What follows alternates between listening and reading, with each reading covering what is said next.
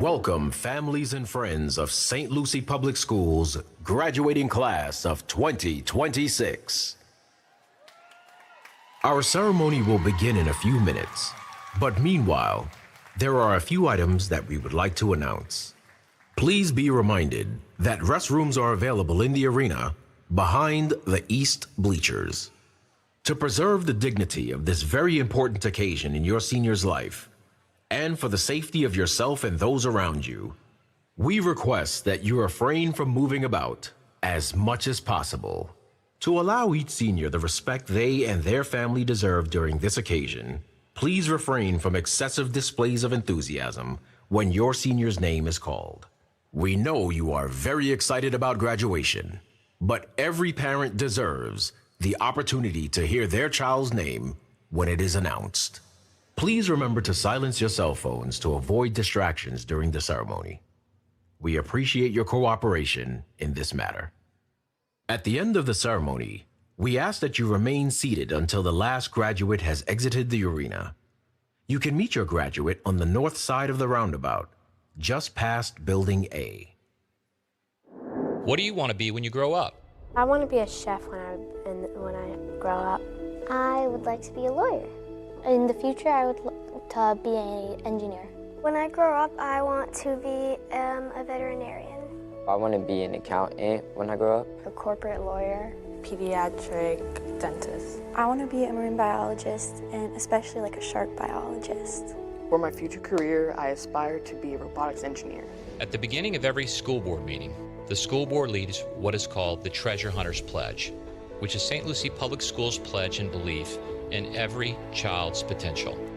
The Treasure Hunter's Pledge goes like this. As an adult and treasure hunter, I'm committed to search for all the talents, skills, and intelligence that exists in all children and youth. I believe all children are capable of success. No exceptions. No exceptions. No exceptions. No exceptions. No exceptions. No exceptions. The school board believes the most important line in this pledge is that all children are capable of success, no exceptions. It is the expectation that everyone in our schools working with our children believe in our children. Everyone. St. Lucie Public Schools has a dynamic school board made up of 5 individuals elected by you, the citizens, to represent them and forge the direction of the public school experience for our children through commitment, teamwork, and dedication. From District 1 is Debbie Hawley, who sits on the boards of the Children's Services Council and Big Brothers and Big Sisters, is a mental health therapist who advocates for creating safe and caring environments for our children to learn and grow. From District 2 is Teresa Aronson, who is the president of the St. Lucie Chamber of Commerce and prioritizes real-world experiences for our students. She champions workforce readiness and prioritizes core instruction in our schools. From District 3 is Dr. Donna Mills, a passionate leader and civic advocate who, along with her husband, founded the Save Our Children organization. Dr. Mills leads by ensuring all students have opportunities for accelerated coursework and ensuring our schools set high expectations. From District 4 is Jennifer Richardson, whose expectations include prioritizing early literacy and the equitable distribution of resources. Mrs. Richardson believes that every school in our district should maintain a high-quality learning environment. And finally, from District 5 is Mr. Troy Ingersoll, whose experience as a pastor and a business owner informs his advocacy for operational efficiency, purposeful spending, and accountability. Mr. Ingersoll believes our graduates should leave our schools ready to make a purposeful contribution in the St. Lucie community. The school board is not only responsible for the control, operation, and supervision of the school district, they are responsible for selecting your superintendent. In 2022, the school board selected me, Dr. John R. Prince, as superintendent. Together, our board and superintendent, with the teamwork of our school district personnel, have built a destination district that attracts families, businesses, and national attention for our profound success achieved in such a short amount of time. Everyone plays a role in a child's success, starting with our parents at home. And in the summer of 2025, Working hand in hand with our school communities and our families, our school district made history. St. Lucie Public Schools earned its first A rating from the State Board of Education, a feat we intend to repeat year after year. On behalf of our school board, our amazing teachers, administrators, support staff, food service members, bus drivers, maintenance staff, and all the dedicated employees who serve our children, welcome. We believe that all children are capable of success. No exceptions. No exceptions. No exceptions. No exceptions. No exceptions. No exceptions. No exceptions. No exceptions. No exceptions. No exceptions. No exceptions.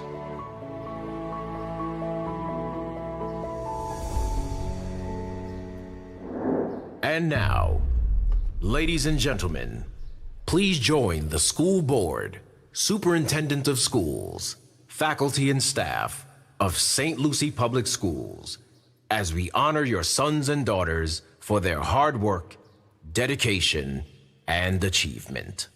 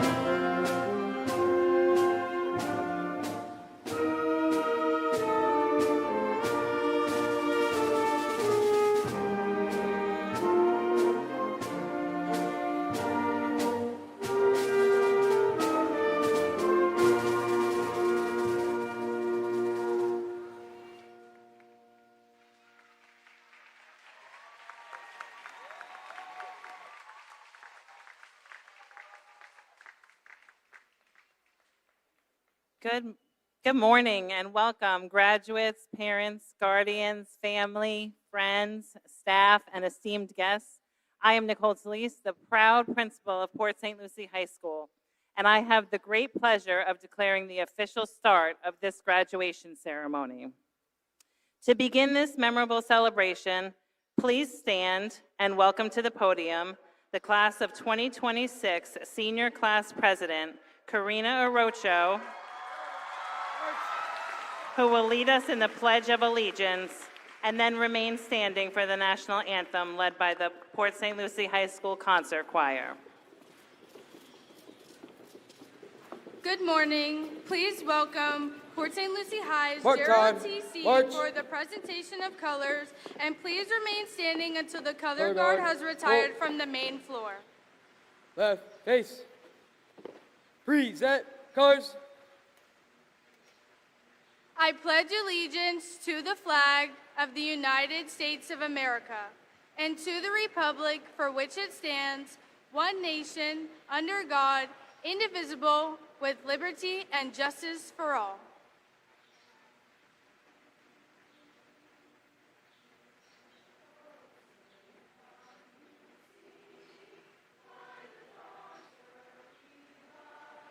What so proudly we hailed at the twilight's last gleaming, whose broad stripes and bright stars through the perilous fight, o'er the ramparts we watched, were so gallantly streaming, as the rockets' red glare, the bombs bursting in air, gave proof through the night that our flag was still there. All say, does that star-spangled banner yet wave o'er the land of the free and the home of the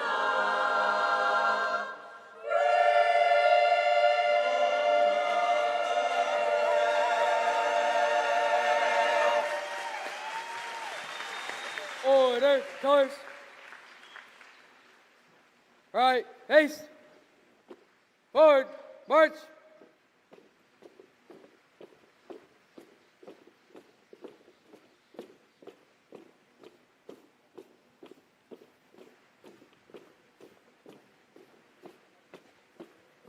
Now you may be seated.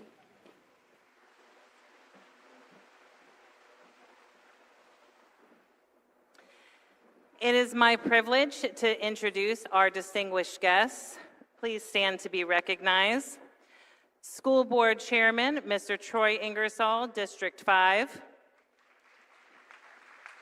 Vice Chairman, Ms. Debbie Hawley, District 1. Board members, Ms. Teresa Aronson, District 2. Dr. Donna Mills, District 3. Ms. Jennifer Richardson, District 4. Superintendent, Dr. John Prince. Deputy Superintendent, Dr. Helen Wild. 9th grade Assistant Principal, Ms. Kathleen Manchester. 10th grade Assistant Principal, Mr. David Pierce. 11th grade Assistant Principal, Mr. Vincent Lalonde. And 12th grade Assistant Principal, Dr. Myrna Belgraves. We thank you all for joining us on this momentous occasion. So good morning, families, friends, faculty, and most importantly, this incredible graduating class of Port St. Lucie High School. Graduates, today is one of those moments that feels almost impossible to put into words. This isn't just the end of high school. It's the continuation of a journey that we began together many years ago. Some of you have been with me since 6th grade. I've had the privilege of watching you grow into the young adults that sit before me today. And I'll tell you honestly, this year has been an emotional one, as you well know. Every milestone, prom, senior awards, NHS induction, senior sports nights, your last firsts, and your final performances, they've all brought me to tears. In fact, after the NHS induction, Mr. Madden came up to me and he said, "Are you leaving Port St. Lucie High, Miss Lees?" And I was like, "I absolutely hope not. Why?" He goes, "You're crying a lot lately." And he's not wrong. I've been a bit of a mess. But those tears come from a place of overwhelming pride. You're not just a graduating class to me. Many of you feel like my own children. And watching you grow and persevere to reach this moment, it's something that I will carry with me forever. This class is a special class, and your accomplishments are truly inspiring. You've grown our fine arts attractor, and because of you, it continues to thrive, being marked by exceptional achievements this year. For our band students, our ensemble earned straight superior ratings at both marching and jazz MPAs. The concert bands earned straight excellent ratings at the Solo and Ensemble Festival. You've achieved an impressive 17 superior ratings and 2 excellence, and the program was honored with an invitation to perform at the 2026 Pop-Tarts College football game. Yeah.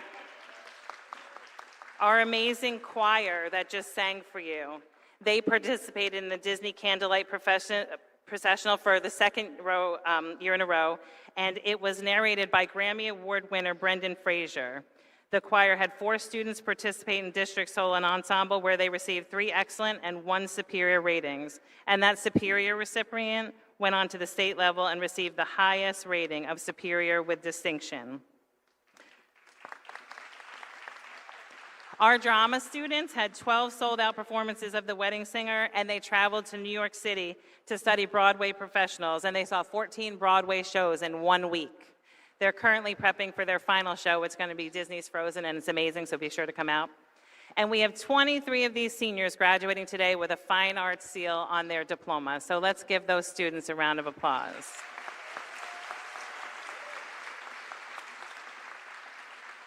Today, we're also celebrating your outstanding academic accomplishments. We have 14 students that have committed to a Promise is a Promise initiative, and they'll be guaranteed a teaching position upon the completion of their college degree right here in St. Lucie County. We have 355 seniors who've earned 1 or more industry certification from one of our CTE programs. And of those 355 students, 327 of them have actually earned the Industry Scholar Diploma designation. If that's you, please stand to be recognized. It's almost the entire class.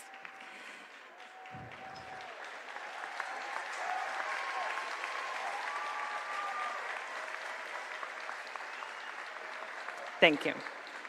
We have 131 seniors who've earned acceleration by taking a college-level ACE class and passing the associated exam. We have 136 students who today are wearing a gold cord because they're graduating with honors, which is marked by a weighted GPA of 3.0 to 3.79. If you are one of those seniors, please stand right now to be recognized.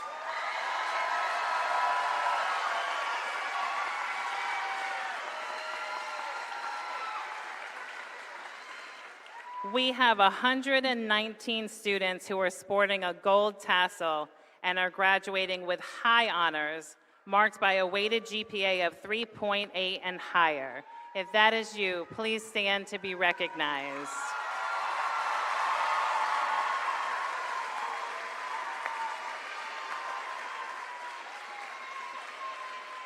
Thank you.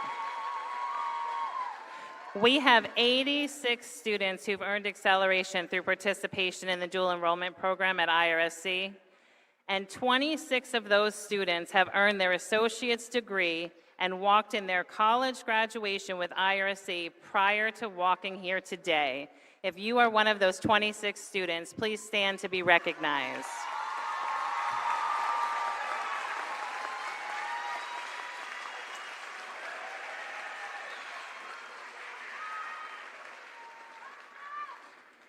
We also have our very first ACE Diploma recipient and an additional 4 ACE Diploma candidates. These are our very first honorees since launching the program 3 years ago. If you are one of those students, please stand to be recognized.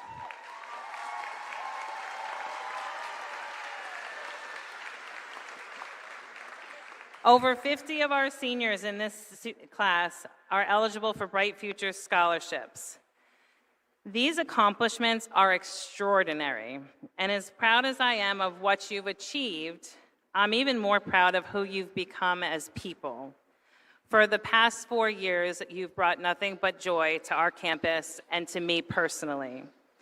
You've led a resurgence with our National Honor Society, you've expanded our student government, you've doubled the size of our first priority organization. This senior class has amassed 13,000 volunteer hours, which they've given back to our community. And 8 of our seniors have committed to serving our country and enlisting in the armed forces. If you are one of those 8 seniors, please stand to be recognized.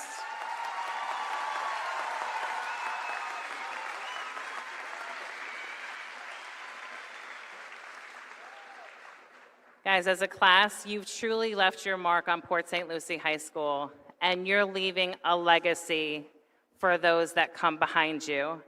And since this is the last time that I'm going to speak to you as a collective group, I wanted to share one central idea, which is a theme that I hope stays with you long after you cross this stage. We live in a world that's filled with constant noise, news, social media, opinions, pressures. Every single day you're being handed influences that will shape who you are if you let them.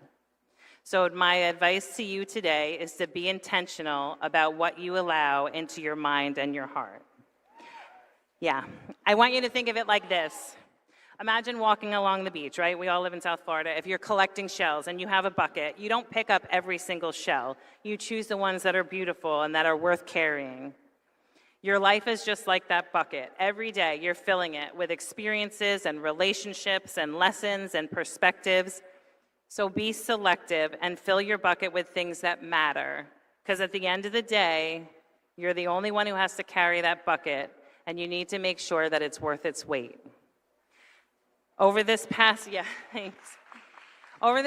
year, I've been really intentional about that. I've tried to be. So I've been putting things in my own bucket that I felt were worthwhile. And I want to share just a couple of those gems with you. The first one comes from John Maxwell, and he's a leadership expert, and I read a ton of his books. I really admire him, and not just because he's super smart, but he has like values-based leadership teaching, and he encourages us to focus on significance, not just success. And as you guys look to your future, I feel like this is a really important one for you to consider. In my own personal life, my sister and I took 2 very different paths. She began a successful career in marketing, and I was led into education. So on the books, she would have greater wealth than me, greater monetary wealth, but I get to spend my days with you. I get to support you and celebrate you. And as you go on and change the world, which I know you're going to do, if I played even a small part in that, that is significance, and I wouldn't trade it for all the money in the world.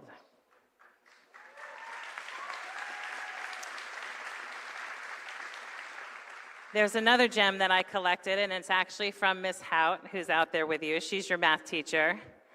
And she came into my office after a particularly challenging day, and she was kind of venting, and then she said, I just have to remind myself, if it won't matter in 5 years, don't spend more than 5 minutes thinking about it. And as she left, I was like, wow, that's really, really smart advice. And I wanted you to remember that. You can't let temporary setbacks permanently derail you, because life is going to give you challenges. I want you to remember these 2 very powerful words that my pastor always shares me. Even if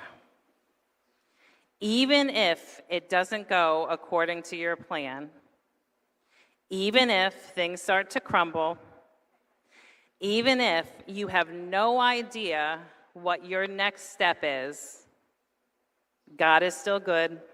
There's still a plan. There's still something good to come. So even if nothing goes how we have it in our minds, nothing, there is still hope, there is still goodness, and if you hold on to that, it frees you. It plants you right where you are.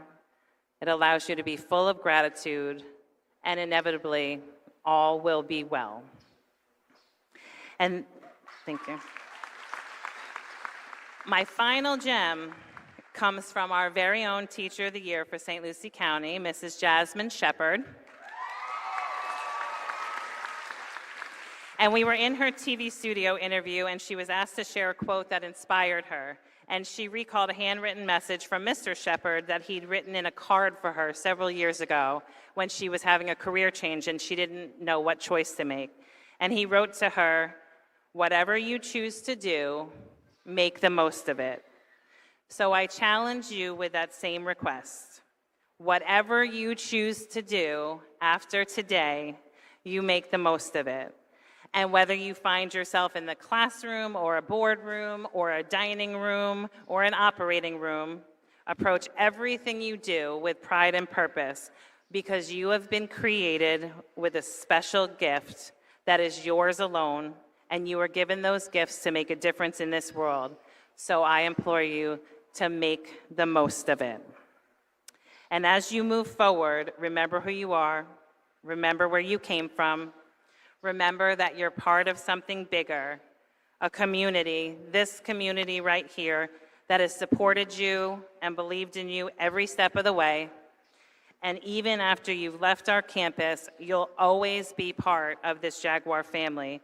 We will always be cheering you on as you pursue your dreams, because we are one team, we have one dream. That's right.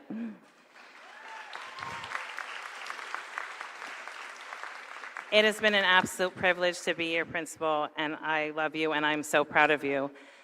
At this time, I would like to invite Superintendent Dr. Prince to the podium. Congratulations, graduates. Congratulations, graduates. Congratulations, graduates. Congratulations, graduates. Congratulations, graduates. Congratulations, graduates. Congratulations, graduates. Congratulations, graduates. Congratulations, graduates. Congratulations, graduates. Congratulations, graduates. Congratulations, graduates. Congratulations, graduates. I'm a little older, but I'm going to tell you, I'm ready to rock and roll this morning. I am so happy that you are here today. I'm so pleased that we see so many of our parents, grandparents, nieces, nephews, uncles, aunts. I'm going to tell you, there's every flavor here today, but I'm going to tell you right now, there is nothing more important to your parent than you, their child. And I know that from experience. I have 4 children, and I can tell you this, every board meeting we say the Treasure Hunters Pledge, and the last line of the Treasure Hunters Pledge is all children are capable of success, no exceptions. No exceptions. No matter where you come from, there is no exception why you can't be successful. And we believe that. And that's why I believe that public education is the genius of our democracy. Because public schools, let me tell you how public schools are unique, all right? Those teachers that taught you, the food service people that cooked you lunch, the bus drivers who took you to school, the maintenance people that put this together today, your principals, your assistant principals, they did this because they love what they do and they love helping young people and not to get rich. Because if you're in public education, there is no profit margin. Do you know what our profit margin is? It's you. It's the future. It's the future. Yeah, come on, moms, dads, holy cow. And I'm going to tell you something too, parents. This isn't your high school that you went to. Okay, when I went to high school, my shop teacher had 4 fingers and he was showing me how to use a bandsaw. Okay?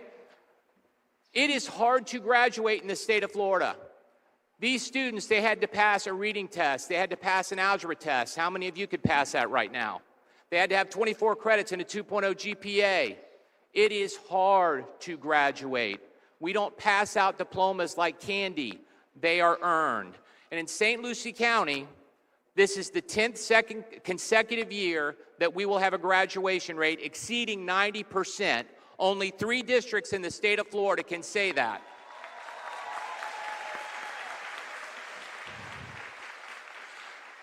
Now, ladies and gentlemen, I'm going to take it down a notch. I'm going to tell a little personal story about my kids. I have 4 children. Look at those beautiful children. That beautiful young lady up front, she's 30 years old now. But these are sequential. So that's Ashley, Zoe, Maverick, and Meredith. Meredith, the youngest, is in the back. She's 17 years old, and she is a junior in one of our high schools. All of my children are products of public schools. But I can tell you right now, whenever I look at my children, and they're almost all grown, and I think I'm going to cry when the last one crosses that stage. I am a crier. I do cry at Disney movies. Just going to be honest. But I can tell you right now, I always think about them when they were little, when they were younger. And your parents right now see you as 18 years old and walking across that stage, but they're going to see their 5-year-old child walking across that stage because that's how they will always see you. Am I right, moms, dads? Yeah? Yeah? They just talk back now, don't they? Speaking of talking back, I got a funny story. My oldest daughter, she's 30, but when she was 17, a great student, she had one job that night, and that was to watch her younger siblings. My wife and I had an anniversary. We were going to Melbourne for the night. It was, Ashley, just take care of your brothers and sisters. It's Friday night. I bought them popcorn. They were going to watch a movie. We left. We had car trouble. We got back at the house at 9:30. There were 100 cars out in my driveway, and my oldest daughter was having a party. I walked in. There was a ping pong table in my living room. They had taken all the furniture out, and the 3 younger siblings she was supposed to babysit, well, they were locked in my bedroom. By the way, she went on to earn bright futures, a full ride, and she's a math teacher in one of our high schools today. So she turned out okay. Just like you will turn out okay, because you're in St. Lucie Public Schools.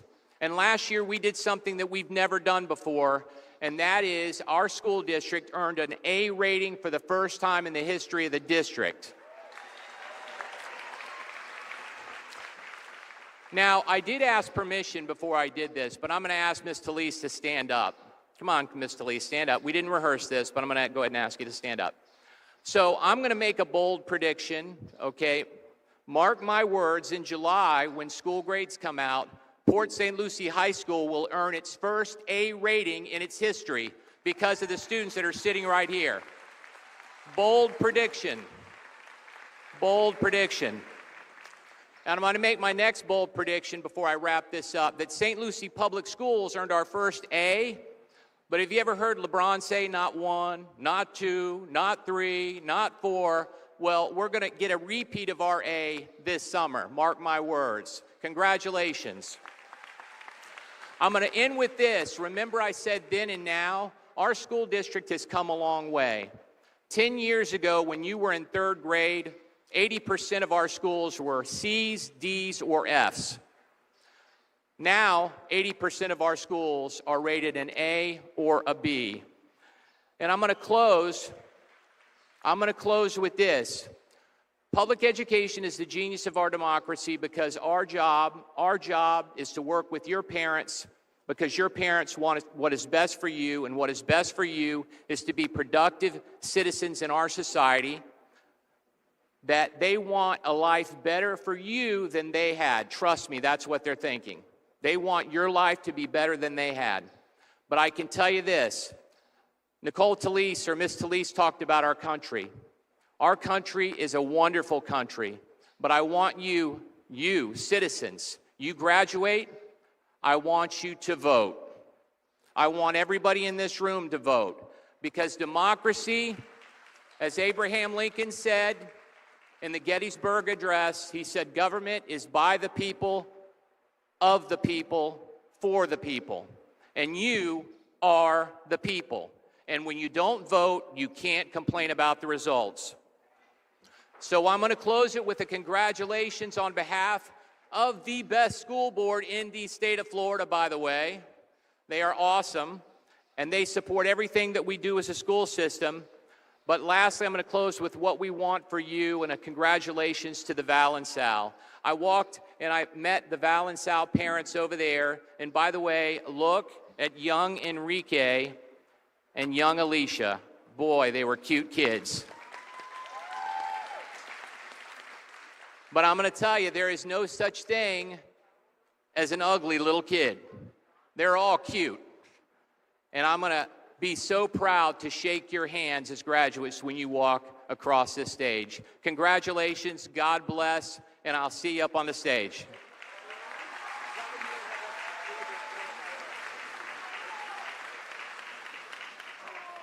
Thank you, Dr. Prince.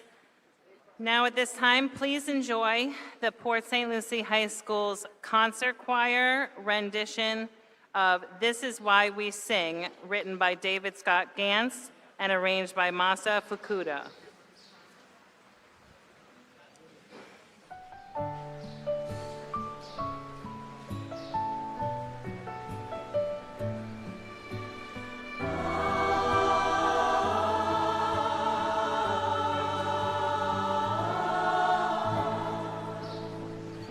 So far, we took the test.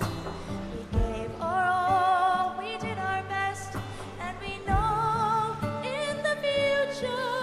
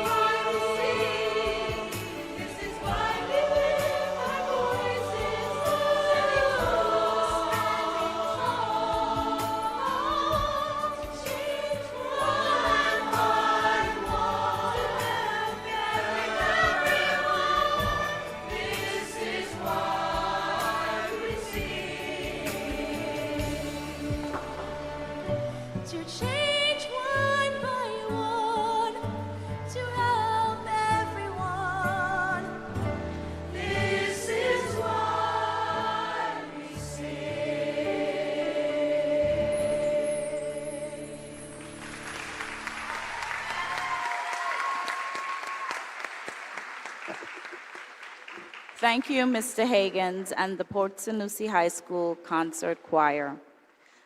Good morning, everyone. It is my pleasure to introduce our first student speaker, Student Government President, Cadence DiGirolamo. Throughout high school, Cadence has been an active leader serving in student government, DECA, HOSA, the School Advisory Council, and as a basketball cheerleader for 3 years. She is also graduating with high honors and participated in dual enrollment coursework during her high school career. Cadence plans to attend Indian River State College to pursue nursing and become a women's health nurse practitioner. At this time, we would also like to recognize her Nana, Linda Pierce, and her father, Paul DiGirolamo. Please stand to be recognized.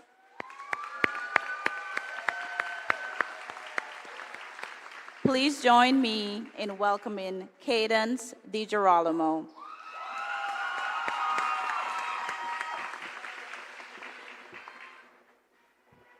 Thank you, Dr. Belgraves. Good morning, all. Today, we stand on the edge of a moment we once only imagined. A moment that represents every challenge we faced, every obstacle we overcame, and every memory we created together. As we reflect on our years at Port St. Lucie High School, we remember the anxiety before a math test, the laughter shared in the lunch line, and the friendships and connections built along the way. We remember the highs, the lows, and even the moments that tested us the most. There were times filled with hardship, struggle, and uncertainty, moments when we questioned whether we would pass a class or even find the strength to make it through the school day. But despite every obstacle, every setback, and every difficult moment, we persevered. No matter what we faced, we all made it here today. We have all reached this milestone that acknowledges our hard work over the last 4 years. As you walk the stage and turn your tassels, think about every moment that brought you here, every person, every experience, every event, and be grateful, because it made you into the person you are today. To our loving Jaguar teachers and staff, thank you tremendously for your patience, guidance, and support you all have provided us throughout our unforgettable high school journey. More specifically, I want to thank my 5 flowers, who I hold closest in my heart forever. You all mean the world and more to me. Thank you to my sister Jen and my brother-in-law Aiden for taking me in during the hardest time of my life. Without you there for me, I don't think I would be here to give this speech in front of 442 graduates.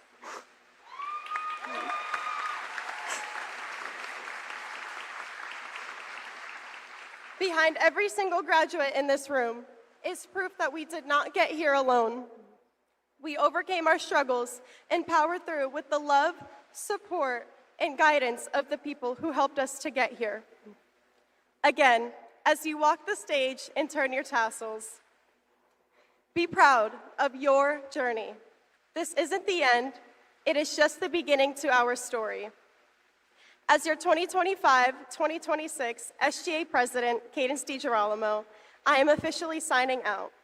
But before I do, I hope you all walk into this chapter of life proudly and continue becoming the person you've worked so hard to become over the last 4 years. As we always say, once a Jag, always a Jag. Thank you, and congratulations, class of 2026.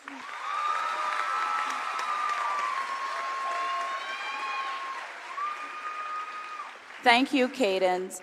On behalf of the class of 2026, I would like to present to you this small token of our appreciation. Thank you for everything you've done.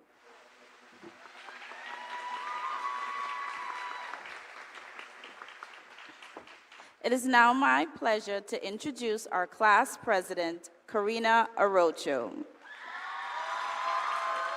Karina has been an active leader throughout her high school career, serving in student government since freshman year, including as junior and senior class president, while also leading PSL High's DECA chapter as president for 2 consecutive years.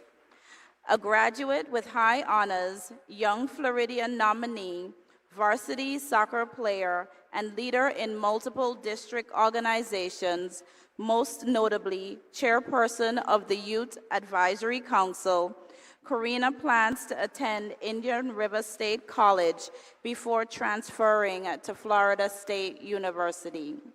At this time, we would also like to recognize her parents, Charlotte Mullins and George Arocho. Please stand to be recognized. Please join me in welcoming our class president, Karina Arocho.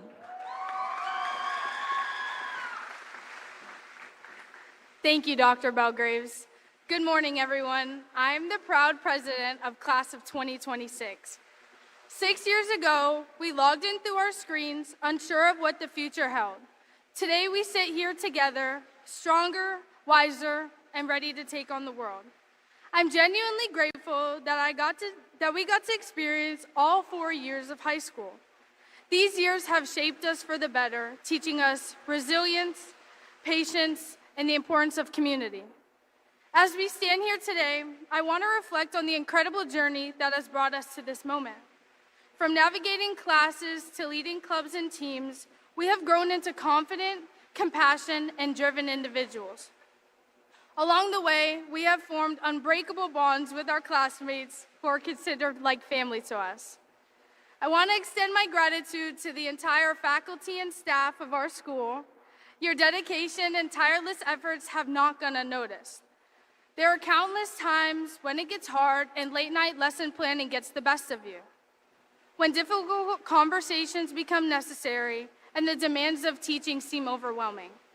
I want to thank you for being that rock that has held us steady through it all. I want to give a special recognition to our District Teacher of the Year, Ms. Shepard. Please stand to be recognized. Woo! Ms. Shepard's teaching ethics and dedication have taught me and changed me permanently. You have shown me the power of humility, the importance of taking risks, and the value of perseverance.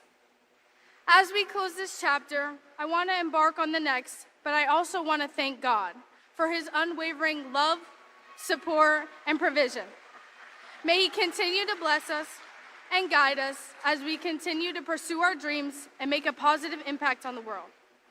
To my fellow graduates, I offer these final words of advice. Cherish the memories we've made, but do not be afraid to create new ones. Be bold in your dreams, fearless in your failures, and unwavering in who you are. And to our teachers, administrators, and staff, I thank you. Thank you for investing in us, believing in us, and helping us become the best versions of ourselves. As we sit here today, on the brink of our future, I want you all to remember that this is not the end of the chapter, but the beginning of a new story. The world is waiting for you to leave your mark, to challenge the status quo, and to make a difference. So go on forward with confidence, with purpose, and with the knowledge that you are capable of more than you ever imagined. The journey ahead may be difficult, and it will be difficult, but I have no doubts that you are ready to face it. Congratulations, graduates, we did it.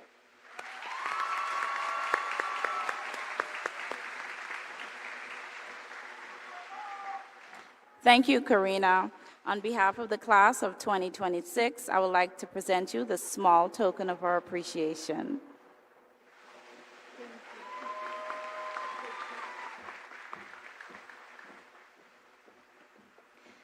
It is my honor to introduce the Salutatorian of the class of 2026, Ms. Alicia O'Hare Callahan.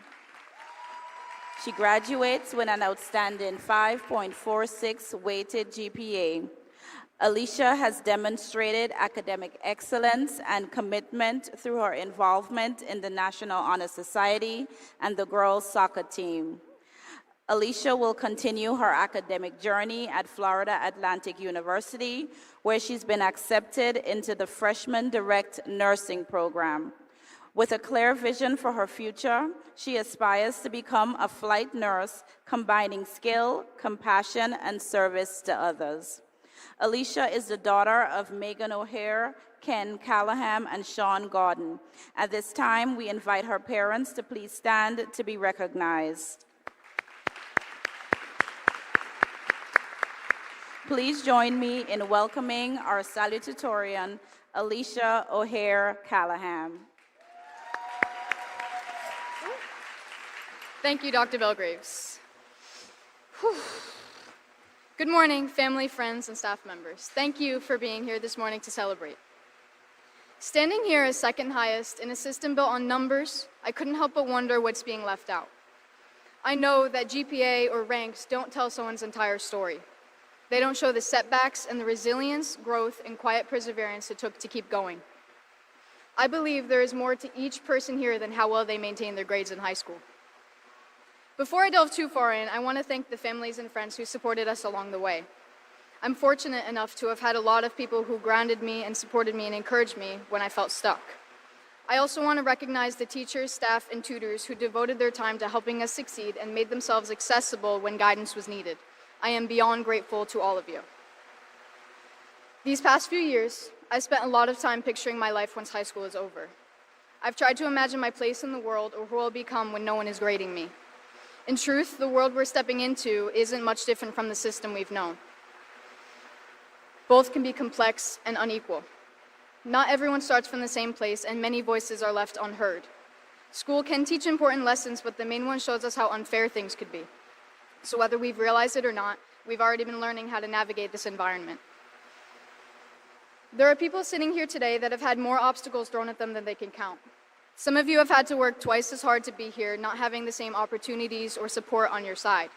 The tests that these people have gone through are in no way measurable to the tests of a classroom, yet grades are often what earns recognition. Not deterred by this, you kept going, and that deserves acknowledgement.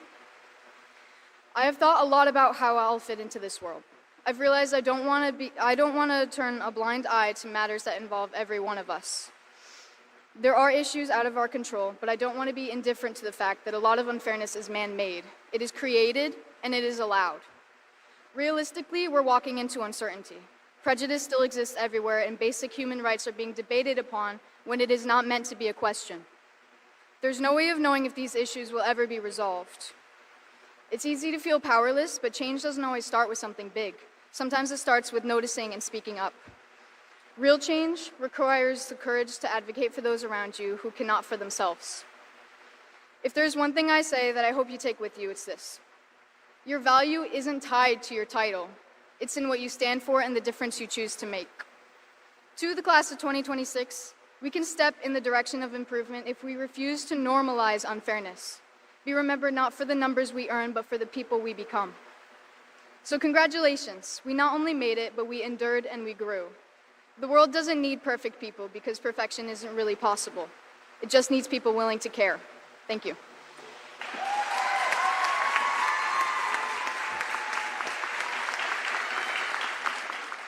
Thank you, Alicia.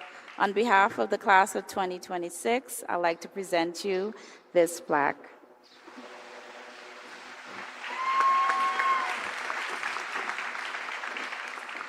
It is my distinct honor to introduce the valedictorian of the class of 2026, Mr. Enrique Rosario Lees.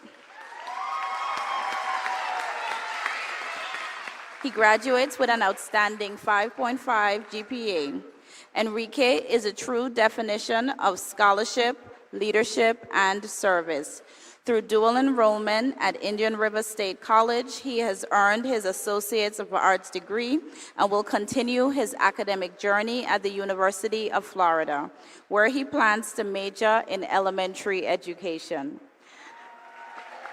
Enrique has proudly served as the president of the National Honor Society for the past 2 years and currently serves as chair of the City of Port St. Lucie Youth Council.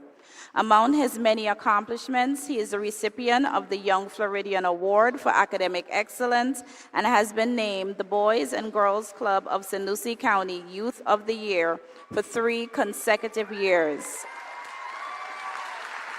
In addition to earning the distinguished title of Florida State Youth of the Year. Enrique is the proud son of Manuel and Yannette Rosario. At this time, we invite his parents to please stand and be recognized.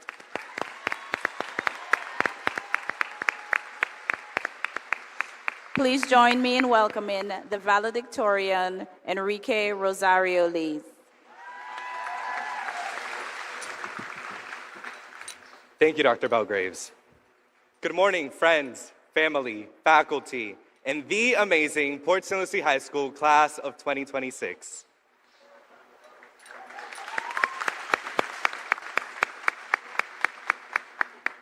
My name is Enrique Rosario Lees, and I stand before you with nothing but pride and admiration for every single one of you dressed in these caps and gowns.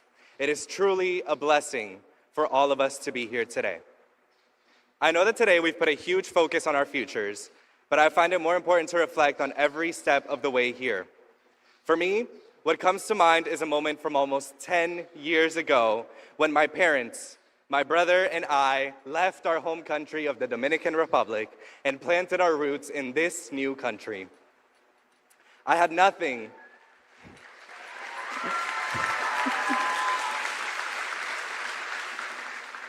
I had nothing but a strong family, a hope for a better future, and a catalog of Taylor Swift songs that I had memorized. As I twisted and turned through those first few years as an immigrant, I quickly learned that my potential was so much more than my background. Our circumstances can sometimes cloud our vision, but perseverance, faith, and hope will lead you to a clearer path. And I don't say this enough, but I am forever grateful to my parents for making that sacrifice. And for my brother,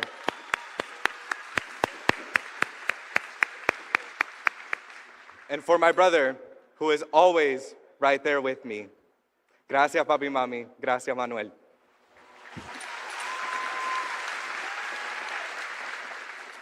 When I think of those moments of 8-year-old Enrique, I can only imagine how shocked he would be of the person I am today.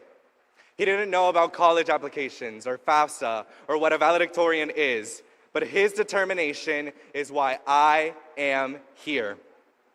As you walk the stage in just a few moments, I want you to imagine what your 8-year-old self would think of the person you have blossomed into. As a student, and especially as a future educator, I know the impact that great teachers and leaders can have. I think back to moments in Miss Arena's and Miss Crossland's classes, where algebra and biology were things I looked forward to. Or I think back to Mr. Parra's class, where Snow White made me doubt my own Spanish skills, and Spanish is my first language. Or walking in the courtyard with my friends, Alicia, Alexi, Victoria, and always stopping to say hi to Mr. Higgins. Most importantly, I want to shout out 2 very important educators, Miss Talise and Miss Manchester.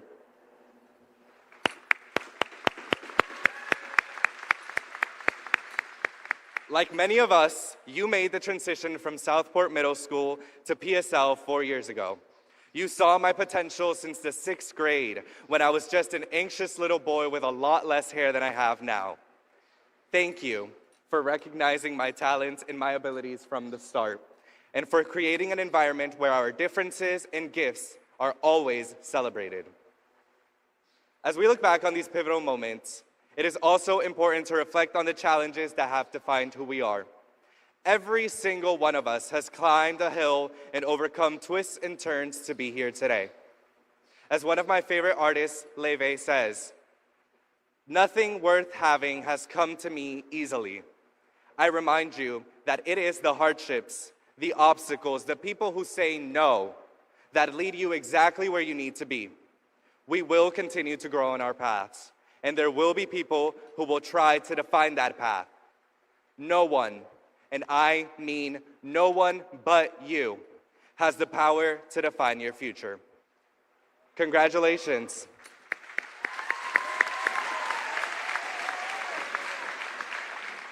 Congratulations, class of 2026. This is only the start of something much bigger. We shape the narrative, and I am so excited to see where we will lead our futures. Thank you.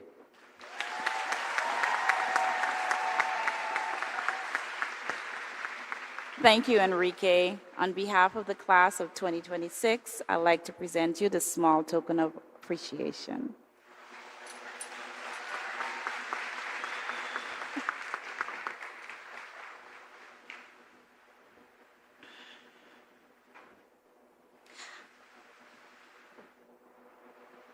I'd like to call Ms. Talise to the podium.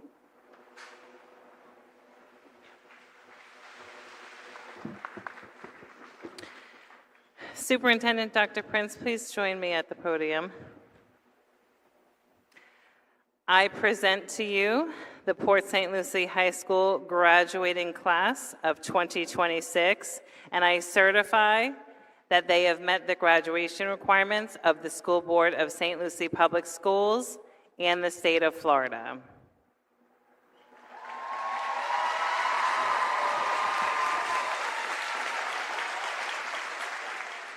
Ms. Talise, you may award their diplomas.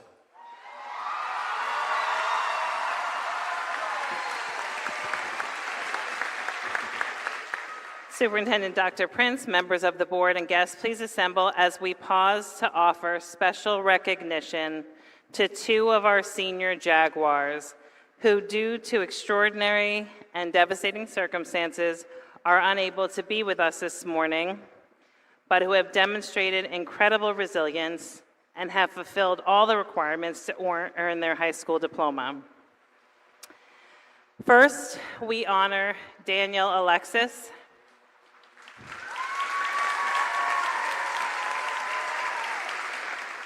Daniel has been a proud member of the Port St. Lucie High School family since his freshman year. A four-year varsity basketball player, Daniel has grown tremendously, not only in stature, which was already impressive, but in skill, leadership, and character. He has long been admired by his peers, teachers, and coaches for his caring heart and his unmistakable sense of humor. Daniel has aspirations to continue playing basketball while pursuing a career in the automotive industry and was in communication with a technical school in New Jersey that offered him the opportunity to do both. However, over Christmas break, Daniel faced a life-changing challenge when complications from the flu led to a serious infection requiring emergency sinus and brain surgery at the University of Miami Hospital, where he continues to receive care. But Daniel is a fighter through and through. And with true Jaguar spirit, he's making steady progress in his recovery, and we remain hopeful that he will soon transition.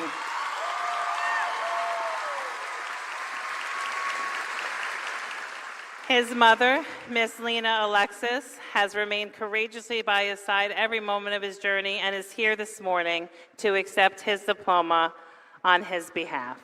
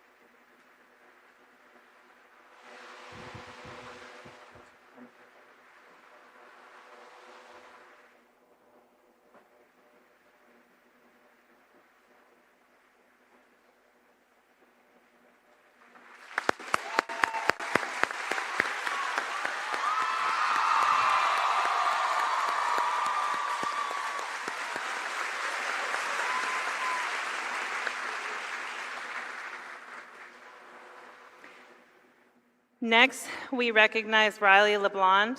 Riley joined our Jaguar family during his sophomore year after relocating from Connecticut and quickly became a valued member of our school community. As a student in our automotive program, Riley discovered not only his skills, but his passion, and he became an integral member of our Electrathon team, where students designed and built fully electric go-karts for competition, and an experience that helped solidify his future path. Riley was recently accepted into the Aviation Maintenance Management program at Daytona State College, a testament to his talent and determination. Tragically, on April 16th, Riley was involved in a serious car accident that required emergency brain surgery at Lawnwood Medical Regional Center. He has since been receiving rehabilitation therapy and is making remarkable progress. In fact, we are thrilled to share that Riley was released to return home yesterday.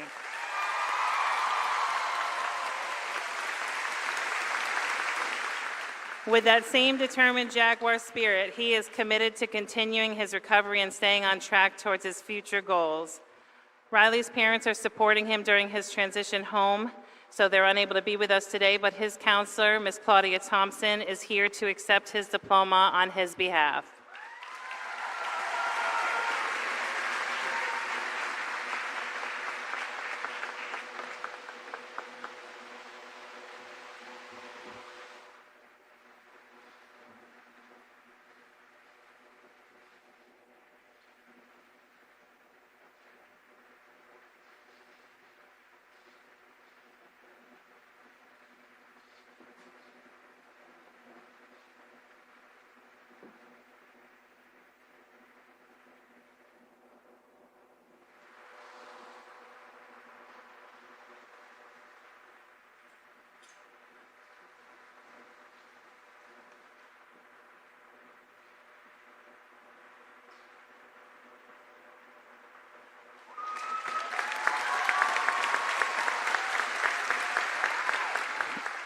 Daniel and Riley, I know that you're both watching, and on behalf of the entire Port St. Lucie High School community, I want you to know that we are incredibly proud of you.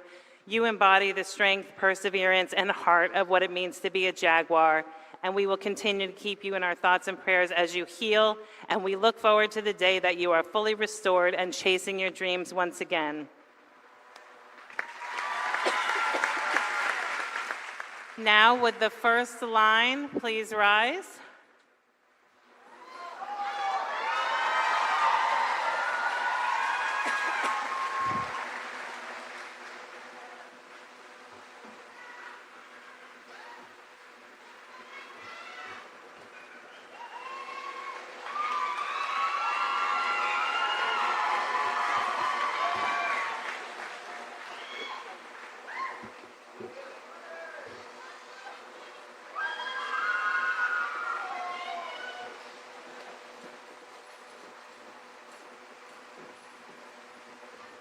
Enrique Rosario Leeds, Valedictorian, High Honors, AA degree. Alicia O'Hare Callahan, Salutatorian, High Honors, AA degree. Lisbeth Pascuala Adjicum, High Honors, AA degree, rank 3rd.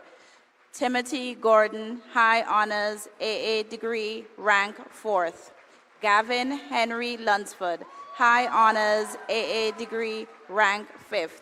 Brody David John Flynn, High Honors, AA degree, rank 6th. Nazira Sky Gertman, High Honors, AA degree, rank 7th. David Van David Gulick, High Honors, rank 8th. Andrea Christina Kelly, High Honors, AA degree, rank 9th. Alexi Valeria Lanza, High Honors, AA degree, rank 10th. Gabriel Christopher Acevedo. Joshua Alejandro Acosta Alvarenega, High Honors. William Thomas Shade Agner. Ellie Gianni Aguilar, Honors. Joanna Zulika Aguilar Tumix, High Honors.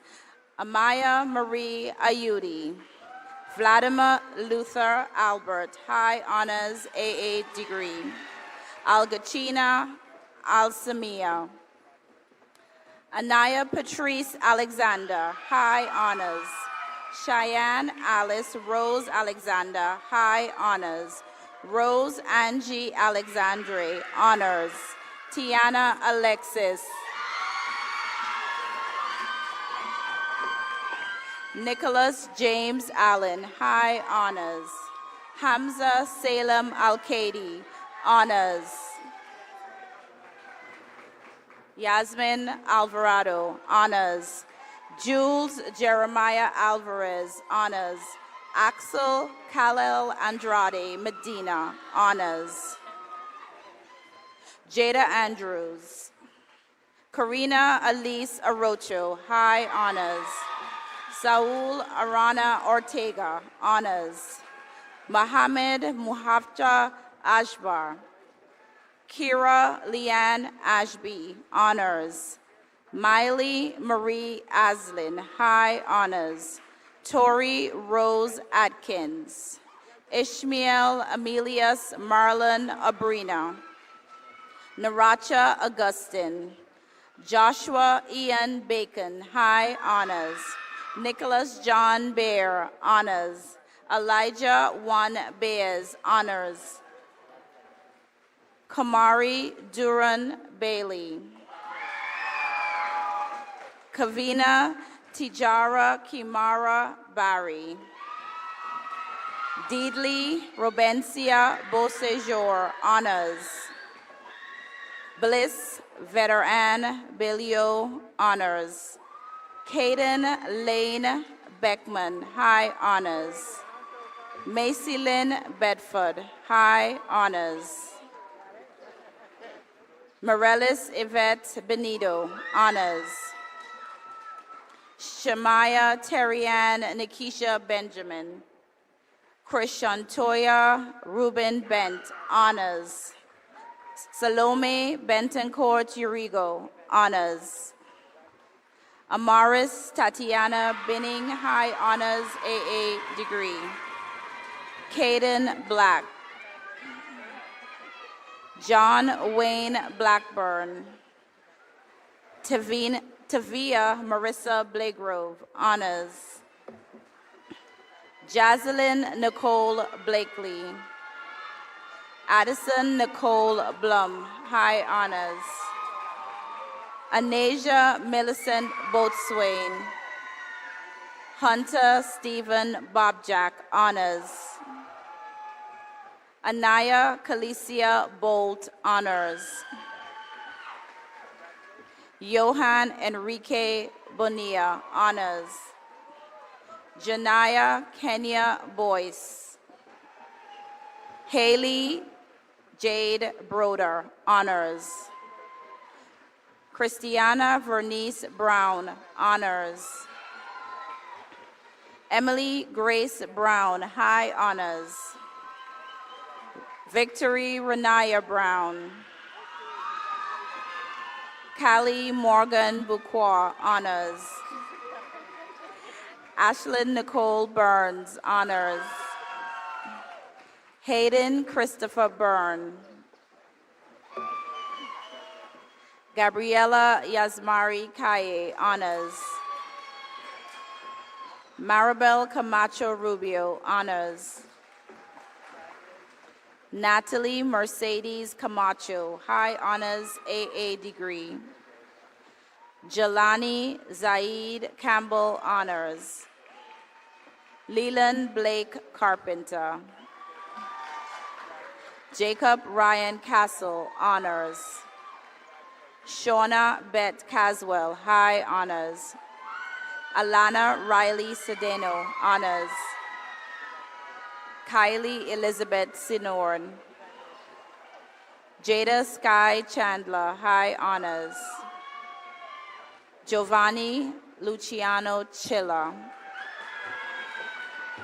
Giovanna Nicole Clark, high honors.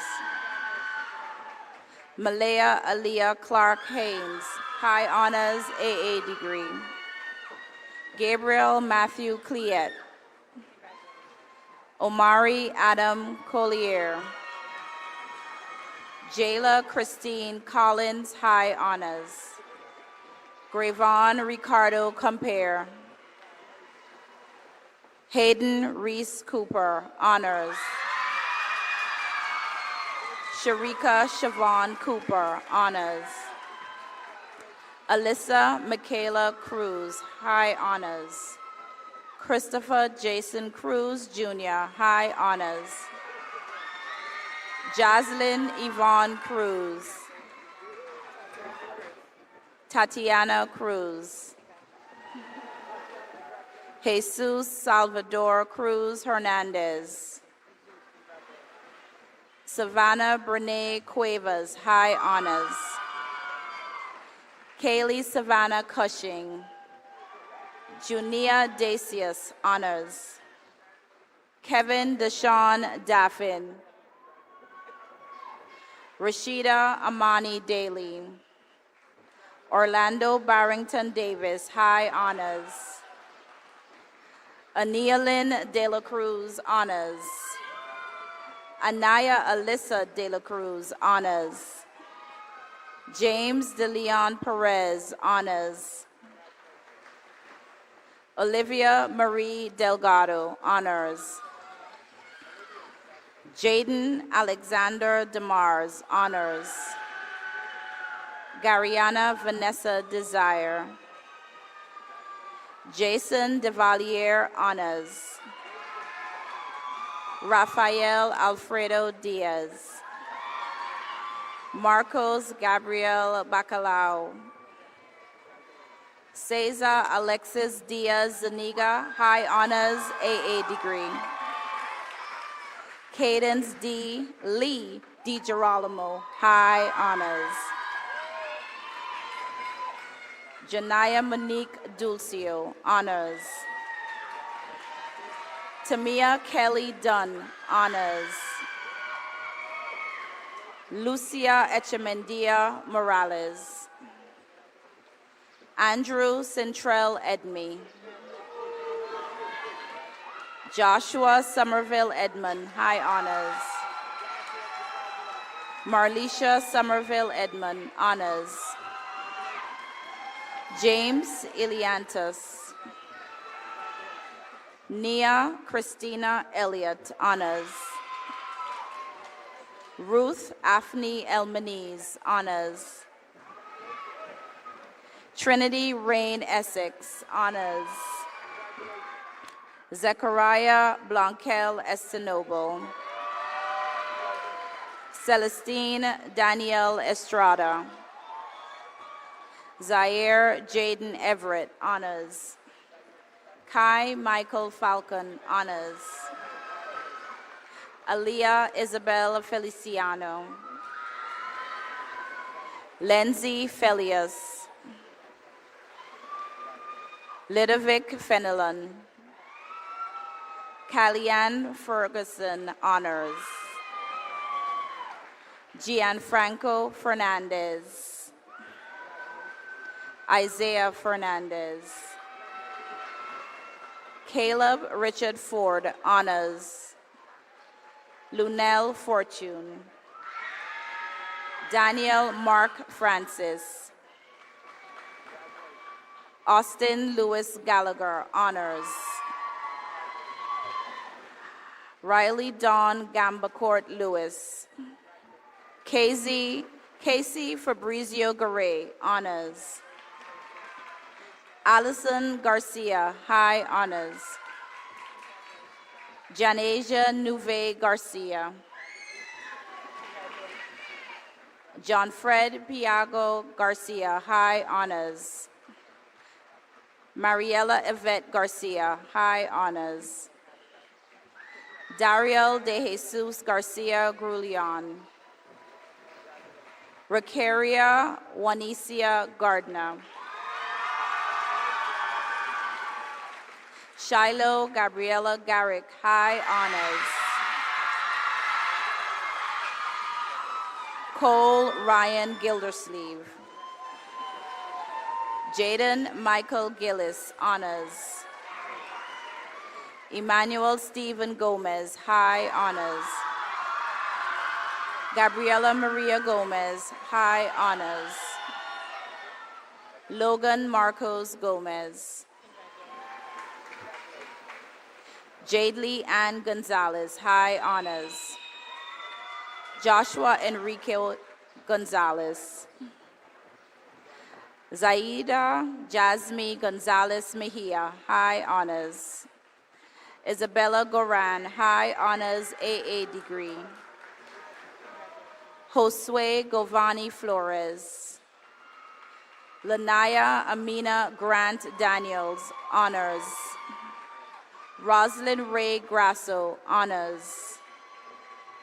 Isaiah Leon Gray, honors. Desiree Olivia Greaves. Rebecca Catherine Geeson, high honors. Giselle Ava Gunn.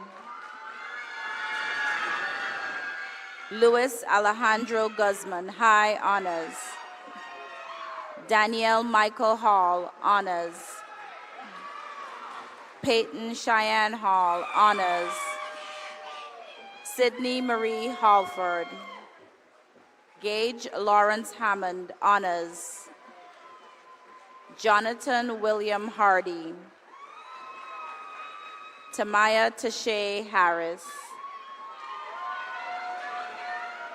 Gabriel Jameer Harris Gowdy. Amani Hay. Asia Marie Hazelton. Jordan Emmanuel Helton. Elijah Adam Hendricks. Karina Marie Hernandez, honors. Matthew Jazz Herndon. Jasmine Michaela Helliger. Andrina Ho, honors. Riley Gage Hobbs, high honors. Cody Stephen Frank Hodder, honors. Eric Hoffman Harris. Kira Christine Lynn Holcomb, high honors, AA degree. Cameron James Holt. Jacob Raymond Hood II, honors. Sadie Rose Horwitz, high honors. Caden Chase Howard. Tori Noel Huckstep, high honors. Bradley Connor Honeycutt, honors. Elena Alexander Hunt, honors. Danaya Kamora Iderville. Azalea Valissa Irick, high honors. Latreya Siobhan Jacobs, honors. Jordan Anthony Halil, honors. Saisha Felicia James, high honors, AA degree. Christian Isaiah Jean Baptiste. Lindsay Jayla Jean Lewis, high honors. Charlene Ann Jean Baptiste, high honors. Tavis Jean Francois. Jayani Nakaya Jenkins, high honors, ACE diploma candidate. Kanishka Navishana Jezuraha, high honors. Gracia Yamila Jimenez Martinez, honors. Aaron Terrell Johnson, high honors. Amari Javian Johnson, high honors. Edred Mason Johnson, honors. Elisha Aaron Johnson, honors. Rita Gabriella Johnson, honors. Sharkeisha Johnson. McKenna Janelle Joseph, high honors, AA degree. Kobe Josie. Xavier Montrell Joshua. Brian Manuel Juarez de Leon, High Honors AA degree. Sophia Juarez Ortiz. Asia Cullion. Abby Jordan Kaufman, Honors. Kaylin Elizabeth Kellon. Jenilyn Tracy Key, High Honors. Mayor Jalal Coram, Honors. Brooklyn Marie King, Honors. Kelton Jacori King. Leon James King. Alexandria Gianna Knight, Honors. Diego Labrada. Luke Roland Lacombe, High Honors. Willie Venz Ernst Laguerre. Julie Ann Lambias, Honors. Matthew Joseph Lango, Honors. Nathaniel Philip Lango, Honors. Walter Hugo La Paz. Nicholas Alejandro Lara Beaton, Honors. Gavin Henry Largy, High Honors. Julian Brian Laviano, High Honors. Zoe Jane Leach, High Honors. Philomena Rose Leal, Honors. Jake Tyler Legentis, Honors.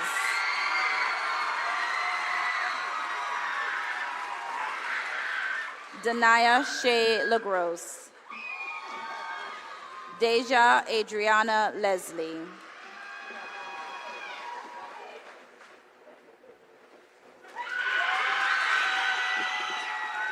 Jaden Niame Limberis.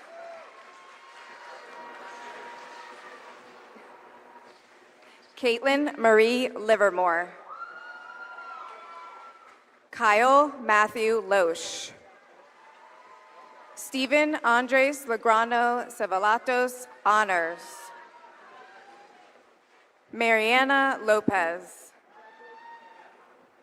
Rafael Omar Lopez Velez. Elmira Lewis. Rudy Stanley Lucent. Joshua Lubin, Honors. Kyle Ryan Madonia, Honors. Cassie Ashwari Maharaj. Gage Anthony Manfredo, High Honors and AA degree. Dominic Markowitz, High Honors, AA degree. Isaac Antonio Martinez. Alicia Colby Masters, High Honors. Courtney Morgan Matlack. Jaden Travis McCowan, Honors. Tyler Ian McDonald, High Honors.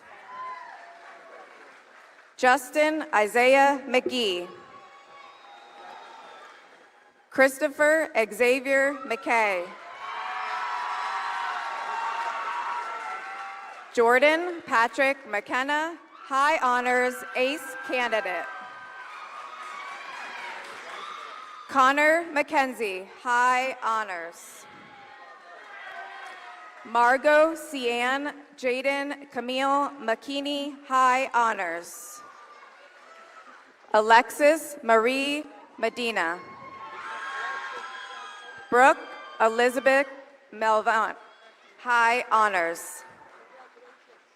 Samuel Andres Mendoza Ochoa, Honors. Benjamin Fennell Millian. Ande Rafael Molina Raidi, high honors. Alicia Victoria Matagna, honors. Daniel Montiel. Jaden Rashad Moody. Jonathan Nicholas Mora, high honors. Ernesto Moreno Rodriguez, honors. Isaiah Mosley. Jaden Matthias Mosley, honors. Allison Ashley Narcisse, honors. Christopher Andrew Nelson. Zachariah Isaiah Newberry. Emanuela Angie Noel, honors. Samaya Kamori Novembre, high honors. Manuel Angel Oconda Torres, honors. Joseph Orlowski, honors. Geraldine Amy Ortiz Castolo. Madison Nicole Pansack, high honors. Sabrina Paris, high honors. Skylar J. Parrill. Janaya Victoria Pascal, honors. Jordan Jacob Patterson. Milani Sophia Paul Adams, honors. Cheyenne Iris Peart, high honors. Francesco Pelico Anjanel, honors. Yoshel Jose Peralto Pimentel. Sarah Perez, honors. Joseph Dennis Perfetti. Soleil Anaya Perkins, high honors and AA degree. Tyler Aiden Persad, high honors. Aaron Patrick Phillips. Bayandi Yamili Pierre, high honors. Isaika Shireen Pierre, high honors. Marjorie Pineda Martinez. Allison Juliet Pineda Urbina. Ruby Piver. Gabby Stevenson Joseph, honors. Matthew Joseph Polanco, honors. McKenna Jen Powell, honors.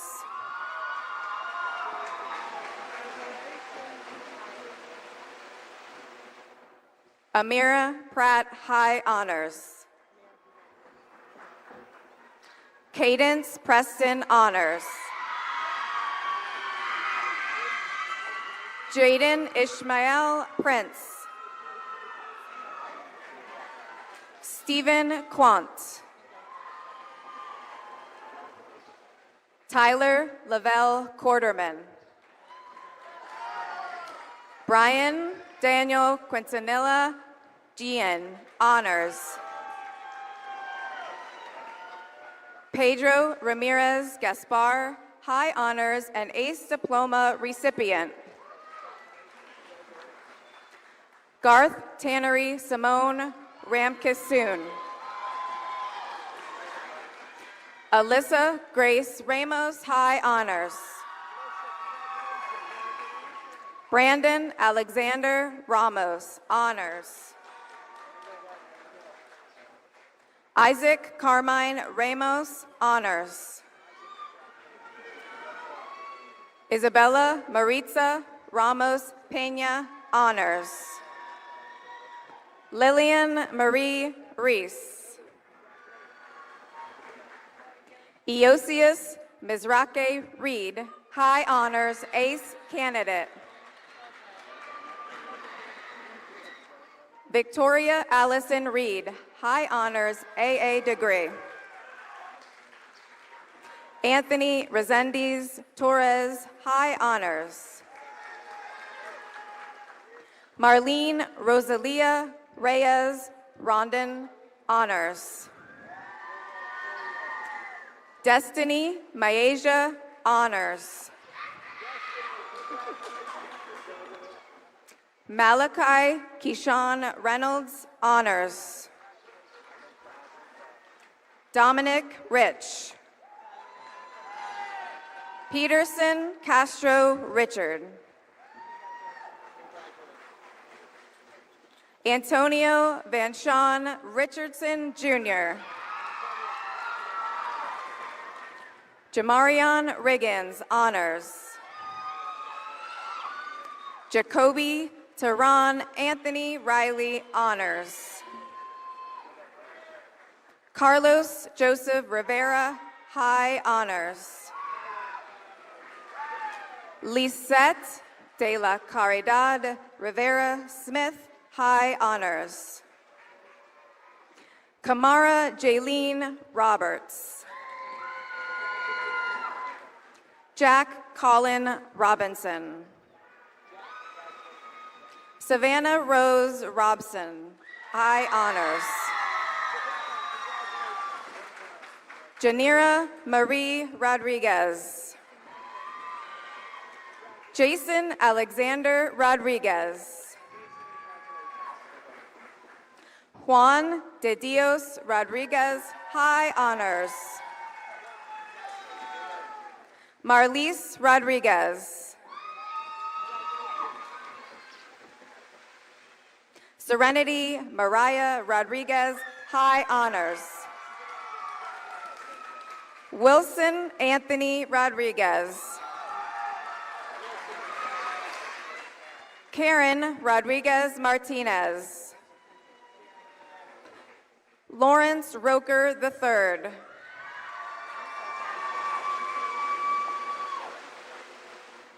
Avanti Mackay Rome. Sergio Dennis Romo, honors. Edgar Ariel Rosa. Ayla Marie Rosario, high honors. Matthew Dean Roth, high honors, AA degree.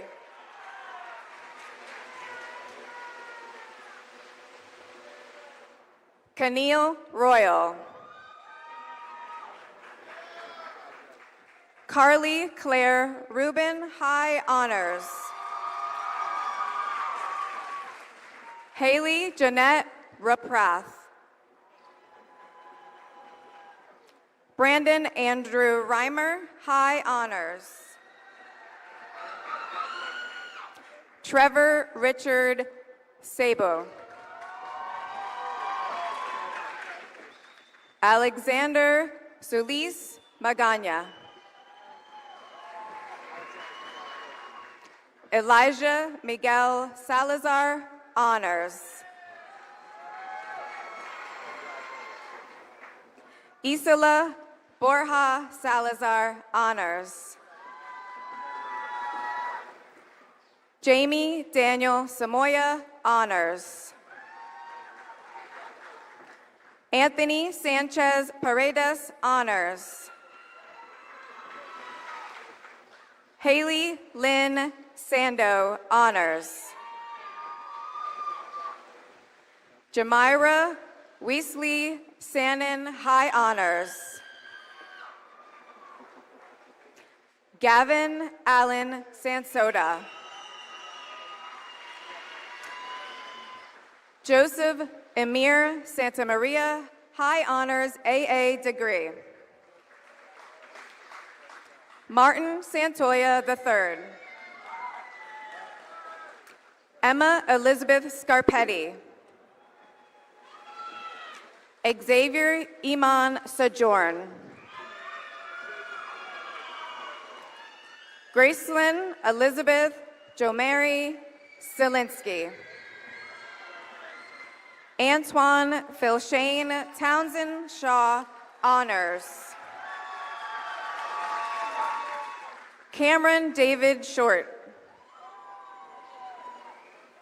Nicholas Gunnar Sines, honors. Jeremy Joseph McGraw, honors.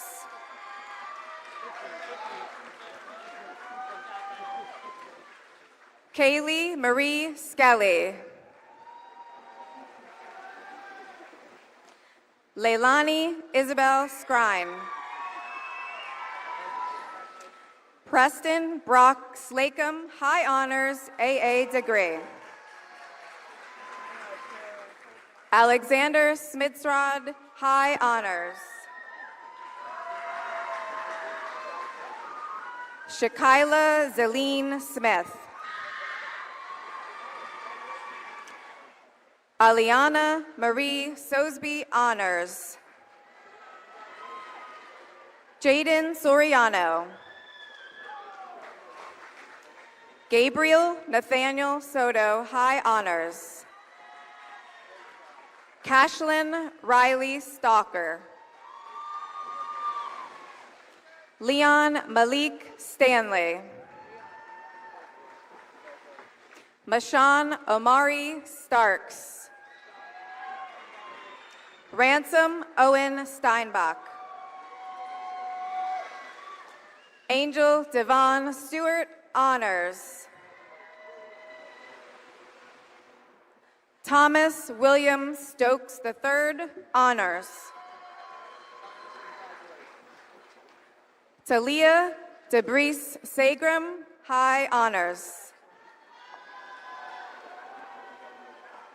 Paulina Eichel Underwood, high honors.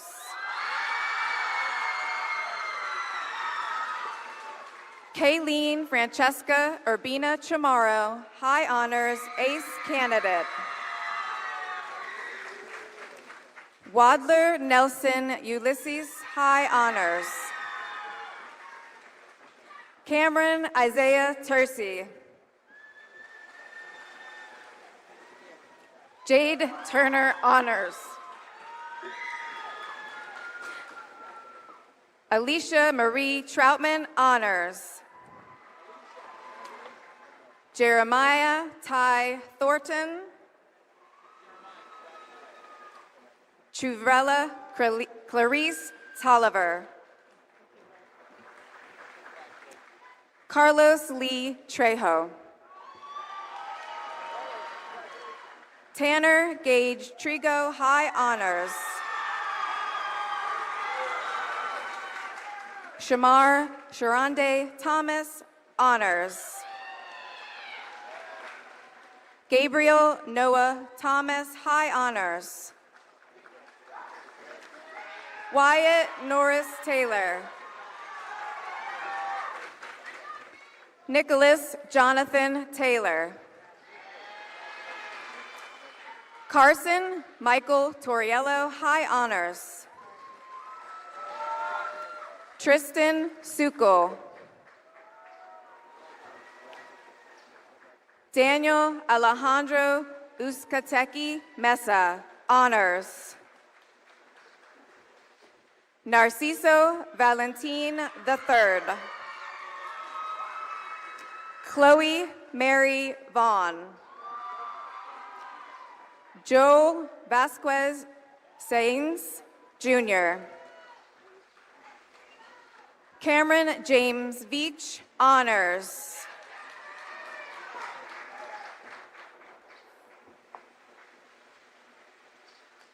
Nulakni Olivia Josephine Villalva, high honors. Robin Vu, honors. Sunil Dominic Walker. Kyle Aaron Ward. Michaela Cecilia Ward, honors.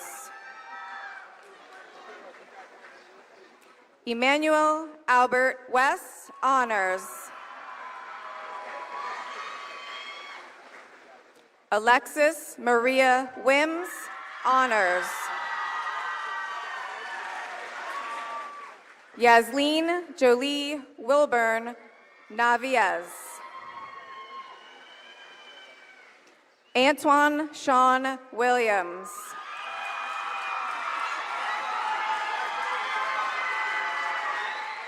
Josiah Khalil Willems. LaBrian Marquel Williams. Destiny Jocelyn Zamora, honors. Micah Jeremiah Young. Anaya Denise Young, honors. Belchancy Wylorius. Carter Alexander Wright, high honors.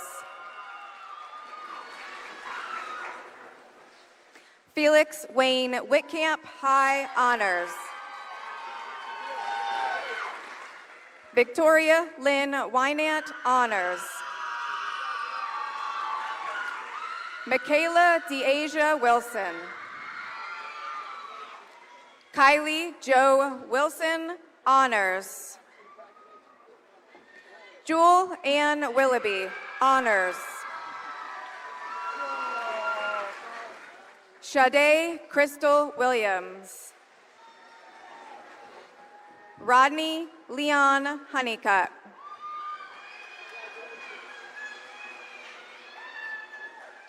Lourdes Artega Isdora.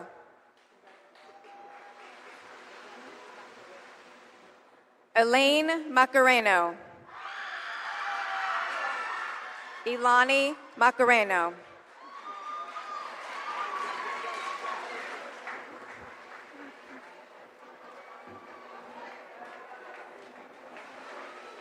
Superintendent Dr. Prince, will you please join me at the podium? Will all the graduates please rise and remain in their place?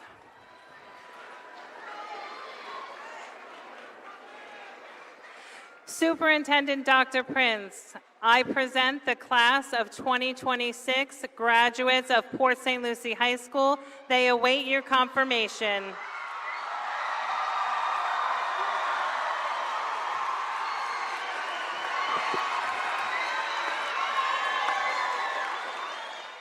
By the authority vested in me as Superintendent of St. Lucie County Public Schools and on behalf of the school board, I pronounce you graduates. You may turn your tassels.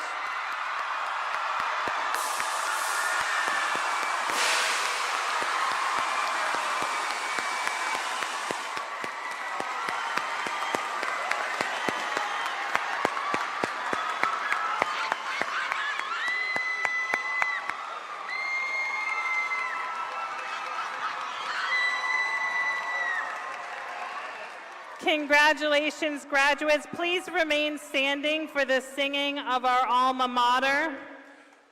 And line leaders, please move towards the center aisle at this time.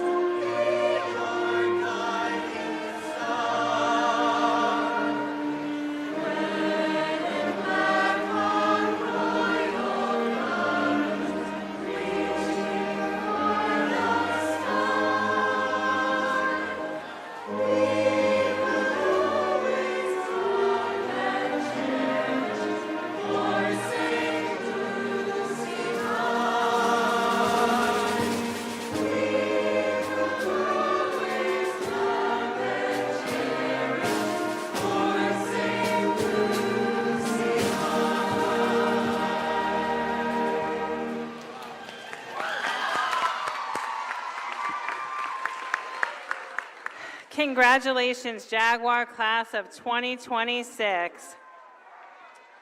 Thank you to our guests for sharing this special occasion with us. We do kindly ask that you remain seated until the dignitaries, faculties, and graduates have completed the recessional.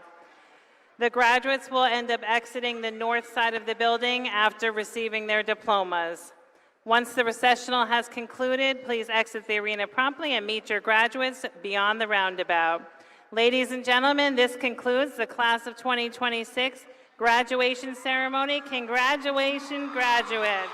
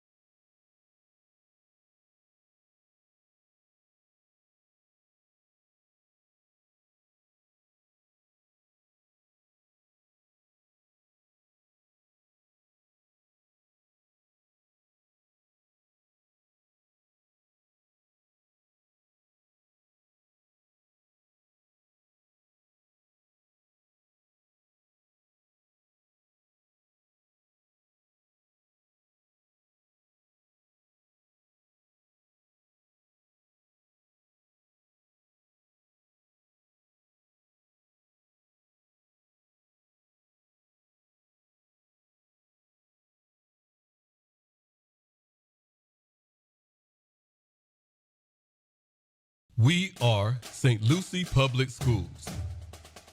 We are accoladed, recognized, accredited, merited. We are innovators, builders, career-driven, future-forward leaders. We are community-focused, partners, mentors, contributors. We are historic, unique, extraordinary, admired. We are champions, energetic, competitive, game changers. We are artists, dancers, designers, musicians. We are diverse, inclusive, collaborative, empowering. We are caregivers, protectors, supportive, attentive. Today's learners, tomorrow's leaders. We are St. Lucie Public Schools.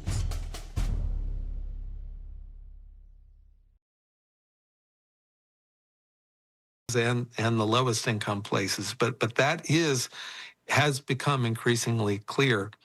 And we believe what was driving that was the federal pandemic relief dollars that were so highly targeted on high poverty districts. I'm sure many of your listeners probably knew and were happy that they were targeted to higher poverty districts, but may be surprised at the degree of targeting. So that the lion's share of the dollars went to the districts that were 80 to 100% receiving federal lunch subsidies. But the districts in between that were like 40 to 70% students receiving free reduced price lunch, those districts didn't get much federal dollars, and they didn't have dollars of their own to pay for the recovery. And so that's actually one of the things that we recommend in the report is that that states, as they're allocating school improvement dollars, focus on those mid-poverty districts that are still lagging behind 2019, and there are a lot of them. Mid-poverty or middle income, just to be clear? Yes, middle income. Yes, so 40 to 70% free reduced price lunch districts. Well, that's Tom Kane. He's a professor and faculty director of Harvard University's Center for Education Policy Research. He's also an author of the annual report on student academic performance and recovery called the Education Scorecard. Tom, thank you for your time. We appreciate it. Thanks, Jen. Coming up, as schools nationwide struggle to keep students on track academically after the pandemic, one region of the country is pulling ahead, unpacking the southern surge. That's after the break. This is 1A from WAMU and NPR.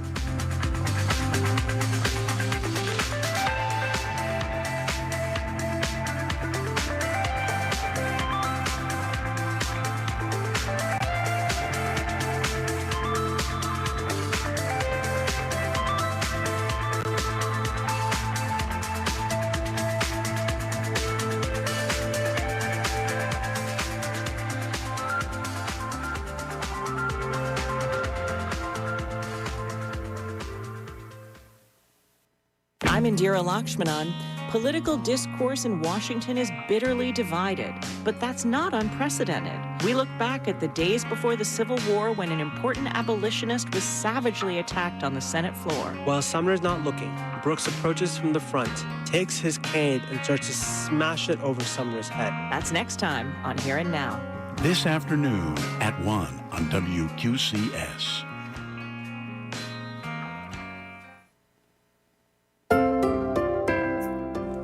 Hello, this is John Nelson, and welcome to another Audubon Moment.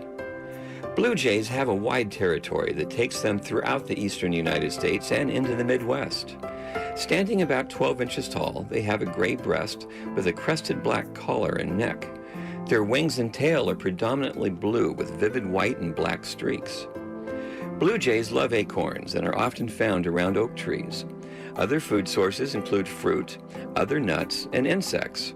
They are even known to raid nests for eggs and nestlings.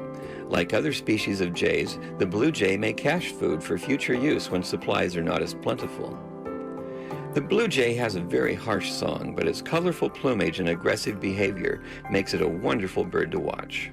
If you're interested in learning more about Florida's birds, Google the St. Lucie Audubon Society. And thanks for joining us for another Audubon Moment. Support for NPR comes from this station and from Carnegie Corporation of New York, working to reduce political polarization through philanthropic support for education, democracy, and peace. More information at carnegie.org. From Viking, committed to exploring the world in comfort, offering small ship experiences with a shore excursion included in every port and programs designed for cultural enrichment. Learn more at Viking.com. And from the Doris Duke Foundation. This is 1A. I'm Jen White. We're discussing the learning recession in American schools and what student test data can tell us about the keys to recovery. And we're hearing from you. Jay in Oklahoma emails, I work with advanced high school students in my university, and their school recently implemented a cell phone ban. These students have been far more engaged and focused than they were before the ban, and some of them even report being happier. It really seems like these kids and their education have been the victims of the attention economy. Well, we also want to hear from you, especially if you're a teacher, a tutor, or parent. What changes have you noticed in your students' performance and skills like reading and math over the past few years? If your state or district is making changes to improve performance, how are students responding? Email us at 1a@wamu.org. Let's bring another voice into the conversation now. Sharon Luria, she's a data reporter at the Associated Press's Education Reporting Network. Sharon, welcome to 1A. Thank you for having me on. So I want to talk about some of the gains in math and reading skills we've seen over the past few years. Now, from 2022 through the spring of 2025, the Education Scorecard found that students in nearly all states that the report analyzed made meaningful improvement in math performance. Reading, on the other hand, has shown only slight growth in 2025. But the Education Scorecard says the key to improving reading skills could be in curriculum reform. What are you seeing in your reporting? Which states are shifting the way they approach reading? Right. So basically only 5 states in the whole country made really meaningful growth in reading. Like a few more states grew, but it essentially rounded to 0. And so what the researchers noticed was that every single state that did show some growth in reading had taken on reforms that fall under this umbrella of reforms generally known as the science of reading. And those five states are Louisiana, Maryland, Tennessee, Kentucky, and Indiana. Mm-hmm, yeah. And so, you know, what this means is there's a whole bunch of reforms that are sort of like associated with this movement. It could include things like training teachers better to understand how to teach reading to children, including an emphasis on phonics, as opposed to, for many years, it was a fad in education to teach kids using methods that are now considered out of date, like encouraging them to guess what the word was based on context and pictures instead of sounding it out. Other things can include, you know, putting in literacy coaches who will help both teachers to teach better and coach them, but also helping out the students. Also increased like screening in early grades to really make sure no students fall through the crack.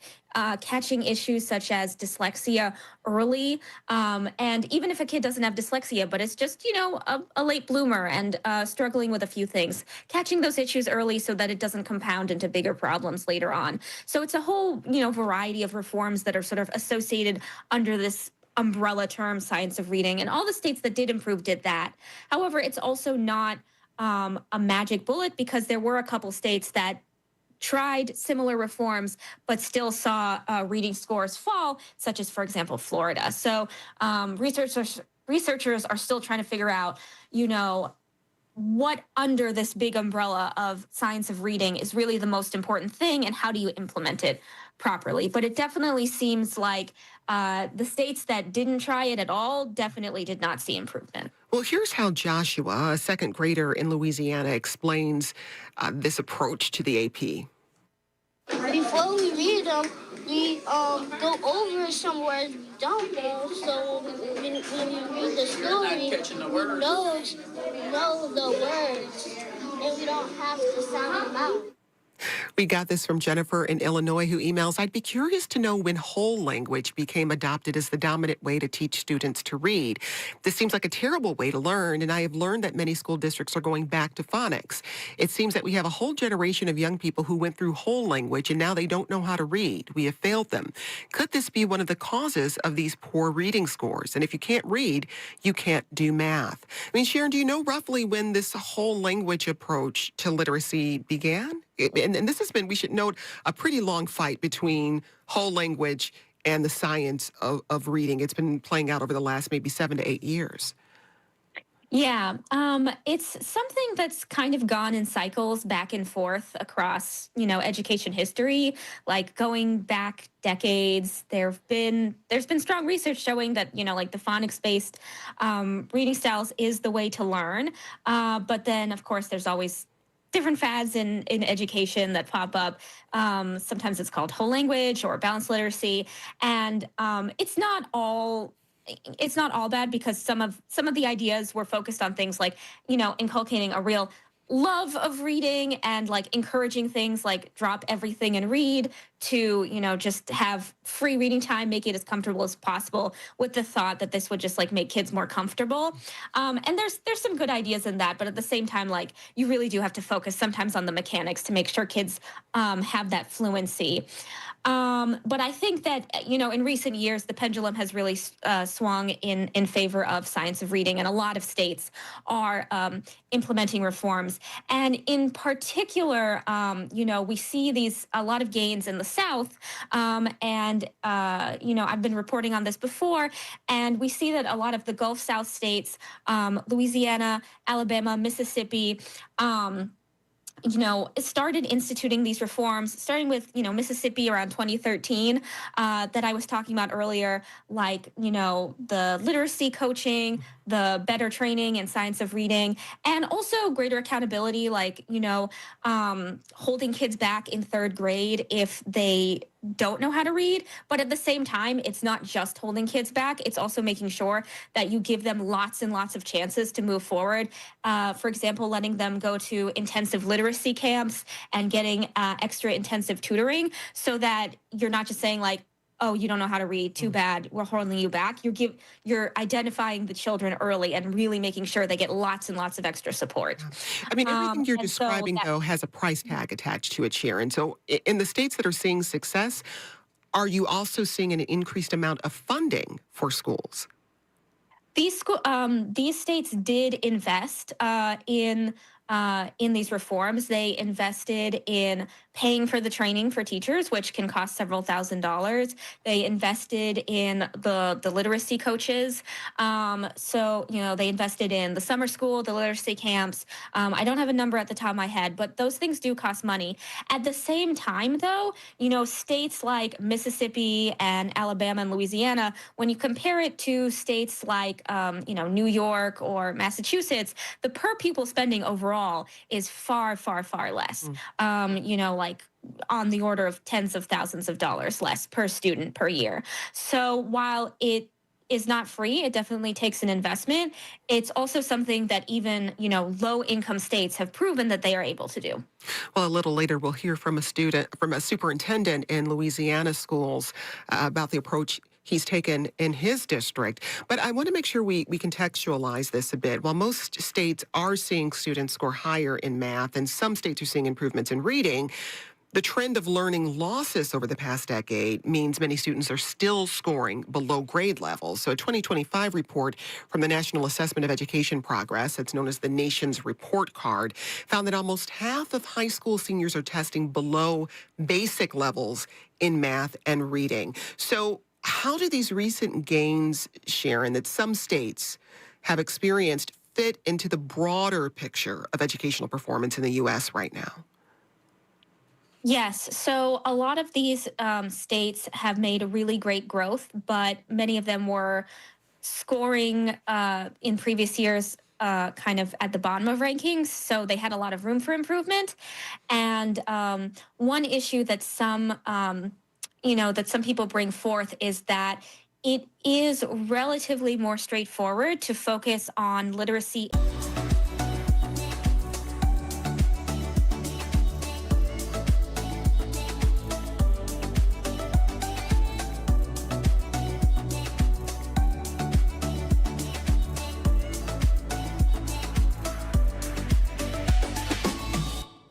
Families, it's great to be here today for Families Matter, St. Lucie Public Schools Parenting Guide. We are excited to be your hosts. My name is Rebecca Benson.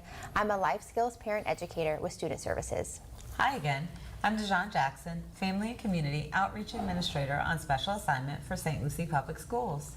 The focus of our show today is a spotlight on two amazing community resources, I Think Financial and Save Kids. The purpose of Families Matter, St. Lucie Public Schools Parenting Guide, is to give parents and families information about the resources found within our local community.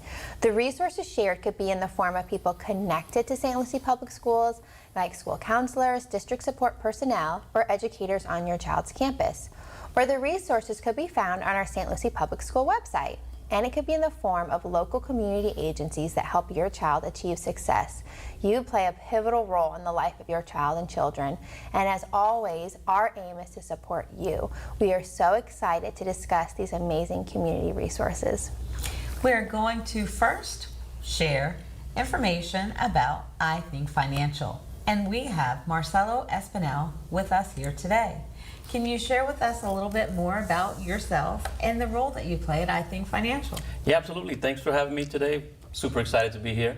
So I've been with I Think Financial for 4 years. I work as the Community Development Manager, partnering with local schools, employer groups, and nonprofits to deliver excellence to our members and value to the communities we serve. So it's been amazing to truly make a difference in our communities. Yes, that's wonderful. And we've seen it firsthand at many community resource fairs. So yes. We know that summer is right around the corner. What advice do you give families to start budgeting for this summer? So we suggest opening a summer savings fund, set a few dollars aside per paycheck for summer activities, get your kids involved, ask them what they would like to do. This can help with setting goals and map a plan, and also prioritize activities to help rank and focus what they might find a more meaningful experience.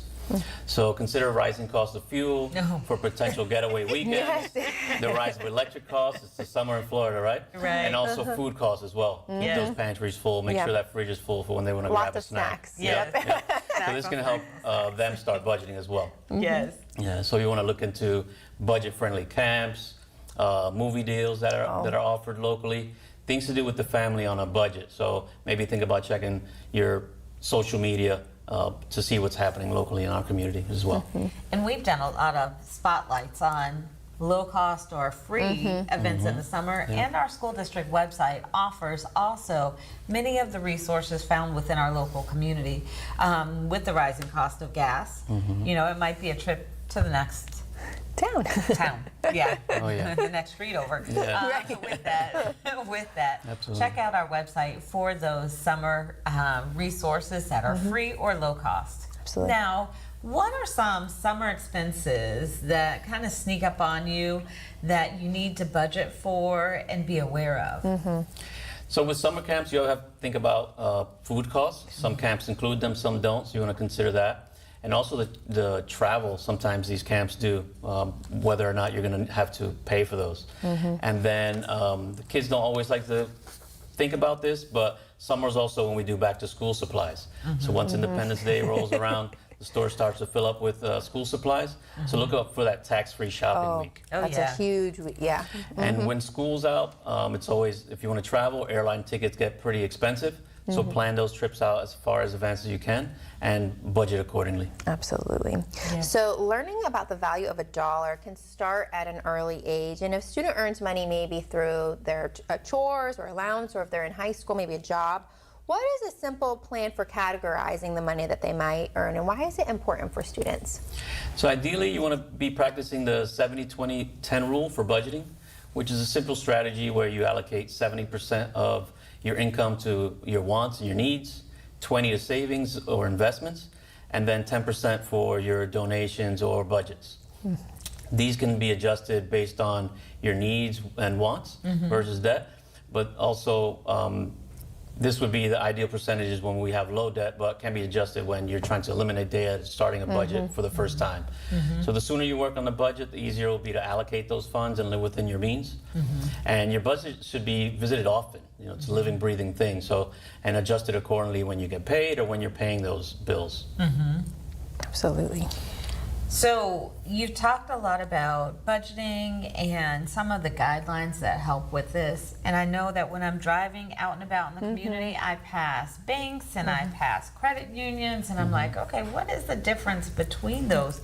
And what should families look for when choosing a checking, savings account at either of these institutions? So unlike banks, credit unions are not-for-profit and member-owned. So we're local and community-based. We keep our earnings and return them to our members by giving them lower rates on loans versus banks, and by offering higher interest rates on the money they have on deposit. So when you're looking for a savings and checking account, look for accounts that offer free services. Some institutions might even charge you if you don't have direct deposit coming in, or if you don't have a minimum balance. So ask if there are transaction-based fees as well, like in-branch deposits, or transferring money from a savings to a checking account, or vice versa. Sometimes you get charged for that. Always use your financial institution's ATM or branch locator to find access to free ATMs to avoid those fees as well. Yeah, and I don't even think about it, but sometimes I'm like, okay, where can I find my local bank or credit union? I have an app for that. And I can look right on my phone to use that locator. Especially when you're traveling. Yes, Absolutely. Now, my husband's probably going to shake his head at this question because he's probably explained it to me a few times. But how does credit work? And I know this is a big topic, especially for students in high school as they're learning about credit cards and credit scores. And what rules should students follow to avoid long-term debt?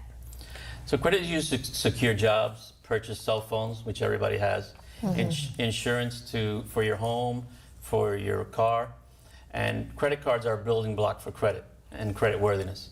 So character, capacity, and capital establishes your credit score, which in turn determines your interest rates for those loans that you get. So following a budget similar to the 70-20-10 can help avoid long-term debt, and also look for scholarships.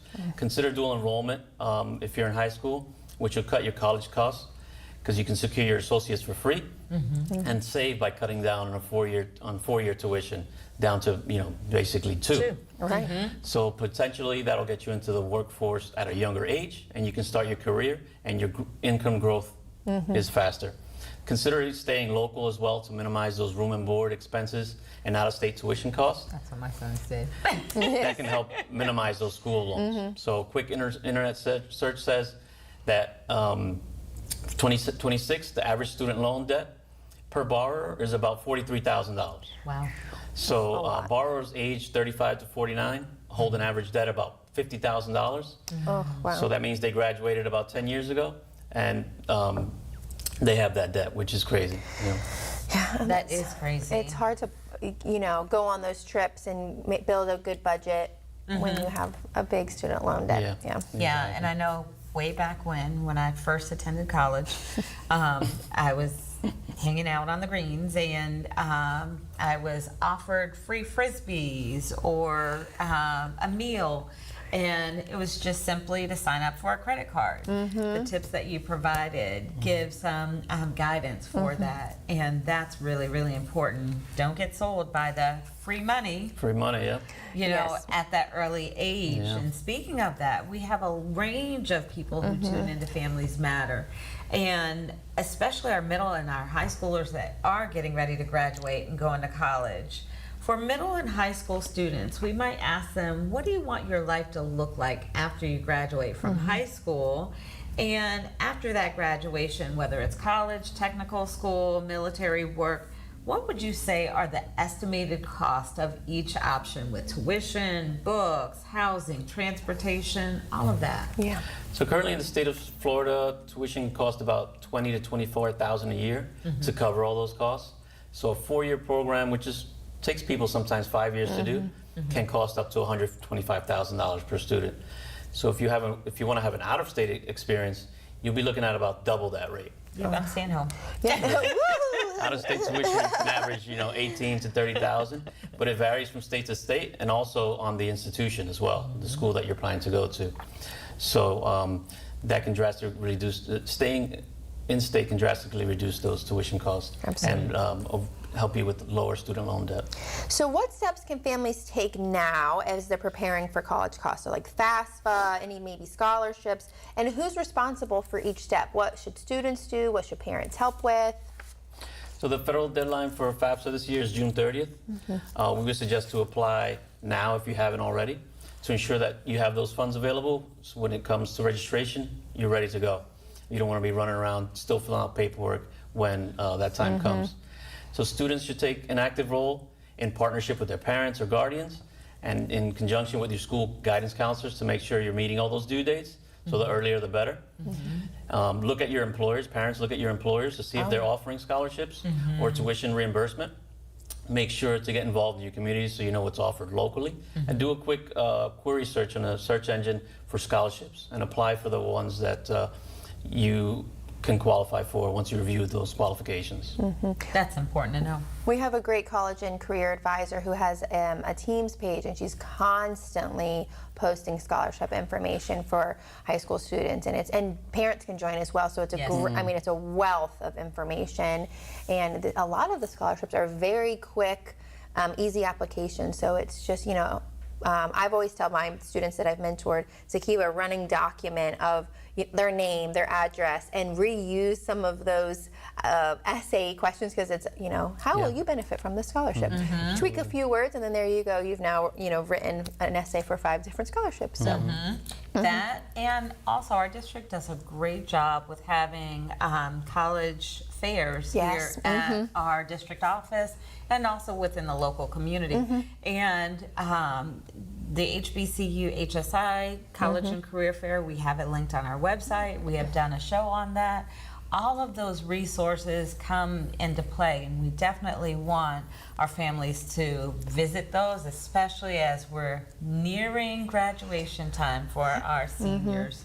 Absolutely. So we appreciate you being here. How can I Think Financial help families start planning, whether in middle, high school, or even as early as elementary? Well, we always say start with a free savings account for your child and have a plan. Start with any amount you're comfortable with to contribute to their accounts, and budgeting can start at an early age. Staff at our branches is always willing to help with budgeting and work with building credit once they're ready for that as well.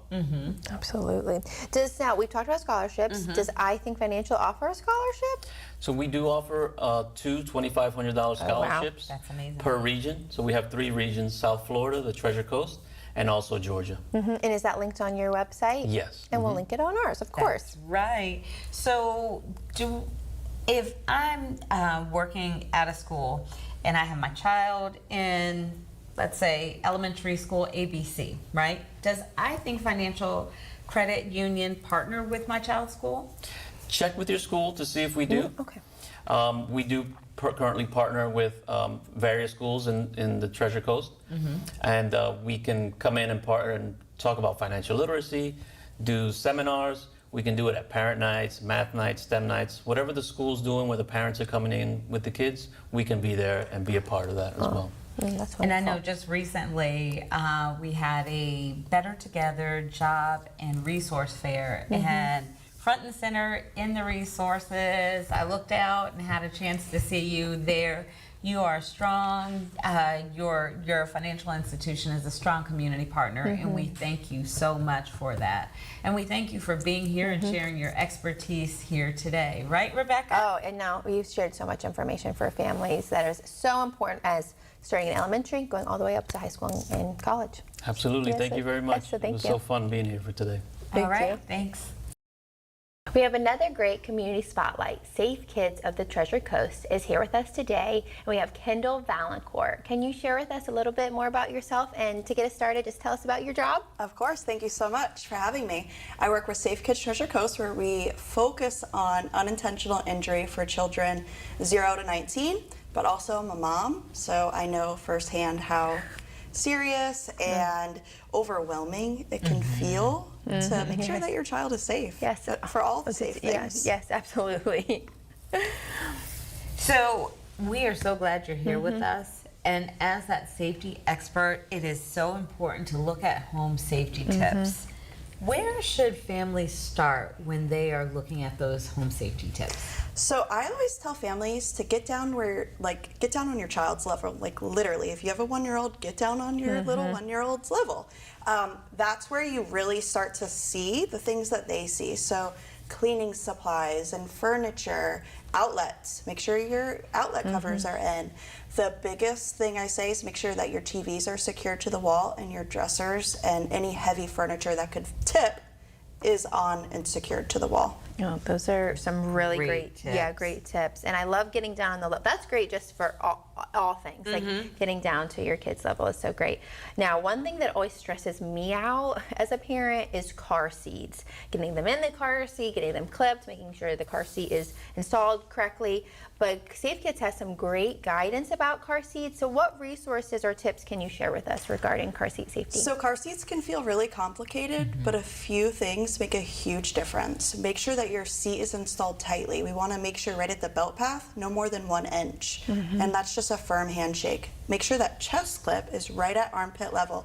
That rides down the crash forces. And then you always want to follow the height and weight limits for your specific seat. And one of the best resources, go get your seat checked. Call Safe Kids, make an appointment, get your seat checked by a certified car seat tech. In my house, we call that the heart strap, and that it needs to be at your heart because it protects your heart. So that's always something that, you know, it's a quick glance that we've just trained ourselves, like, okay, is the heart strap where it needs to go? And my kids now know, you know, they need to pull it up so that it is, you know, protects the very important things. Yes. And you know, it's been a while since I've had to buckle my kids in. As a grandparent, I'm hearing the tips, and I know as a grandparent, I would want to know some of those cool things to share with kids, grandkids, and also to be aware of, because it's everyone's responsibility when you're, I don't want to say babysitting, but when they're coming with the cool grandma, like Grandma DJ, make sure you're in, make sure you're ready to go. So that is wonderful. So can you tell us where families can go to get their car seats checked locally? Yes, so they can reach out to us. We can schedule an appointment for them. They can come to one of our car seat checks. We have them all over the fire station, police department. The phone number is 772-462-3501. Call and schedule an appointment. Yeah, we'll link that information on our website. Rebecca, I have a feeling that you will like this question. So what information can you share with families about transitioning from a car seat to a booster seat? This might be up my alley. This is one of the biggest areas where we see kids move too soon. Just because your child wants to move up doesn't mean they are ready. Kids should stay in a harness seat as long as possible based on the seat's limits. When they do move to a booster seat, they need to be mature enough. If they're going to reach down and get a toy from the ground, they are not mature enough, because now that seatbelt is not where it needs to be. We don't want them putting it behind them. A good rule of thumb is usually around 5 to 7 years old. Oh, yep, I do have a little friend, and I'm going to use that because they like to reach down and get toys, and so we have to make sure we're being safe in the car always. And you know, we're getting ready to move into summer, and with that summertime comes travel time, right? So what are some travel tips for families as they get ready to head out? Planning ahead is huge. Making sure their car seat's installed correctly before long trips, and pack essentials where you can reach safely. You don't want to be digging in your back. Never leave a children in the car, even for a minute. Temperatures rise at an extremely fast rate. Take breaks on long rides, so not only you don't get restless, but your kids don't get restless. And double check that the kids are buckled correctly every single time. And if you're flying, the safest place for your child to be is in their car seat if the plane allows it. Great tips. And summertime usually means lots of time around water too, especially in Florida. So Safe Kids emphasizes constant supervision around water. And what are some other safety tips when it comes to being around water during the summer? So we want to designate a water watcher. Make sure that somebody's eyes are always on all the children. And then make sure that they have properly fitted Coast Guard approved life jackets, not the arm floaties. They give a false sense of security. Teach kids basic water safety as early as possible. Floating can go a long way. And empty any buckets, pools, anything that can hold water, because drowning can happen so fast, and it's quickly and quietly. And then it's really important that if you do live near water, if your child is missing, call 911 before anything. Oh yeah, that's a very great tip. Absolutely. And we know that summer times means more time outside, and you've covered travel and water safety. Talking about safety, that's why we have our bright orange on. And we've done a show actually on water safety where we emphasize colors matter. And so with that, we know that you've given some great advice. So with the travel time, summertime, bikes come out, right? Yes, correct. So with bikes coming out, what do you suggest for families about bike safety? And it's not only bikes. Anything that you're going to be riding that has wheels on it, bikes, scooter, rollerblades, hoverboards, electric bikes, scooters, we want to make sure that you're wearing a helmet. A properly fitted helmet can go a long way. We want to protect the one brain that we have, and if they fall down and they hurt their head, it could, you know, be very dangerous. So we want to make sure that they're wearing their helmets, and if you're riding your bike or scooter or whatever form of transportation you're on, that you're wearing a helmet as well, because they're going to follow what you do. Yes. But with bikes, the e-bikes and scooters, they're faster, they're more dangerous. So we want to make sure that the children know the rules of the road when riding their e-bikes and scooters. Making sure that they're staying on the correct side of the road, following the same rules as not only bikes, but sometimes cars. Making sure that they're stopping at stop signs, and make sure that they're wearing bright, visible clothing, and they have reflectors and lights on their bikes. Oh gosh, those are some really great safety tips for summertime, but all year round. All year. And we're just so thankful for you, Kendall. And again, we'll link all the information shared today on our website, and we're just so grateful for you to be here with us today. You. So again, always shared a lot of information on the show, and you know, at every show we give you so much, families, and so we've gone over a ton in today's show. Wonderful, as always. Oh, as always. I mean, as always. The best show always. Yes. And we hope that you have learned more about this amazing community resources that we've shared in today's show. Now, once again, if you have missed any of our shows, please check out our website. And we want to say a very special thank you to our resident expert on the Treasure Coast.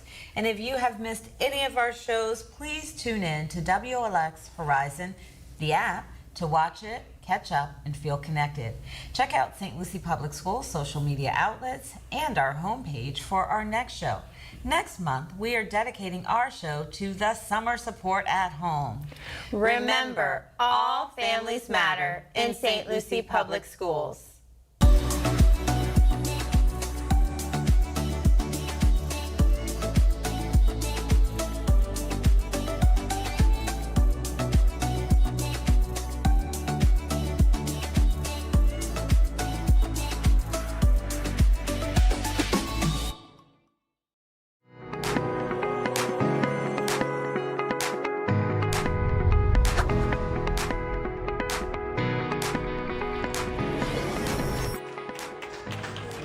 Leadership Awards presented to an individual who has had an outstanding positive impact on the economy of St. Lucie County. Over the years, whether the winner's leadership and activities directly affect one city, one sector, or well beyond, the impact of those actions vastly improve the economic quality of life for everyone in St. Lucie County.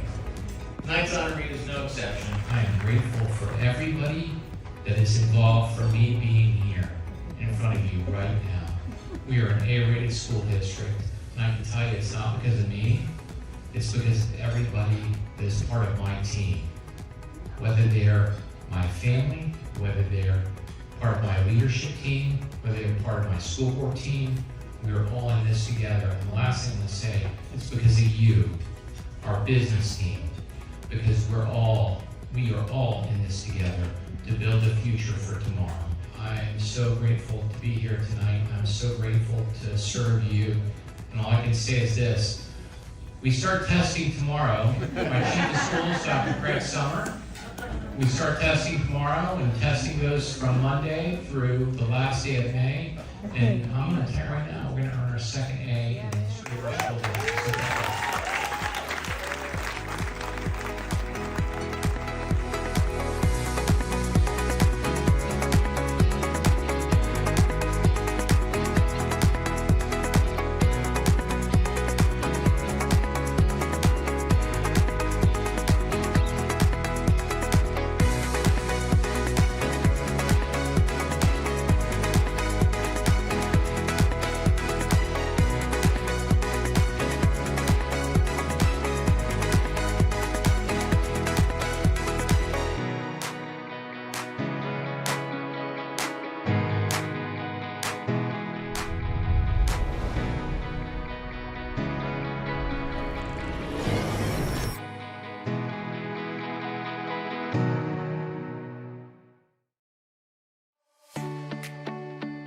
I'm Dr. John Prince, Superintendent of Schools for St. Lucie County.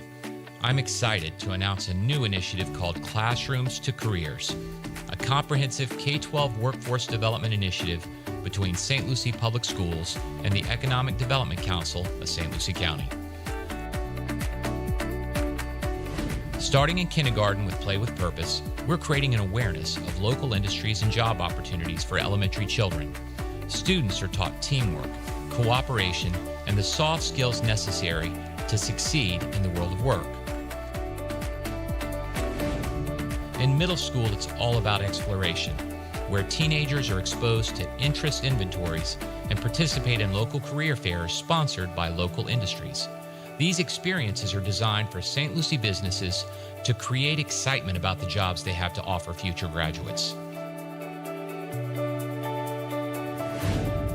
Classrooms to Careers culminates in experience for our high school students, where students have opportunities to participate in pre-apprenticeships in local businesses, concluding in a high school career fair where students bring resumes, interview with employers, and receive job offers on the spot. A true school-to-work pathway where local industry partners directly with our school system to meet our community needs while providing important, high-paying careers to our graduates. St. Lucie Public Schools, working with our Economic Development Council, knows that together we can accomplish anything. Through Classrooms to Careers, we are building the future of St. Lucie County today.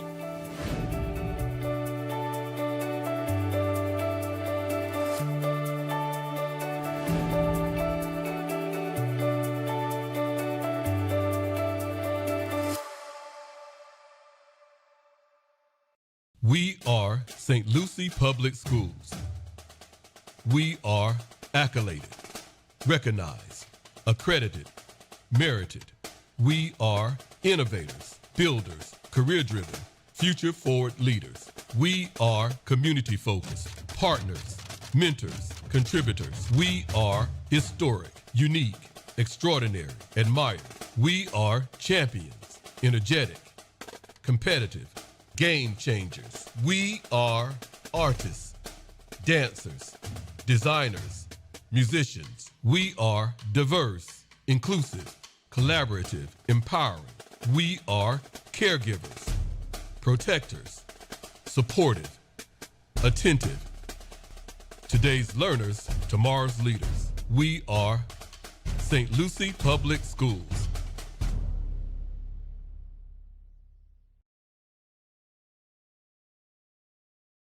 To ensure a safe and memorable graduation, here are our graduation guidelines and protocols. Small clutch bags approximately the size of a hand, with or without a handle or strap, are permitted. Large bags or backpacks will not be permitted. We encourage you to plan accordingly and bring only essential items. To enhance security, walk-through metal detectors will be in use at the entrance. Each graduate will receive tickets for the ceremony from their school and should arrive in one car with their guests. All guests, including children and babies, require a ticket. Coolers will not be permitted. However, guests may bring bottled water. Each graduate will be provided a bottle of water. Balloons and air horns will not be permitted in the graduation venue. For more information, please contact your graduate school or visit us at stlucieschools.org.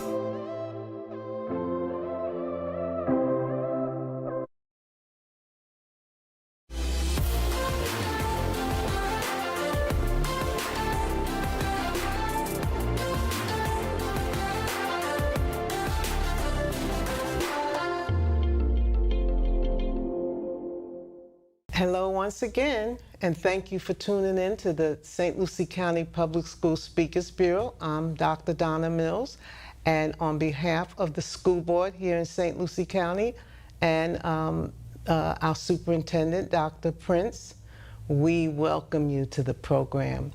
This program is about inspiring, motivating, encouraging our children, every age level, and our community. So if you're a parent, if you are a community member, if you are beyond this community, it's meant to inspire you as well. And how do we do that? Through our guests. They share their life story, they are open, they are honest, and they want to help you through their own experiences. So today we welcome Mr. Marvin Brady. Yes, Brady. Yes, okay, ma'am. so I pronounced it right the first time. Yes, ma'am. Mr. Brady, thank you so much for coming and being a guest on the Speakers Bureau. Mr. Brady is the Dean of Discipline at Fort Pierce Central High School. And we'll hear more about that and your position and how that came to pass. Yes, ma'am. But we definitely welcome you, and we thank you for being willing to spend your time and being willing to share your story with our community. I want to say thank you for having me. It's a blessing to be here. Yes, sir. So we're going to go right into the questions. And the first thing I want you to talk to us about is your position at Fort Pierce Central High School and how you came about having that position. Honestly, God, I started teaching in 2011 at Treasure Coast High School as a science teacher. Okay. Under the direction of Helen Wiles, who was at that time Dr. Helen Roberts. Yes. Which was unique because I had no desire to be in education, and after that interview, she informed me that I would be. Been in the classroom for a couple years. I took a coaching opportunity to go to Palm Beach State. Palm Beach State, that opportunity ran its course for a couple years, and I returned back, and I ran into Mr. Eldred Gardner in a social setting, believe it or not, and we spoke, and he asked me what I was doing, what my plans were. So I have no plans trying to get another coaching opportunity, which he stated to me, doesn't work out, I would love to have you on my campus. Don't know what role yet, but I would love to have you on my campus. And the coaching opportunity didn't work itself out, applications were denied. I reached out to him, and it began at St. Lucie West K-8 upon my return.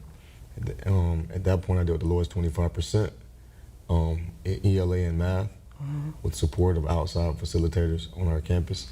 And within a year, he pulled me to the side, and I asked him, the dean position is open. What is your insight? He said, who am I to tell you not to be great? And he told me to apply. And when I applied, I went interviewed at Del Cassens first, because I didn't know it went to everybody at that moment. And then he was my last interview, and I took the job at St. Lucie West. A few years went by, he elevated with the Central. And at that time, I just, I thought maybe my time was done, and I just said, maybe I could chase some other endeavors. And he was like, I don't think so. And I took a deep breath, we took some thoughts, me and my family, and I said, well,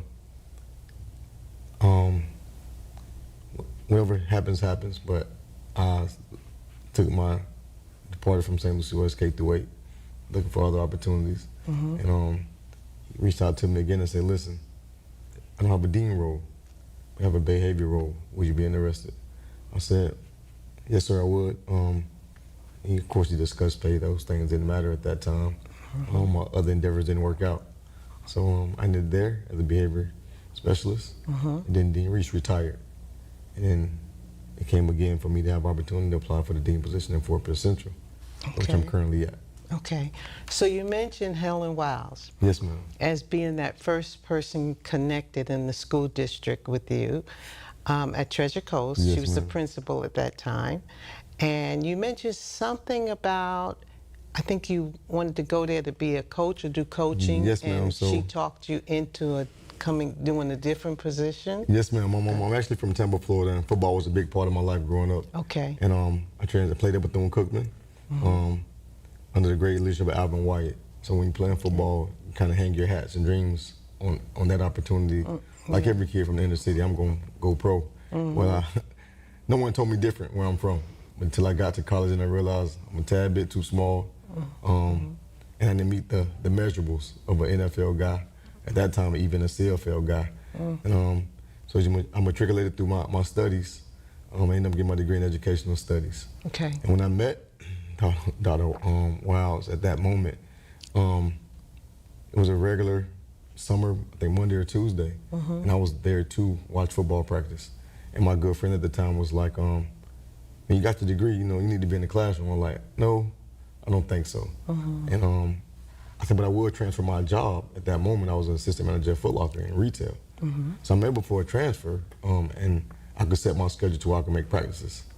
And the moment I met her, he told me you're here for an interview. And I was like, whoa, okay. And it kind of happened like that. So you go to your best friend and you kind of talk about it. He goes, don't make me look bad. So I go, I said, no worries. I got my resume together. I took the interview, not afraid of challenges. And at the end of the interview, she looked at my transcript and said, well, I need a 9th grade science teacher, have a minor in biology. Have you ever taught before? I say, no, ma'am, and nor do I desire you to. I only want to coach. Okay, so why did you take educational studies? What did you think you were going to do with that degree? At that time, when you don't have a plan B, you just want to earn a degree. And my grandmother was an educator for Head Start for 46 years. Okay, so you grew up with your grandma teaching children. And that was just to earn your degree with no significant understanding what I would do with it. Just wanted to make my family proud, my mother proud, being a first generational male high school graduate and college graduate from my family. So when I got to college, that was the classes. I started out biology major, honestly. Biology? Yes, ma'am. So I got to organic and I realized that I could do the work, but I'm not going to spend countless hours and take away from football. That was at that time, I thought it was my major priority. Okay. Like any other, most kids these days. And so I wanted to change my major as studies. Cool. So less classes, I could graduate and get out of here at a decent time. Let's go this route. So you're thinking about getting out, having that time for football? Yes, ma'am. Just completing the process, honestly. Okay. So she talked you into going into the classroom. It was very interesting, man. We interviewed, and I told her, I was a little nervous, but she told me I'll be great. She's like, you'll be fine. I see it in you. Someone took a chance on me. I never forget that conversation. I say, so I came in to be a cheerleading coach, and someone told me in order for me to coach, I had to teach, and understanding they go hand in hand. And I processed it, and I went back and I called my mother. And look what she's doing now. She's deputy superintendent now. Yes, ma'am. And I called my mother and I called my grandmother. And and you said, wait a minute, I'm back at the cheerleader part. Yes, ma'am. So she was telling you that she really wanted to be a cheerleader coach. Yes, ma'am. And really didn't want to go into teaching. She just someone believed in her. Yeah, someone believed in her and gave her that opportunity. And like I said, today she's deputy superintendent of St. Lucie County Public Schools. Yes, ma'am. And a very, very vital, important position here on the district level, and very good at what she does. So extremely good at what she does. So it's great that people can see the potential in someone else, because sometimes we can't see it. I would have never thought it. Yeah. In front of you, I would have never thought of even being anywhere near education. I had my thoughts set on getting my first store within months, and kind of just taking my path, but God saw another plan, another path. Yes, yes. So, as a child, yes, ma'am. Talk to us about what was it like growing up as a child for you, and what was your environment like, your family, etc. I was truly blessed. For me, when you get older, you don't realize. You realize how truly blessed you were, but you don't see any negativity in my upbringing. I had amazing mother. My father was a traditional father in my era. He fought in Vietnam, so when he came back, he had some struggles. But we had supportive grandparents on both sides. So the love, I was overshadowed by love, and a mother who was truly phenomenal in the sense of, in my opinion, as a father now, that she understood me. She understood my father. She understood the demographics in which we were in. And for me, it added to who I was as a man, and it didn't cut any corners in my upbringing. But as an inner city male with father in and out of the picture at times, but mom was steadfast, grandparents were there. So there's really no gap for me. But when you grow up and you look back, like, we really had some deficiencies, man. It was really some unbalance there. But we wouldn't know. As a child, I wouldn't know that until I became a fully grown adult. You were covered with love. Yes, ma'am. And talk to that child for a moment who may not have that love. How do they make it through? Have you ever thought about that? You know, you're a dean. Yes, ma'am. So, and many of our children do not come from a supportive background such as yourself. I'm one that did not come from that type of supportive background. What do you say to that child that says, well, you had what you needed. I don't have that. So when I grew up, and I took this from my mother, it was times when my father wasn't present, and I felt like the love was absent. But she always informed me that self-love is the most important love. Love yourself no matter no matter what trials and tribulations you may face. That's the love that truly matters. And hearing that in the morning to start your day, I'm hearing that in times when I was angry. So I'm no different than anybody else. You're angry that he's not there. You don't understand why he's not there. And mothers are protectors of their children. She never went in depth, never said anything negative, but just reminded that self-love was the most important. And if you love yourself, you're halfway through the battles. What a wise mom to be able to understand that about self-love, you know, and be able to express it to her children the way she did. Now, we know you're very thankful of your mom because we've already heard a lot about mom. Who else are you thankful for, or what else? Daily life, but my grandparents, my grandmothers on both sides, my grandfather, they all are currently deceased. And I had a mentor. I still had a rough patch growing up still. Thought I knew a lot. A guy named Nolan Frazier was my barber. When he noticed some things in me changing, and he stepped in at that time. And my mother was just like, it takes a village. And I didn't expect that at the time my father was incarcerated. I didn't understand it, but he stepped in, and my grandparents. How did he step in? What did he do? He was cutting my hair one day, and I was about to make an ill-advised decision. He was listening to my conversation. He put me to the side and was like, what are you thinking? Typically me like, it's none of your business. And he said, it just became my business. And my decision. How old were you at that time? 14. Oh, okay. 14. Just was in the, about to go to the 9th grade. Okay. About to go to the 9th grade, and we're face to face. And he goes, you're not tough as you think you are. And I was like, I'm not asking you to tell me what I'm not. Because I could be whatever I desire. So I had a level of confidence that came with some cockiness. But he put me in my place. And at that point, I realized that I wasn't grown, no matter how much I thought I was grown. And I began to listen. And he went back to the roots that I started with, which was church, God, and ordering my steps as I had. Like anybody, I got off the track. So you grew up in the church? Yes, ma'am. That was my foundation. But I hit 12 or 13. I wanted to wear what I wanted to wear. I wanted to do what I wanted to do. Right. Like so many of our young people. So I experienced it. And my mother was like, hey, I've gave you the foundation. And they were big on choices. I gave you the foundation. If you don't want to follow them, then it's on you at this point. And through those conversations, I learned that if I was in control of my own destiny, that death or prison would have been my outcome with the way I was going. And they made it clear. And I had an upfront support system, and we talked. And if you make this choice, it's what we can and can't do for you, and what we can and can't control. What kind of student were you? I was an average student. I was motivated by sports.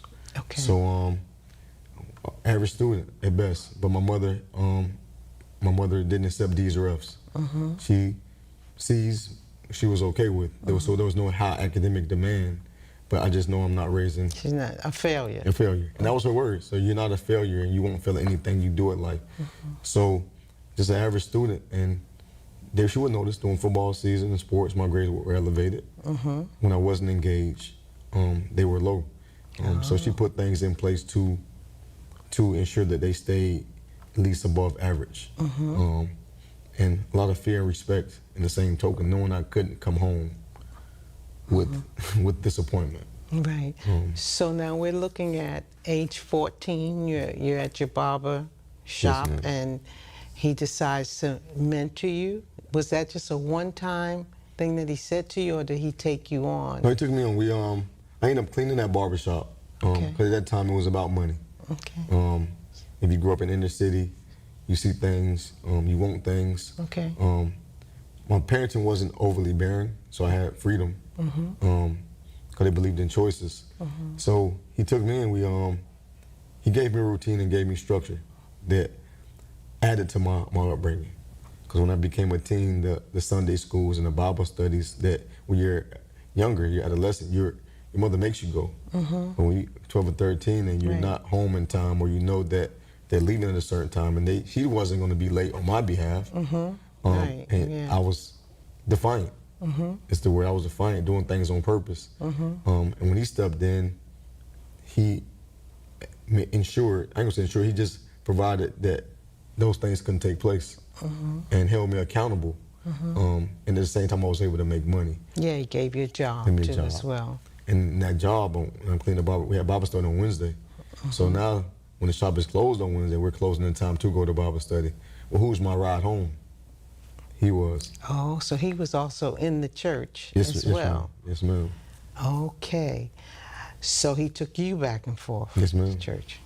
Okay. Do you believe in second chances? Yes, ma'am. Yeah, I figured just what you're saying, you had second chances really growing up. Second, third, and fourth chances. Okay. Okay. When you become a fully grown adult, you have to have, I hope people have understanding and have empathy and sympathy, especially now with the cameras, the social media aspect of life.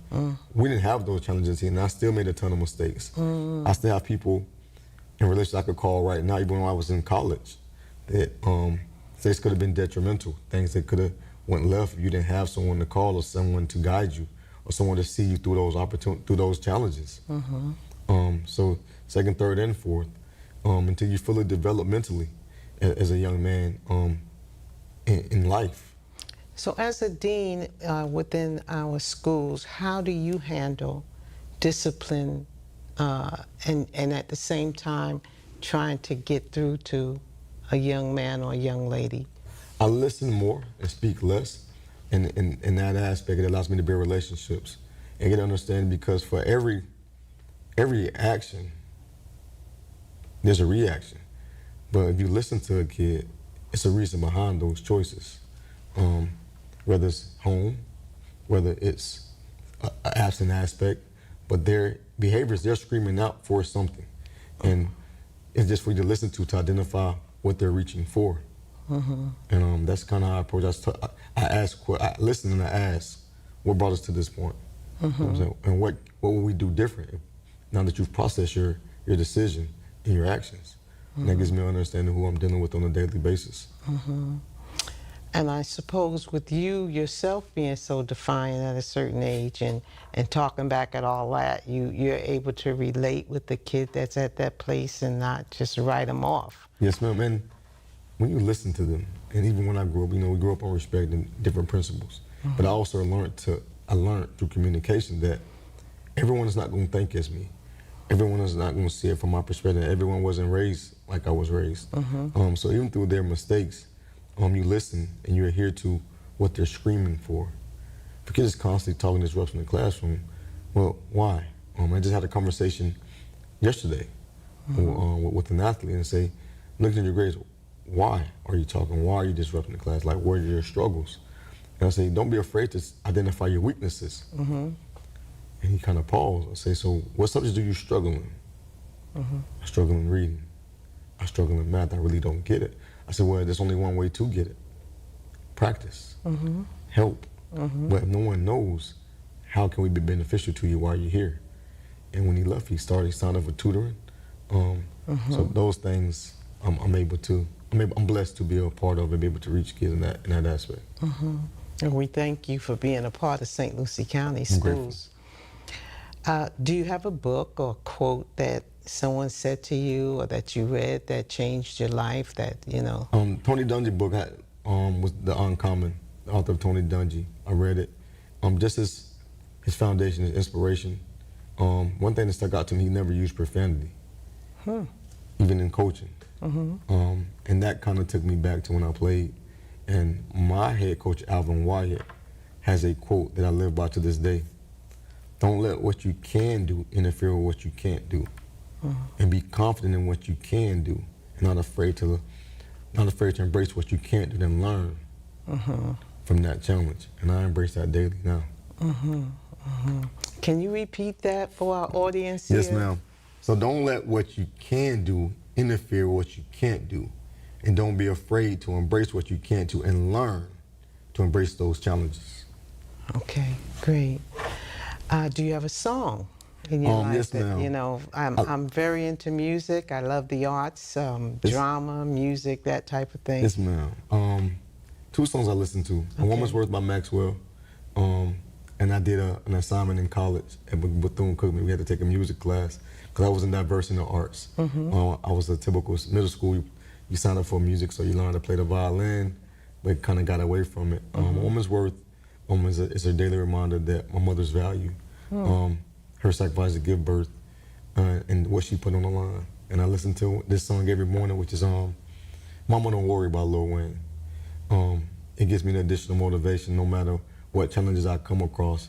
You don't have to worry about your son anymore. Oh, that's beautiful. I know there's a lot of mothers out there that worry about their children. Yes, ma'am. And a lot of sons out there that music is so powerful and you know, even as I think of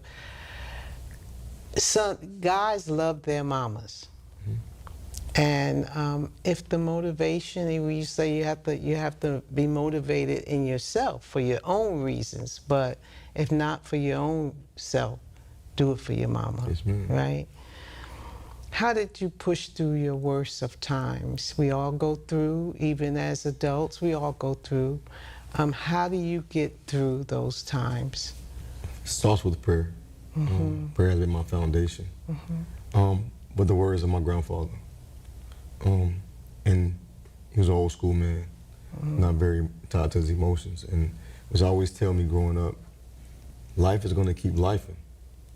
And it's up to you to continue to push through to define your own greatness. And I didn't understand when I was young, but when I reached hardships and times, even when I lost my father, those words stuck with me to navigate and push through life. If it gets hard now, I lean on those words. Of course, I pray. But understanding, no, I only control my 2 feet are planted. Do you have a particular teacher that you remember that made a difference in your life?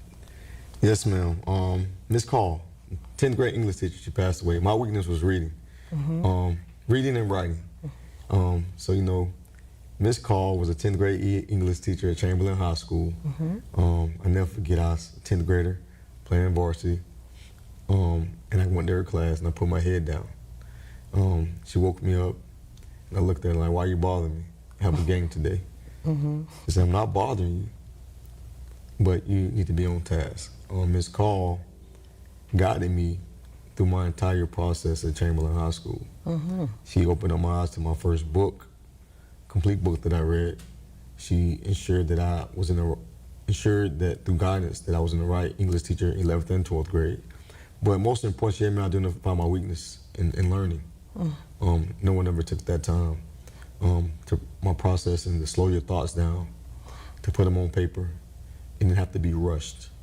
And she was influential. Her son was in the band. We were around the same age, but she helped me in a way that was outstanding. She introduced me to my guidance counselor, who are still currently retired educators, Ms. Applin and Ms. Myers at Chamberlain High School, 2 guidance counselors who helped me navigate through my process of choosing the great Bethune-Cookman College, or university now, by breaking me down as an individual.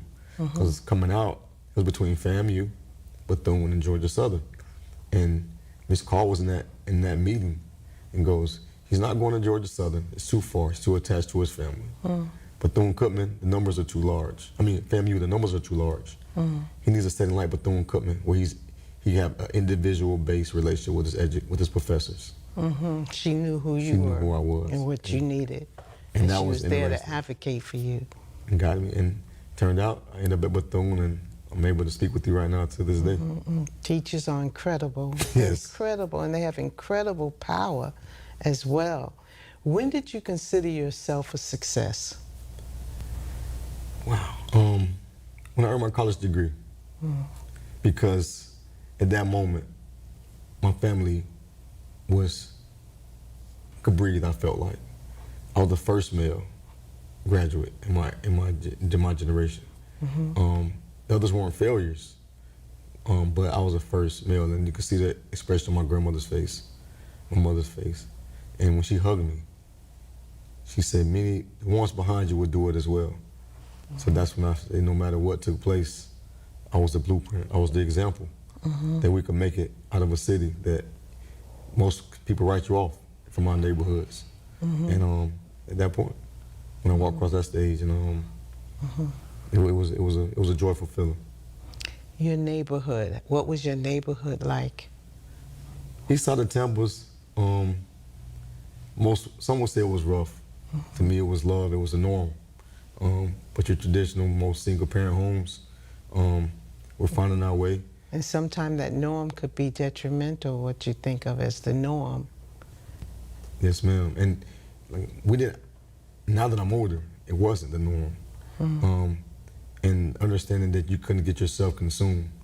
And I think my biggest, besides love and support, I was always instilled to be who I am. And if you're in my neighborhood, you don't get caught up in being who you are and trying to please others or fit in. That's when you become lost. And that was my biggest thing I would stand on all the time. And the true people will remain your friends and love you for who you were. Yes, so true. What advice would you give someone that's going into leadership position for the first time? First time, honest. To embrace honesty and relationships. If you have the opportunity to lead, be the best version of yourself on a day-to-day. Even when you're not feeling your best, be your best, because you never know what individual is needing the uplifting, the positivity, or the love to get through their day, right? Or who you may inspire to be the next better version of yourself. Okay. And what are your personal success habits? So my personal success habits, I start my day with prayer. It's remaining who I am, understanding my integrity, my foundation, and never wavering. Honesty and upholding my integrity on a day-to-day with positivity and love. Thank you so much for talking with us today, Mr. Brady. Brady, yes, ma'am. Mr. Brady, thank you so much for being a part of St. Lucie County Public Schools. We are out of time already. I had so many more questions for you. Yes, ma'am. But just to hear your wisdom and your experience, I know that there are people out there that were able to glean today from our conversation. So I thank you for your desire to be a part of this community. St. Lucie County, how long have you lived here? I think off and on, I'm at 12 years now. 12 or 13 years off and on. Well, you're such a tremendous asset to our county and our schools, and we appreciate. I've heard so much about you even before I asked you to come on. Wow, thank you. So yeah, and you mentioned relationships, and that's what you've done. You've built relationships in our school district and system, and so again, congratulations on your success. And I wish we had more time. Yes, ma'am. Thank you. Thank you for coming. Yes, ma'am.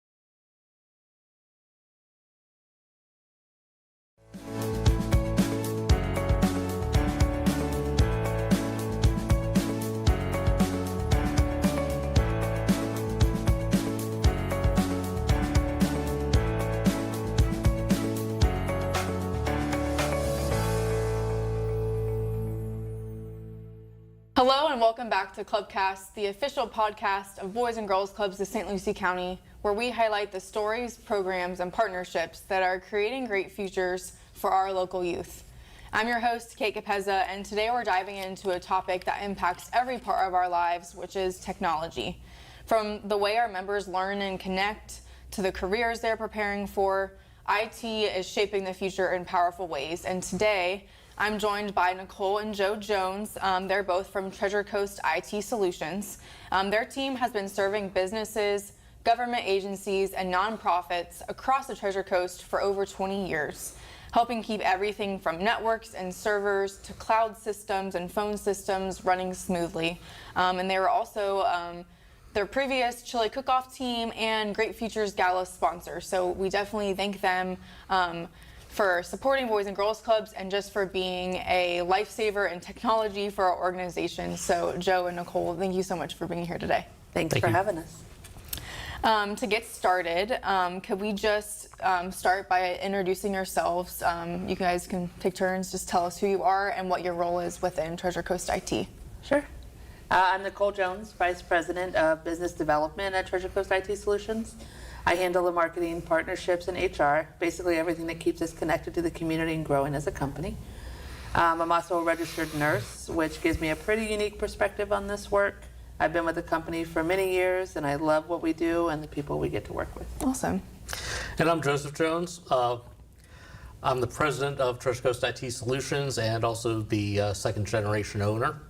My father founded the company, and I've had the privilege of carrying it forward.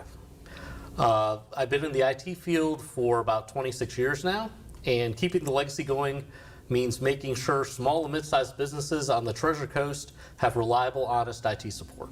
Awesome. And could you just tell us a little bit more about what Treasure Coast IT does, what the kind of the day-to-day looks like for you guys? Sure. So we provide managed technology support to businesses, nonprofits, and as you mentioned, government agencies on the Treasure Coast. Our day-to-day means keeping our client networks running, responding to incidents, protecting their data, and supporting their teams to make sure that their technology is actually working for them and not against them. Mm-hmm.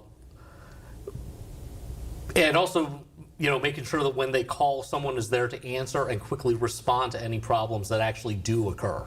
Yeah, and you guys are definitely very quick to respond. Whenever Boys and Girls Club needs anything, you're right there to help us. You're at the club helping us out, so we definitely appreciate that.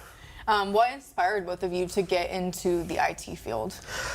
So for me, it was pretty much pure curiosity. When I was a young kid, I was always taking stuff apart to see how it worked, and then attempting to put it back together. So computers just kind of clicked for me. Mm-hmm. My father founded the company. He was in IT, so it was something I was introduced to it at a very young age. It's been, I enjoy problem solving, which is a big part of, IT. Mm-hmm. And of course, learning new stuff. From my side, I'm focused on making sure that the community actually knows we're here and what we can do for them. A lot of small businesses don't realize they can have the same level of IT support that a large company can have, so part of my job is getting that message out. Awesome. And for someone who may not be familiar, could you just describe what IT even is?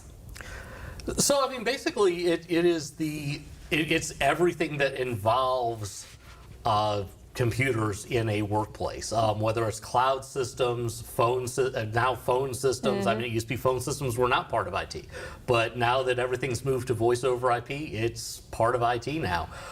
Printers. And of course, software development is technically part of the IT field. It's not something we do internally, but for a student who's looking to get into IT, software development is definitely part of the field. And how many like nonprofits, government agencies, businesses, how many do you think that you are helping at the moment? And how has that kind of like grown over the years? Yeah. So we service probably about 40 customers individually, and anywhere from 5-person law firms up to the Boys and Girls Club, who has about 120 named users, but about a little over 200 staff total. And it's definitely, I think, we've seen, the growth has been, a shift from really the size of the firms, has grown over the years. Because I remember when we started with the Boys and Girls Club, and I think there were about 6 or 7 office staff. Yeah, exactly. Now there's like 30. And what does it kind of look like behind the scenes when a business or organization kind of needs help? What does that process look like? So it really depends on the type of help they need.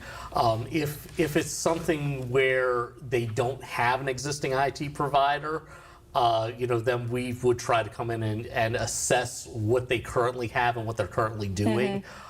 Fix any immediate issues, and then create a plan that they can follow going forward to improve their systems. For our existing customers, it's a matter on a day-to-day of making sure everything's protected, for cybersecurity, making sure data's backed up, and also working with them to see where they're going in the future, so that we can anticipate their needs and provide them with step-by-step plans of, what their technology is going to look like, a year from now, 5 years from now. And that's definitely so beneficial. How does having a strong IT partner like you guys kind of impact an organization's ability to operate day to day? What would they do? What would it be without? So and that's I think for a lot of organizations, really once you reach that 5-person level, you really need a managed IT partner, simply because responding to incidents ad hoc just doesn't work at that point.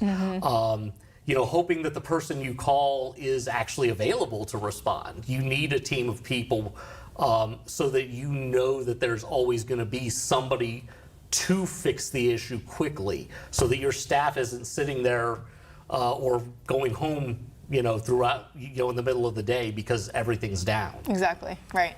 And why is it, kind of switching gears, why is it so important for young people to have an understanding of technology? I know you guys are very supportive of Boys and Girls Clubs and kind of those careers in different things, technology being one of them. Why is it so important that they understand how that works? Well, technology is everywhere now, right? So there are even jobs that have nothing to do with computers still use software, email, cloud tools to manage those things or to function.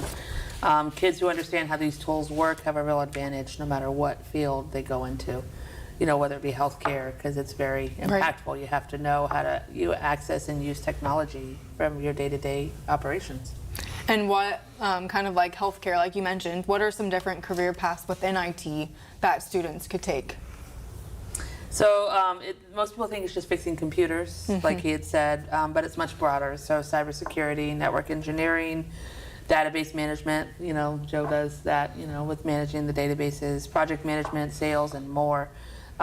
They blend into other fields, so healthcare, IT, legal technology, on the legal side, and education technology are all growing fast. So there's so many possibilities for careers in IT. Yes. What are some of the skills that someone who's interested in that, what are some of the skills that they need in order to succeed in that field? Curiosity and problem solving, honestly, would be probably the most. The tools change constantly, so the ability to research and problem solve is more important than memorizing any one thing. So, it's more important about being able to troubleshoot and problem solve and critically think, like with any field. And then communication matters too. Anything, again, communication is the most important. You have to be able to explain technical things to non-technical people. Exactly, yes. So. Do you need a traditional college degree in order to work in IT? Or are there other ways to kind of get started with that? So you definitely don't. There's a lot of different paths to working in IT. Whether it be self-taught, whether it be going to a trade school, getting industry certifications. You can definitely work in IT without having a college degree in it. And in some cases, depending on the field, you may have if you're working in like education technology, you may have an educator's degree, but it's about applying how new technology can help other teachers. People who work in that field may not even have a specific IT degree. Exactly. And so what advice would you give to those teens that are kind of looking at careers in technology? Start now. You don't need the expensive equipment or permission to do it. You can watch YouTube tutorials. There's so many out there, so many ways to learn. Mess around with free tools, kind of just tinker yourself. Take apart an old computer. The IT rewards people who are willing to figure things out on their own, and curiosity is the biggest asset. So just playing around with it, like he said, just started taking things apart at a young age and trying to put them back together. Just do it. And you guys have actually been a really big support system with helping our young people get that experience. One example is, her name was Essence. She was a former club kid, and she actually had started a job with you guys. Can you kind of tell me about that and how that experience was with her? Yeah, so I mean, and she didn't, when she started working for us, I mean, she really had no background in technology, but we were able to, teach her, how to repair laptops. I mean, she was doing basic hardware repair, but that's something, that you can teach. And, she was curious. She was able to, pick stuff up quickly on, and figure, okay, well, if it's coming up with this error, let me do quick research on Dell's website and see what that error means. This is what I need to replace on it. And that's really that problem solving, going step by step is, a big part of, the IT field. And it's just a matter of them being curious. Yeah. And kind of wanting, like having that initiative to want to do it, to want to learn. Exactly. And you mentioned before some members from Percy Peak a couple years ago were involved with you guys. Tell me a little bit about that too. Yeah, so we it initially started. Percy Peak held a mock job fair, and our company was one of the participants, and their club director at the time, said, hey, any members, if you're interested in having any of them work for you part-time for a couple months, the BGC would be willing to, transport them to and from your offices. So our office was, nearby at the time. We've actually moved since then to a bigger location. But, we did end up hiring 2 of them, and they basically were doing the same thing that Essence was doing. They were doing low-level laptop repairs. But they got that that knowledge base, and one of them was actually very interested in robotics, and that's where he ended up going to college for robotics. That's awesome. After he left the club. Yeah, so kind of that work experience with you guys is kind of a starting point to their whatever their career. So that's awesome that they took the initiative to want to do that. Yes. And you also mentioned that this summer you're going to be one of the businesses for our summer internship program with EDC. Tell us a little bit about that. Is this your first year doing that? Yes, it is. It is the first year that we are doing that. And they're having a mock job fair for the kids at the end of April, I believe it is. And then from there we'll choose a couple of the club members and bring them on. And then bring them on for I think 6 weeks in the summer, I want to say, and they'll work for us Monday through Thursday, and then I think on Fridays they go back to West Side and kind of talk with each other on debrief on their days. We definitely look forward to it. To give them an experience both on the hardware repair side and on the managed services side. Yeah, and last summer it was very successful, I heard. So that'll be awesome that you guys are involved. We heard the same thing. We're excited to be a part of it, to help foster that imagination, that growth, right? That guide that the path. And they kind of, I think, they get to know what the teens are interested in and kind of pair them to the career or businesses that kind of match what they're interested in. So that's also awesome that they'll be paired with you. Yes. speaking of Essence, she was actually, I remember seeing pictures. She was at the chili cook-off with you guys. Yes. One year. Yes. Tell us about the chili cook-off. You guys have been a team for a while. Tell us about your experience with that. What's your favorite parts of it? And So we did 2 years of the chili cook-off, and then kind of stepped back the last year. So we've kind of been involved with it for the last 3 years. The first year was kind of a whirlwind. We had no idea what to expect or what to do or what, we just kind of went, flew by the seat of our pants, right? But it was a great experience seeing the kids and the people and being able to just be there and serve, right? With our chili and things like that. I'm not going to brag, but of course our first year doing it, we actually won overall. You did. The first year. The second year, it's not about winning. It's about just being involved with the kids and being able to support the cause and being there and having a good time, right? So yeah, we had Essence there with us, serving and everything, because she was part of our crew.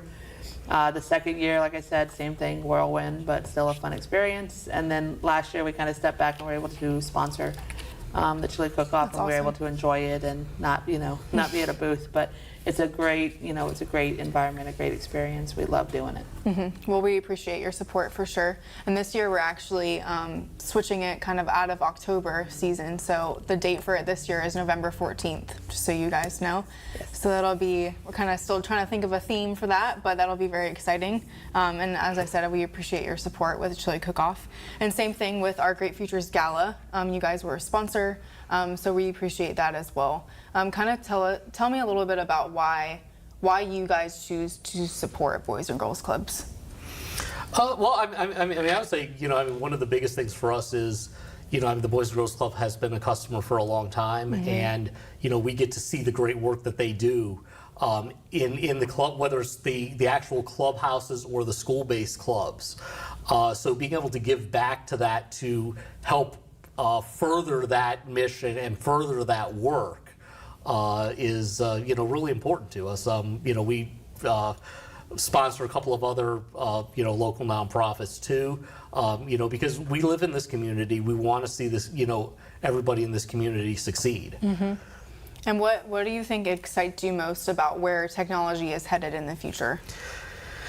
I think it's such a broad question. I know a lot of people are worried about AI and AI taking jobs, but AI also has the ability to improve everybody's lives, to make things easier, to help, on a medical side, to help doctors, where they may not know every symptom of a specific disease, but it does. Not to replace them, but to help them. And I think that's, in a lot of jobs, that's, it can take the tedium out of it. Instead of an accountant having to stare at a spreadsheet for 4 hours, they can feed it into the AI and then just quickly go through it to make sure that everything's correct. Absolutely. Same thing with a law office. If a new lawyer is assigned a new case, they can toss all the upload all the case files, and then it can tell them what other cases might affect it, so that they can do research on it. It can summarize everything in the files for them, and it can really, instead of them having to take those files home on a weekend and read through hundreds of pages, they can be out playing with their kid. Exactly. Yeah, well, I think AI is definitely kind of benefiting everybody, just that extra help, that extra step that we all need. How does kind of working in the medical field, how does your experience with IT kind of help you in that sense too? As far as just using technology in general? Sorry. No, you're fine.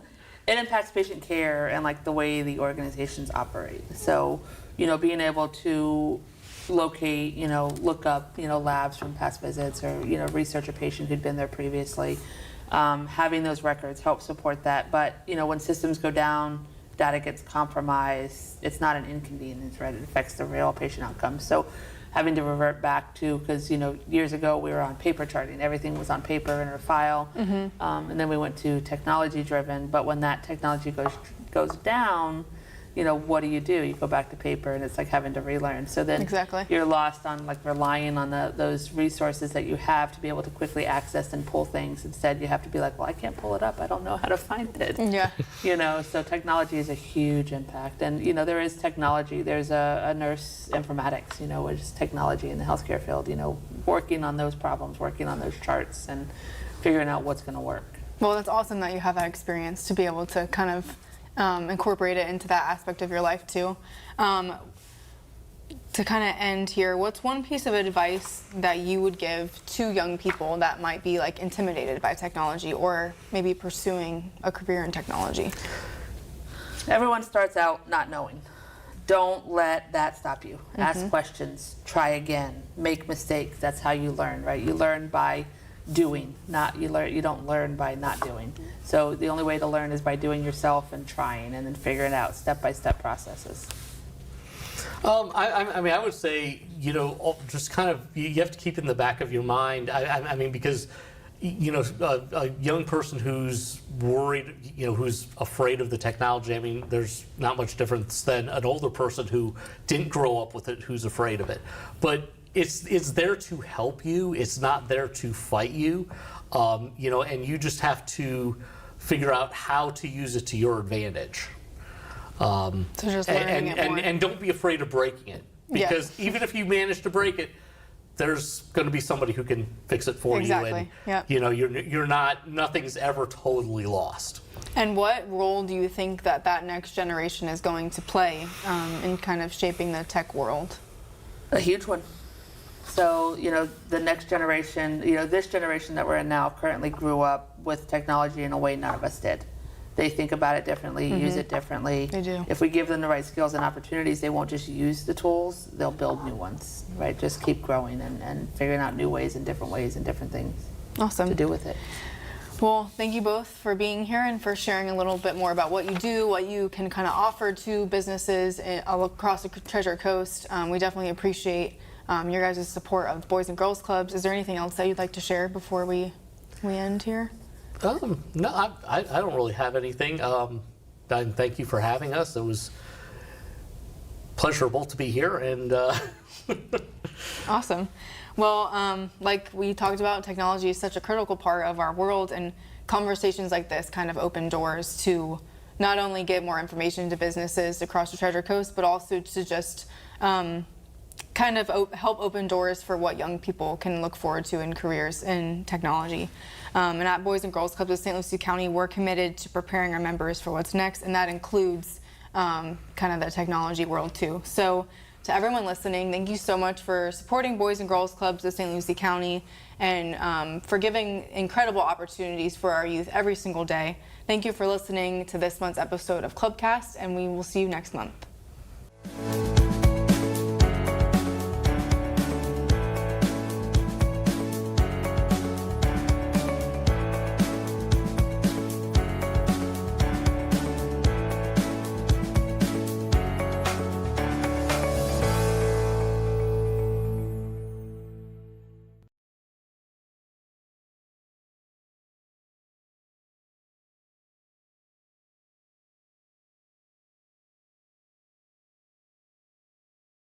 2001, he's like, David, we're competing with everybody's eyeballs for everything. We're competing with computer games, not just with other TV stations. Like, it's for all the eyeballs. And those, the different platforms and distractions are myriad, as you well know, right? Yeah. So that's all very real. And Paramount is not quite big enough as streamer to take on HBO, Netflix. Disney, acquired most of Fox's entertainment assets during the first Trump administration so that they could scale up to compete with the big boys, and Paramount simply, isn't on that level. So that's part of the world in which they're operating. They're also operating in a world in which they are owned effectively by not just David Ellison, but his father, who's the founder of Oracle, the software giant, one of the richest people on the planet, Larry Ellison. And so that shouldn't be a problem. But since they want to take over Warner Brothers Discovery, they've arranged this deal that if it successfully gets through court challenges would cost an extraordinary amount of money and involve an incredible amount of debt. So CBS has already been in cost-cutting mode, but through factors that have nothing to do with CBS and nothing to do with CBS News, they will be additionally in cost-cutting mode simply to deal with that. So that's the world they find themselves in. Well, and Then there's editorially, well, let me finish your thought. Go ahead and finish your thought briefly. That's the blinders. Yeah. The big picture is, at least for the moment, their corporate owners have been very explicit about trying to reward, affirm, and to tend to the sensibility of the President of the United States and, secondarily, the regulators who work for him so that they can get what they want. And this means that it is, an extraordinary gravitational pull. You can see the orbit being affected in, even as the body is in movement, right? And so it's being affected. The question is whether the integrity of the journalism is being affected, and this is an argument that's playing out inside and outside of CBS right now. So these are the forces affecting CBS, some of which are greater than those at some of its competitors. And briefly, so far, how are viewers responding to these structural and editorial shifts? Well, CBS 60 Minutes has been very strong, but it has been led by people who have been at the show for quite some time, even though some of the decisions have been made by Barry Weiss. So it's a little hard to evaluate on its own. I think next season will be a big judge. Barry Weiss's first big move was making Tony Dokoupil the anchor of CBS Evening News, which Dan Rather and Walter Cronkite and Katie Couric and others led. The ratings have tanked. They've been really quite bad, and this is a problem for CBS. To be fair, they've had terrible ratings, and they've had a series of anchorships that haven't really worked out, but this one seems to me has really had not only a failure to launch, but has gone backwards. Oh, we'll end on some thoughts from you. John in Oklahoma City says, when I was a kid in Southwest Oklahoma in the 50s, 60s, and 70s, I loved CBS radio on stations in Wichita Falls, Dallas, Fort Worth, and Norman, Oklahoma. I hope you mentioned the wonderful CBS foreign correspondent, Winston Burdett. When he signed off, Winston Burdett, CBS News, Spain. It was a thrill. We've been speaking to Murray Horwitz. He's a Tony Award-winning playwright and lyricist, and he's host and co-producer of The Big Broadcast at our home station, WAMU. Also with us today, David Folkenflik, the media correspondent for NPR. David, Murray, thanks. Thank you. And we'll share the most recent edition of The Big Broadcast that looks at Murrow and CBS Radio at our website, the1a.org. Today's producer was Michael Falero with help from Jill Arnold-Bailey. This program comes to you from WAMU, part of American University in Washington, distributed by NPR. I'm Jen White. Nyla Boodoo is with you tomorrow for the Friday News Roundup. Hope you tune in. Thanks for listening, and we'll talk more soon. This is 1A.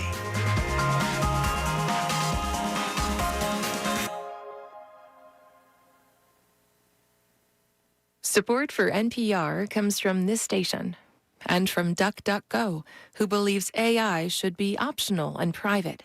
That's why they created Duck.ai, where users can chat privately with AI, no tracking. Learn more at Duck.ai. And from Proven Winners, with Proven Winners Color Choice Shrubs, offering flowering shrubs and evergreens selected for home landscapes. More at provenwinnerscolorchoice.com/NPR. This is NPR. This is John Bell. Welcome to Skywatch. The Big Dipper is in the northern sky after sunset tonight. It's made up of 7 fairly bright stars which trace out the pattern of an old pot. 3 stars, Alkaid, Mizar, and Alioth, mark its handle, and 4 stars, Megrez, Phecta, Merak, and Dubi, form the pot. Now, the official constellation in this part of the sky is Ursa Major, the Great Bear. In Greek mythology, a maid who is transformed into a bear and carried into the sky by Zeus, the king of the gods. The Big Dipper makes up the bear's back and the tail. There are fainter stars in front of the Dipper's bowl and beneath it, which faintly trace the outline of this bear, but the Dipper is a whole lot easier to see. Just to make it a challenge, though, the Big Dipper is now placed upside down so that the open end of the pot would spill out its contents onto the floor of the sky. Maybe that's where the Milky Way comes from. This has been Skywatch. I'm John Bell, reminding you to watch the skies.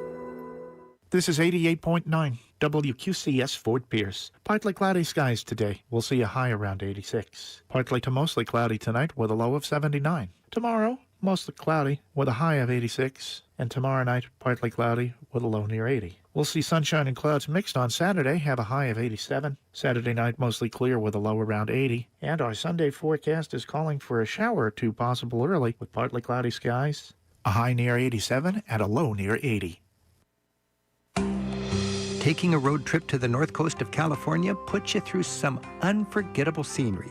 You can even go forest bathing in your car. The sinuous, sweeping one-lane road through the Avenue of the Giants of the redwood forests. Absolutely sensational experience. Coming up, we get tips for great road trips into the California countryside.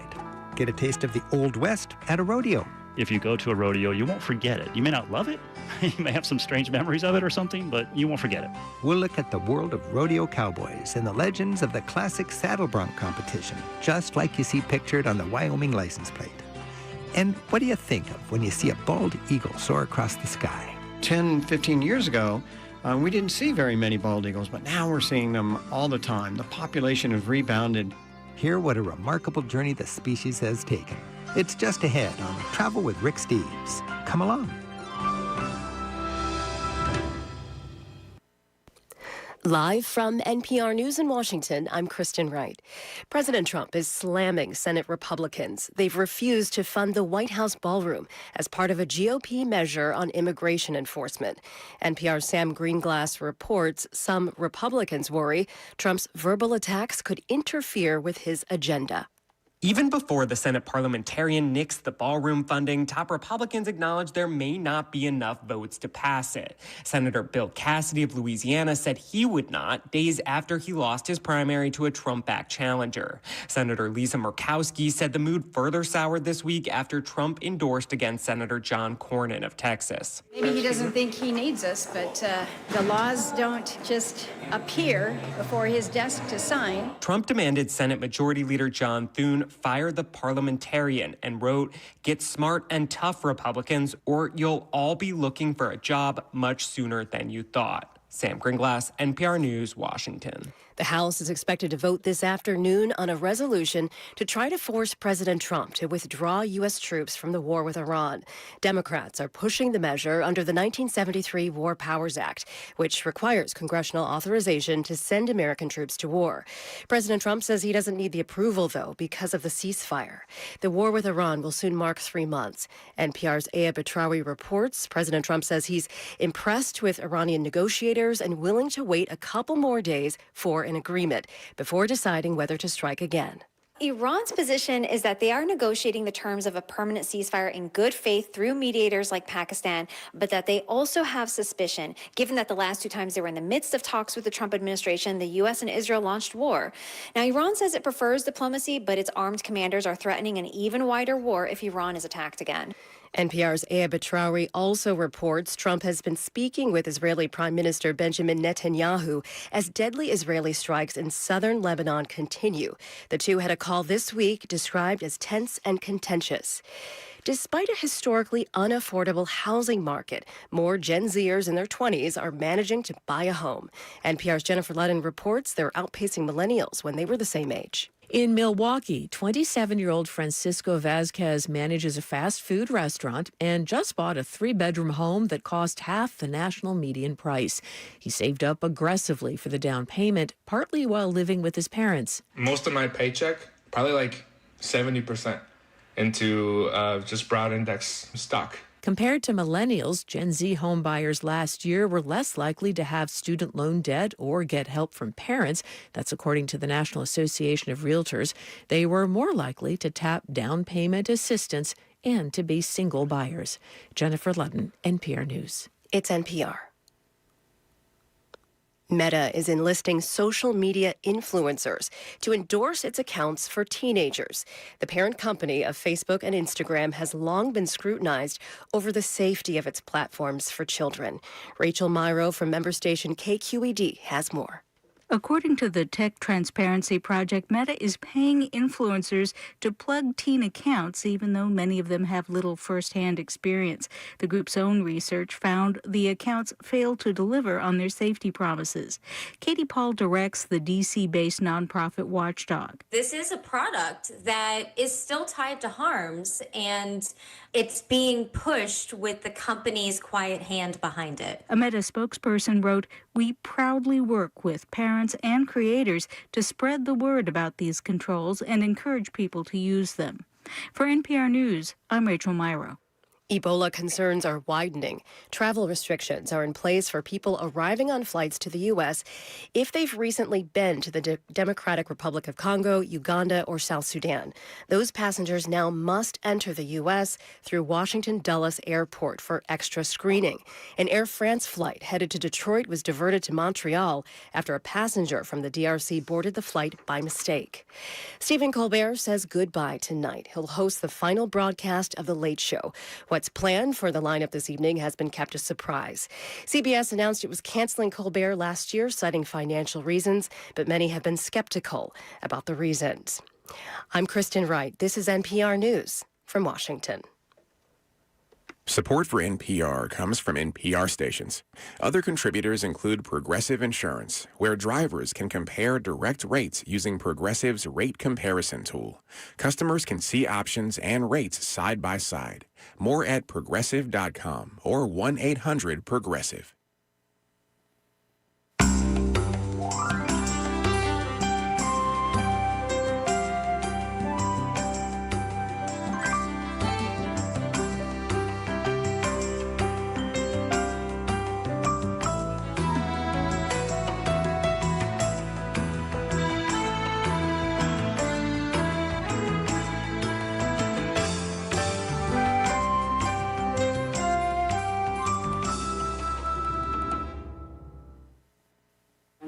Today on Travel with Rick Steves, we'll hear how one pioneer family hangs on to a vestige of the Old West by working the rodeo circuit.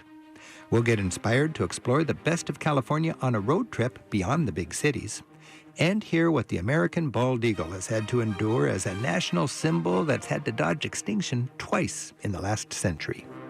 A backdrop of sandstone mountains painted shades of orange, yellow, and red, where cattle line the bluffs and tourists climb the canyon walls. This is where the Wright family spends their time, breaking cattle and carrying on the traditional American cowboy ways. Journalist John Branch spent time with Utah's fabled saddle bronc rodeo family, following the challenges tied to holding on to the dwindling cowboy lifestyle. He joins us now to detail the trials and tribulations of the Wrights, a name that's won championships and worked the land outside Zion National Park for over a century. John, thanks for being here. I'm glad to be here. Thank you, Rick. So I want to talk about the Wrights in a minute, this family that is sort of synonymous with rodeos. But let's talk about rodeos first. In a way, it's kind of the original Wild West pastime. Talk about how the rodeo represents cowboy culture as a real cultural force. Yeah, sure. That goes back to the late 1800s, Buffalo Bill days of these contests that would take place of roping and riding and trying to jump on the back of a saddle bronc. And that part of that culture has stuck with us in sometimes sentimental ways, the way that old Western movies do. The world has moved on, but these rodeos are kind of stuck in the past as sort of an emblem of what is moving away and what is leaving them behind. And they've been going on for 130 years, and people sometimes are surprised to know that there are still 700, 800, 900 rodeos a year in the United States. Unless you live in a small town, you may not realize that, or may not realize that there's more than just the one that you know about, that your Lions Club puts on or something. But they're all over the place if you're looking for them. Now, on the cover of your book, The Last Cowboys, A Pioneer Family in the New West, there's a silhouette of a cowboy on a bucking bronco. And it just seems like this saddle bronc, that's sort of like the pinnacle of all this rodeo activity. There's lots of other activities, but why is the saddle bronc? Why is this 8 seconds on a bucking bronco the big deal? Yeah, so saddle bronc is kind of the classic rodeo event. It's the one that's pictured on the Wyoming license plate, that silhouette. It's the one where real cowboys say, well, we all know what it's like to try to saddle a horse and try to control it. That's what we do on the farm or on the ranch all the time. We would never get on a horse without a saddle, and we would certainly never get on a bull. Those seem to be a little bit crazy, but to hardcore, longtime cowboys, saddle bronc is a classic event. And these broncos are bred to throw the person riding them off. Yeah, it's not unlike racehorses, right? They're bred, and they will hand down from generation to generation. You'll sort of see the same names come through generation after generation of these famous bucking horses. And if you've never really watched it, go to YouTube and search for it, saddle bronc. I mean, it's amazing. You call it like being in an 8-second car accident. Yeah, I have no urge to do this. And when you see it up close and personally, you realize what they are going through is crazy. I spent a lot of time around a lot of sports, and that's one that I have spent a lot of time close up, and I still would not do it. And you look at the cowboy before they turn the bronco loose, and he's there. He knows he's in for hell on a saddle in just a moment, and then they open that gate. And they open that gate and they don't know what's going to happen. And it's amazing because they travel a long ways. They do an 8-second ride. If they're lucky, they do an 8-second ride after 24 hours or 48 hours of traveling to get to this one place, to this one rodeo in this one small town. And here's your chance. And you have 8 seconds. And if you get bucked off, you get $0 and maybe you get hurt. If you stay on, you have a chance to be in the money.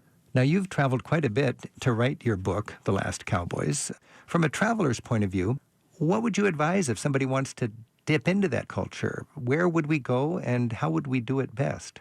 Yeah, so if you live in the Western U.S., I think it's pretty easy. You probably have a rodeo that comes once a year to someplace not too far from you. And it could be a tiny town like Stonyford, California, or Springville, California.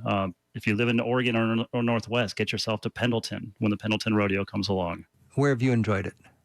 I love places like Clovis, California. I used to work in Fresno, and Clovis has a nice rodeo. Colorado Springs has the Pikes Peak or Bust rodeo. And the National Finals Rodeo, which is where the Super Bowl of rodeo in Las Vegas in December, 10 nights of a sold-out arena, 17,000 people. It's crazy. And to watch the cowboy culture take over Las Vegas and take over the casinos, it's this wonderful culture clash. If you have a chance to be in Las Vegas in December during the National Finals Rodeo. This is Travel with Rick Steves. We're talking with New York Times sports journalist John Branch, and he's taken us inside the world of one family of saddle bronc riders, the Wrights, with his book, The Last Cowboys, a pioneer family in the New West. He's also the author of Side Country, Tales of Death and Life from the Back Roads of Sports. Now, you're telling the story by getting to know a family, and it's a family that dominates rodeo. I just can't believe these guys, the Wrights. There's a lot of wannabe cowboys, but these guys are the real deal. What is it about the Wrights? Well, it took a family of 13 kids, 7 boys, and all the boys, thanks to the dad, sort of got into rodeo back 10, 20 years ago. And then these boys started having more boys. So now you have 2 generations of Wrights that are dominating saddle bronc. 4 or 5 of the best saddle bronc riders of any of the past 10 or 12 years are Wrights. It'd be like the Manning brothers. If you had 5 or 6 Manning brothers that were all winning Super Bowls, they're dominating that particular event. And they're all sort of built the same. They're all sort of built like 5'8", pretty thin, but muscular, kind of wiry. And apparently a wonderful sense of balance and a lack of fear. It's a team sport. You wrote about how it looks like a solo sport, but there's really some team action going on there. Yeah, you don't realize this when you're driving around the West on vacation in the summer, but I can now spot the rodeo trucks. And inside each of those trucks is a camper with usually 4 cowboys in it. And those guys are sharing rides back and forth to rodeos all around the West. And so you're usually moving in packs of 4 cowboys. And those guys are all helping each other with the saddles, helping each other with advice, whatever. And it's grueling. When they're on the road, they can do 3 rodeos in one weekend. Yeah, these guys a lot of them are putting 100,000 miles in their trucks each year. What's the financial payoff? Well, if you're among the best, you might make $500,000. That'd be the very top, $500,000 in earnings every year. But of course, it costs a lot of money for that truck and the tires and the gas and all that. And medical bills. And medical bills. You hope to have a spouse with a good medical plan. Oh, my goodness. Now, when you would think about this culture, this cowboy culture, it's rituals that keep a culture strong in so many ways. And there are cowboy rituals. You wrote about how they start and they end the season with the ritual of the branding day. What is that and why it's important? Yeah, so the Wrights, like a lot of families, they raise cattle. That's their bread and butter, is the cattle business. They have a small herd outside of Zion National Park in southern Utah.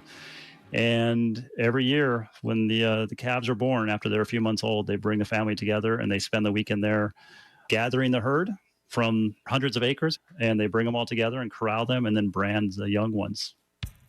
New York Times sports journalist John Branch is bringing us a modern look at the old American West on Travel with Rick Steves. His book about the first family of saddle bronc riders, the Wrights of southern Utah, is called The Last Cowboys, a pioneer family in the New West. You're writing about the Wrights, the Wright family, in this book. They're a business. They have a big ranch. They own 1,200 acres of land and lease a lot more than that from the government. Part of the book's plot is just the family struggling to stay in business. You have one quote that sort of indicates that, they've got to get with the modern world and monetize things. The quote is, if the modern world is closing in on our ranch, maybe it's time to take advantage of the modern world instead of running from it. Maybe the past really was the answer to the future. So what does that mean? That they're just going to start becoming a tourist attraction? Yeah, I mean, for most of 150 years, they were on their own. Nobody was around.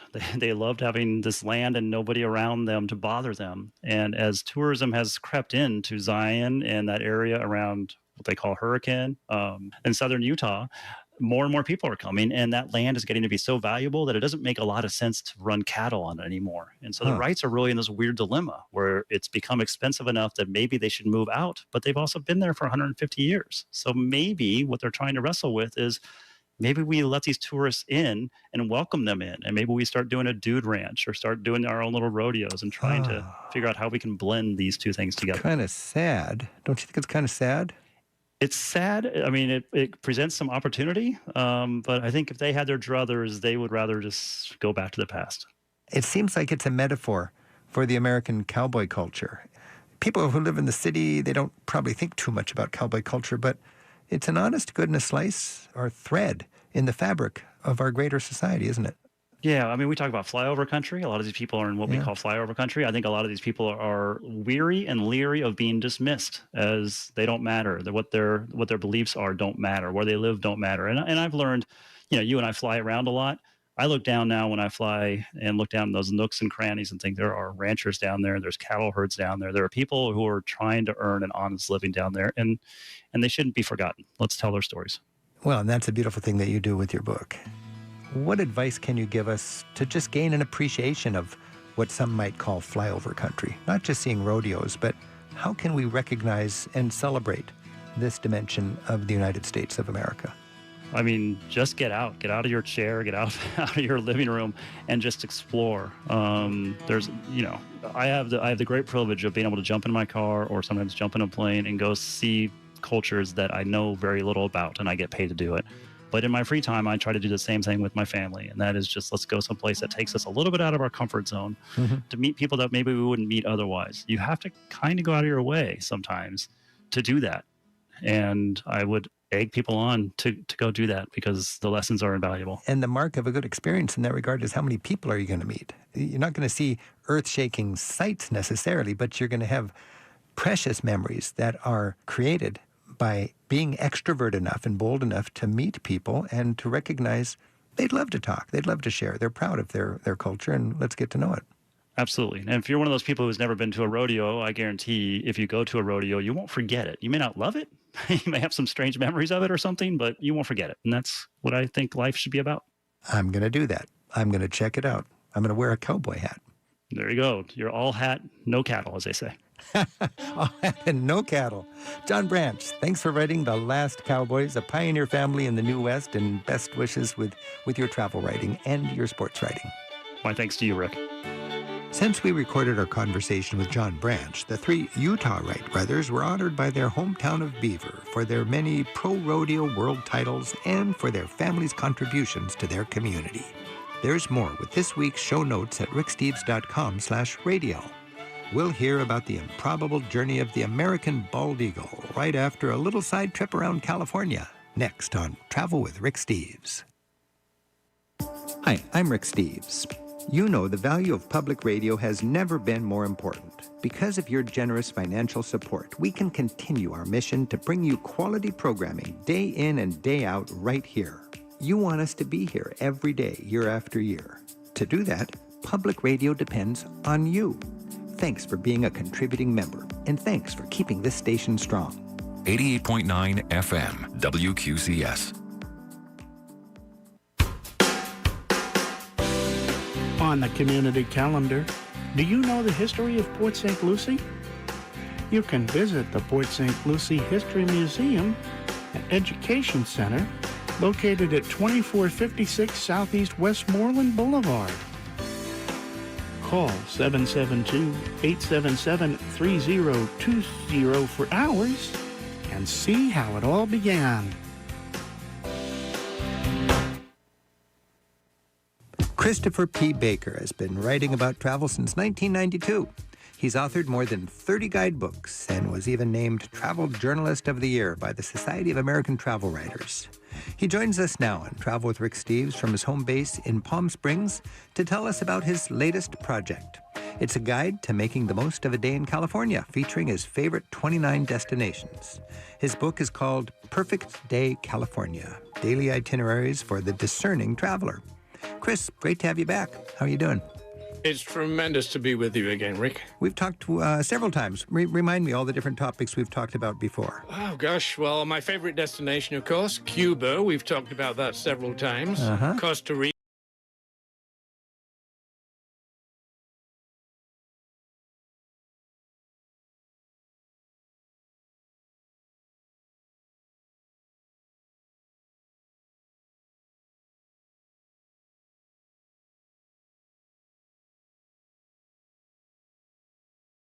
We are St. Lucie Public Schools.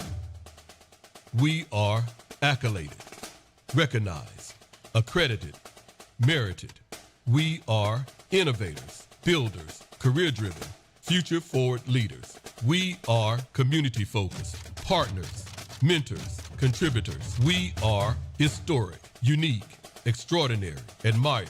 We are champions, energetic, competitive, game changers. We are artists, dancers, designers, musicians. We are diverse, inclusive, collaborative, empowering. We are caregivers, protectors, supportive, attentive. Today's learners, tomorrow's leaders. We are St. Lucie Public Schools.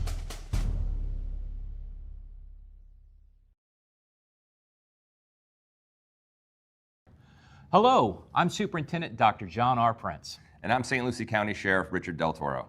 We're here to address a serious issue affecting our schools. Threats and rumors, both are serious. Threats, even as jokes, disrupt learning and carry real consequences. Making threats can lead to arrest and prosecution. Spreading rumors causes panic. Don't share, report. If you see or hear something suspicious, tell a trusted adult or call authorities. Stay safe, stay vigilant. And if you see something, say something.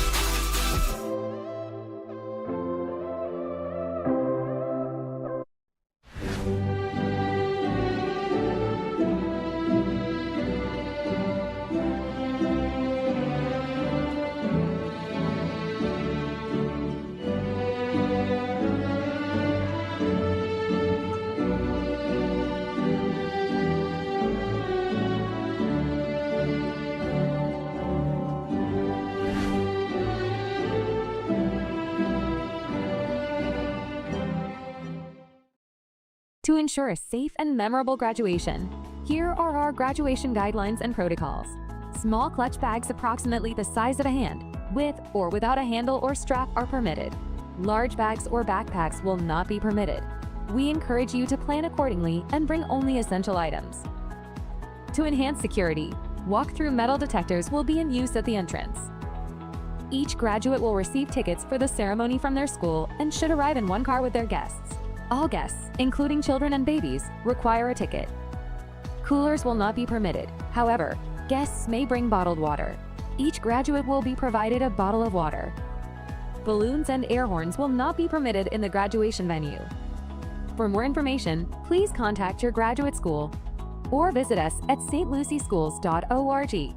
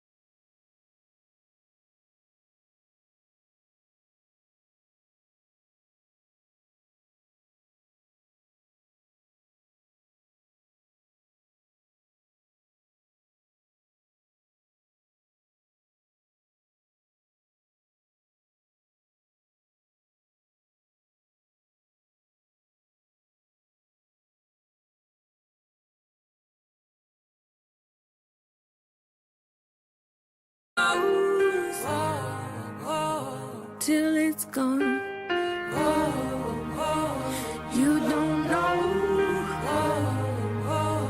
what you got till it goes, till it's gone. I wish somebody would have told me, babe, someday these will be the good old days. All the love you won't forget, and all these reckless nights you won't regret. Someday soon your whole life's gonna change. You'll miss the magic of these good old days.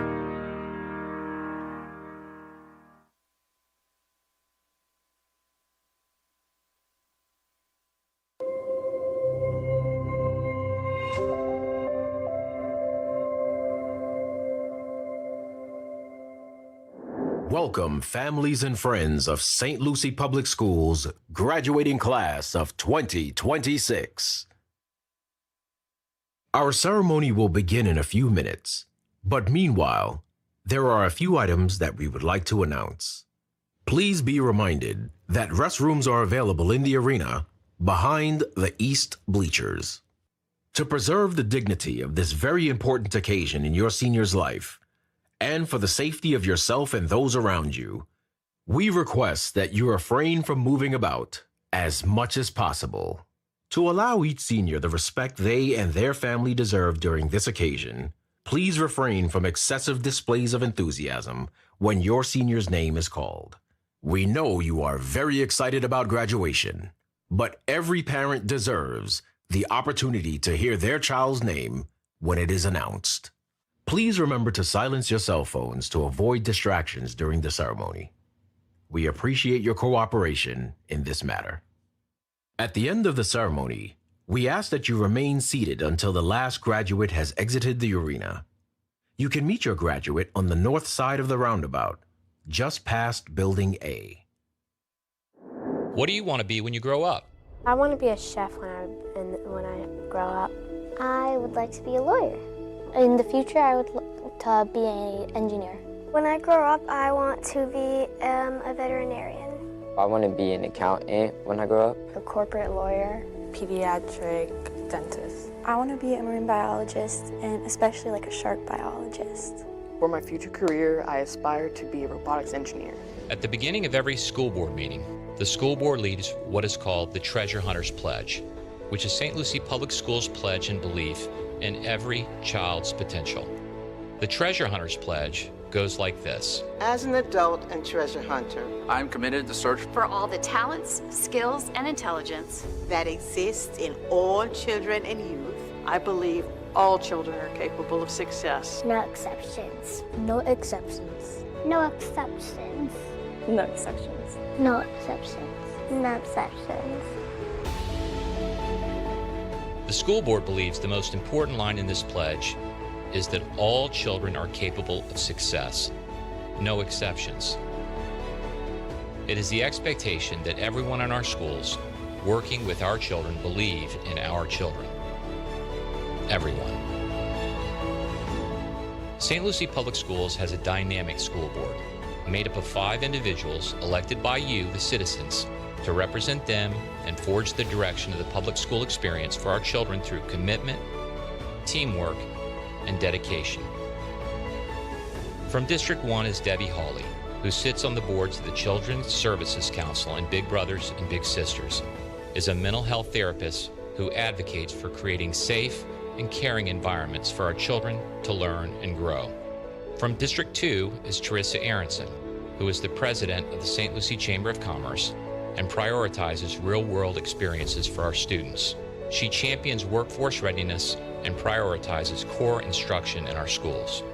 From District 3 is Dr. Donna Mills, a passionate leader and civic advocate who, along with her husband, founded the Save Our Children organization. Dr. Mills leads by ensuring all students have opportunities for accelerated coursework and ensuring our schools set high expectations. From District 4 is Jennifer Richardson, whose expectations include prioritizing early literacy and the equitable distribution of resources. Mrs. Richardson believes that every school in our district should maintain a high-quality learning environment.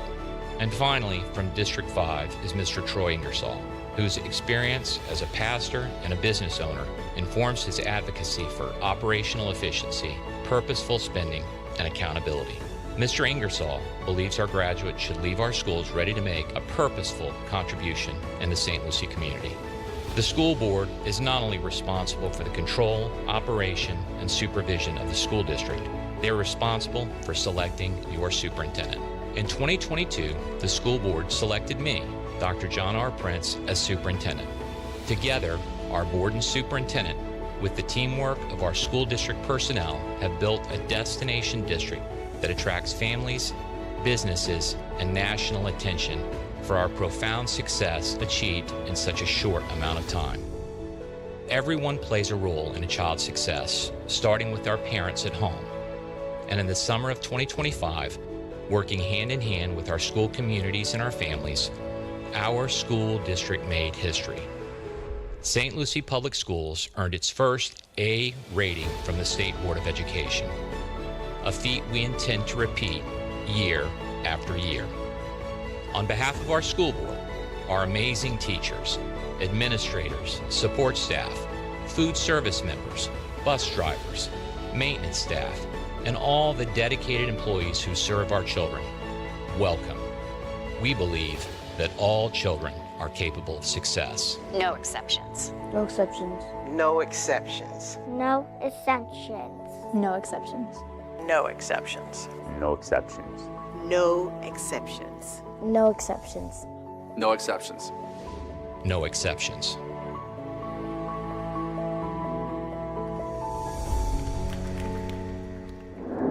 And now, ladies and gentlemen, please join the school board, superintendent of schools, faculty and staff of St. Lucie Public Schools as we honor your sons and daughters for their hard work, dedication, and achievement.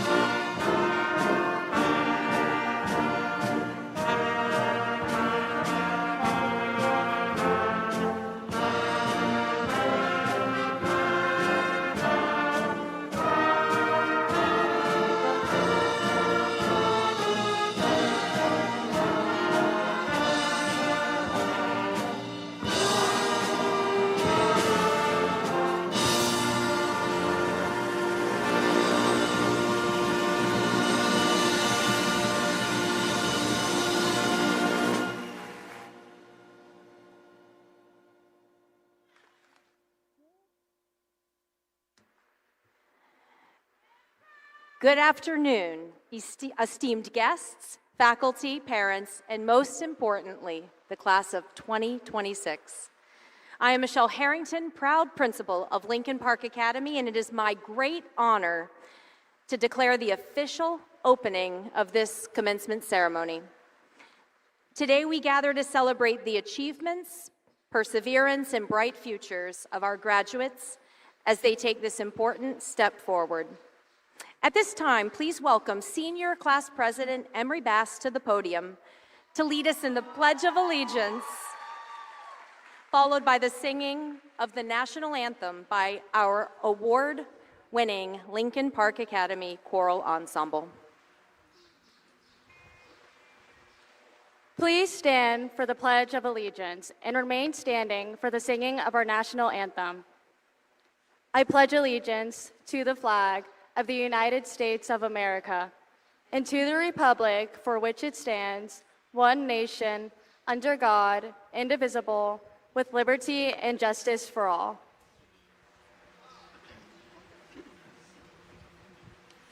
Oh, say, can you see by the dawn's early light what so proudly we hailed at the twilight's last gleaming, whose broad stripes and bright stars through the perilous fight o'er the ramparts we watched were so gallantly streaming, and the rocket's red glare, the lost birds singing gave proof through the night that our flag was still there. Oh, say, does that star-spangled banner yet wave o'er the land of the free and the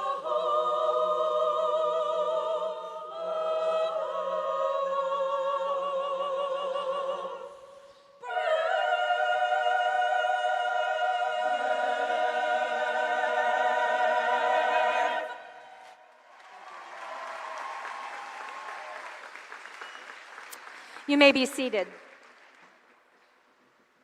Thank you, Lincoln Park Academy Choral Ensemble and Mr. George Ramming. I would also like to thank the Lincoln Park Academy Wind Ensemble and director, Mr. Jason Albert, for playing our prelude and processional today.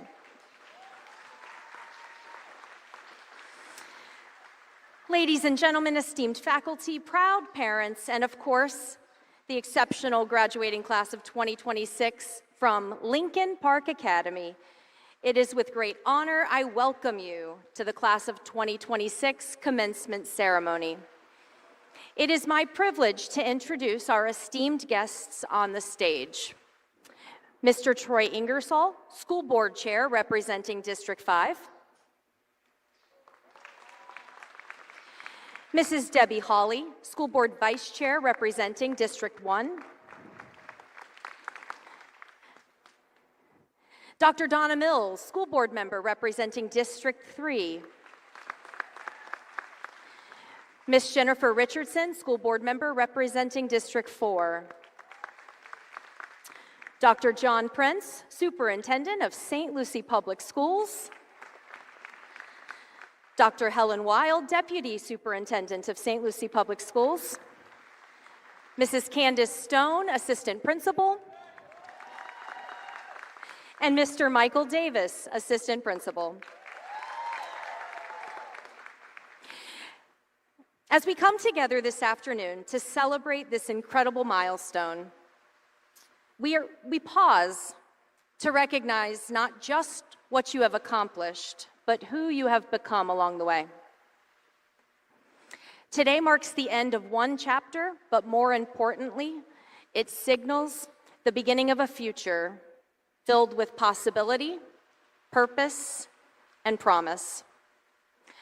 During your time at Lincoln Park Academy, you have grown in ways that extend far beyond the classroom.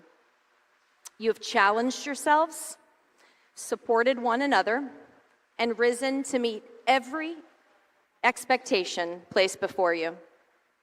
Along the way, you have built lasting friendships, demonstrated resilience in the face of challenges, and created memories that will stay with you long after today. And let's be honest, you've also survived early mornings, long testing days, group projects where not everyone pulled their weight, and at least a few Wi-Fi issues along the way. Many of you have completed the most challenging and rigorous courses LPA has to offer, including International Baccalaureate, Advanced Placement, and Dual Enrollment. 20 of you have earned your associate degree. If you have earned your associate degree, please stand and be recognized.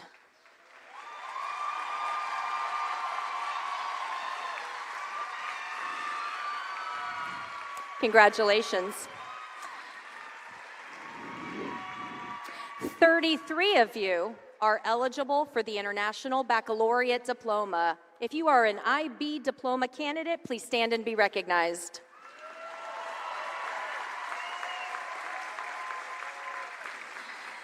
Congratulations. One of you has already earned your ACE Diploma. Caitlin Johnson, please stand and be recognized. And 2 of you are ACE Diploma candidates. If you are an ACE Diploma candidate, please stand and be recognized. One of you has committed to serve our nation in the United States Marine Corps. Adrian McFarland, please stand and be recognized.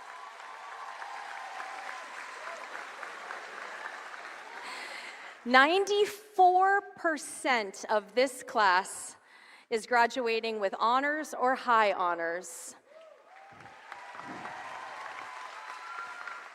35% have earned the Bright Future Scholarship, and as a class, you have earned over $8 million in scholarships and achieved a 100% graduation rate.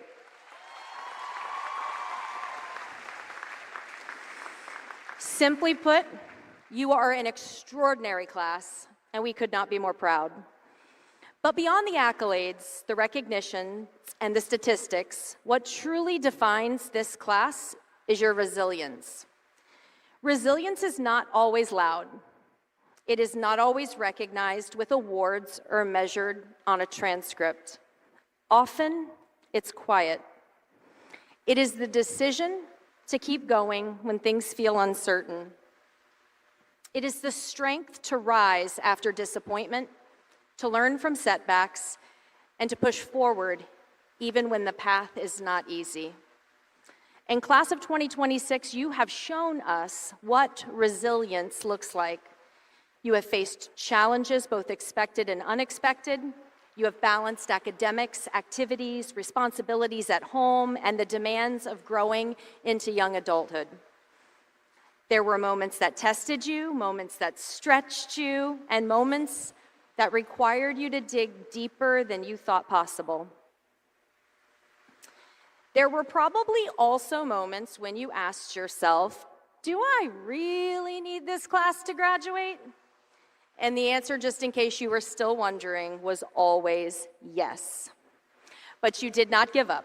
You adapted, you persevered, and you kept moving forward. That is resilience. What makes your journey even more remarkable is that you did not walk it alone. Along the way, you supported one another. You leaned on your friends, your teachers, your families, and your community. You celebrated each other's successes and lifted each other up during challenging times. That sense of connection, that willingness to stand together is what makes Lincoln Park Academy so special. As you leave here today, I want you to carry that resilience with you. Because the truth is, life after high school will bring new challenges. There will be moments when things don't go as planned. There will be setbacks, obstacles, and times when you may question yourself. In those moments, remember this: you have already proven that you can overcome. You have already demonstrated the ability to adapt, to persevere, and to rise. Resilience is not something you leave behind here today at graduation. It's something you take with you. It will guide you through college lecture halls, military service, career pathways, and every step of your journey beyond today. There is a story about an author many of you recognize, J.K. Rowling, the creator of Harry Potter. Before her books became known around the world, she faced rejection not once, but multiple times. Publisher after publisher told her no. Some didn't think the story would sell, and others just simply weren't interested. At that point, it would have been easy to stop. Easy to think, maybe this just isn't going to work. But she didn't stop.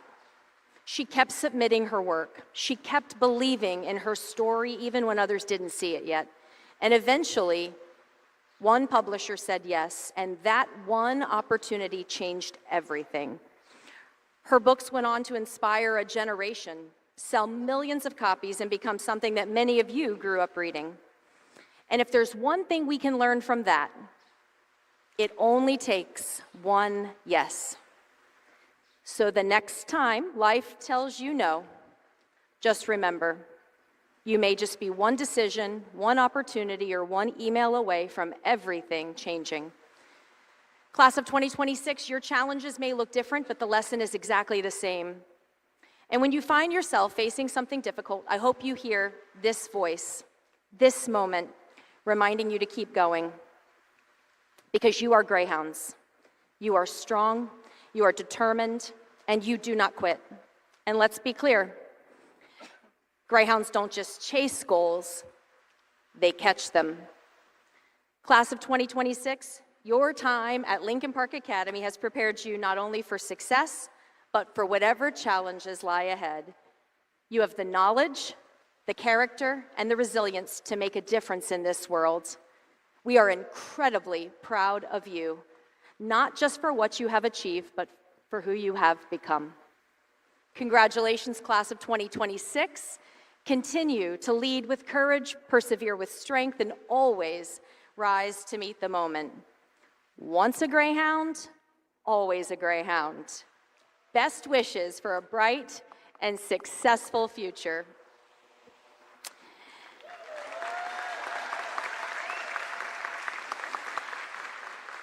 At this time, it is my honor to introduce the Superintendent of St. Lucie Public Schools, Dr. John Prince. Dr. Prince's leadership and commitment to excellence continue to support and inspire our students, staff, and community. Please join me in welcoming him to the podium for his remarks.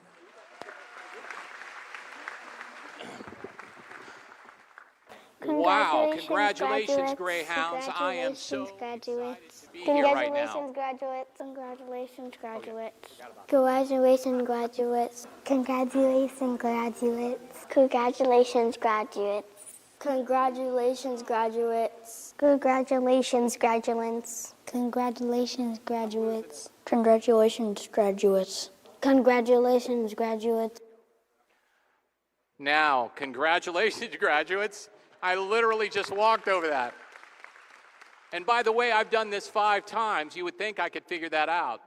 So I am so excited to be here. Let me tell you something. I am a grizzled veteran as a parent. I have 4 kids. And I want to just say right now, I have 1 left in the nest, okay? I've gone through graduations. I've gone through 3. I cannot tell you right now, graduates, how happy your parents are. Parents, are you happy? Let's go. Let's go. All right. And I'm going to tell you right now, this is not your parents' high school. When I went to high school, okay, the standards weren't quite the same. These people, they've got to pass a math test, an algebra test, take IB classes, ACE classes, AP classes, dual enrollment classes, have a 24 credits and a 2.0 GPA, and I'm going to bet everybody in here has a way over a 2.0 GPA. but it is not easy to graduate from high school. My shop teacher had 4 fingers missing when I was in high school, and he was teaching me how to use a bandsaw. So all I can say is, this is not, parents, your high school experience. Lincoln Park Academy is the crown jewel of St. Lucie Public Schools. It truly is. And speaking of crown jewels, I do have a very special guest. I'm going to ask him to acknowledge himself, but we have a former board member and a graduate of the class of 1956, Dr. Sam Gaines, here with us today.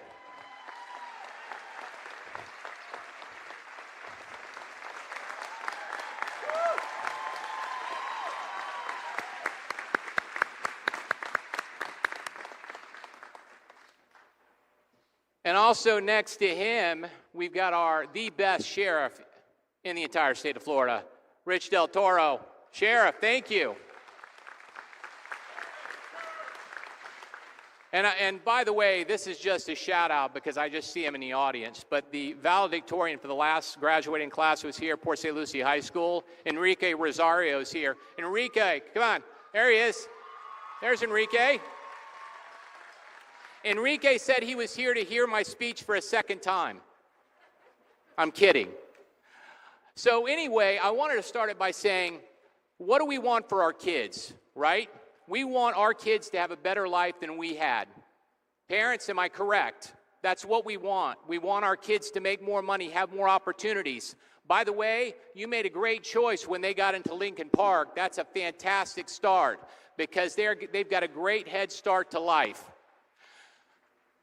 Public education is the genius of our democracy, and I want to tell you why that is, okay? We have a lot of competitors in our market now. We got homeschool, we got basketball school, we got private schools, we got religious schools, we've got charter schools, and then we've got public schools. There's one exception to public school. We don't do it to make money. Our profit margin is sitting right in front of me right now, our future. Our teachers are not in it to get rich.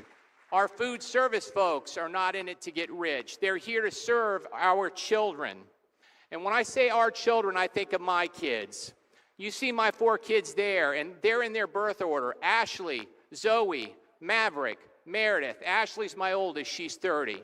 My youngest is in the back, she's 17 years old. All of my children are products of public schools. My youngest, 17, she's currently in one of our high schools. My oldest, Ashley, God bless her, you always have a child that just does it to you, right? Parents, if you have more than one kid, you know what I'm talking about, the one that's always going to challenge you. So I'll never forget one time my daughter, she was 17 years old, the same age as her youngest sister now. It was our anniversary. My wife and I left town, and we went to Melbourne for the night. Ashley's job was to watch her 3 siblings.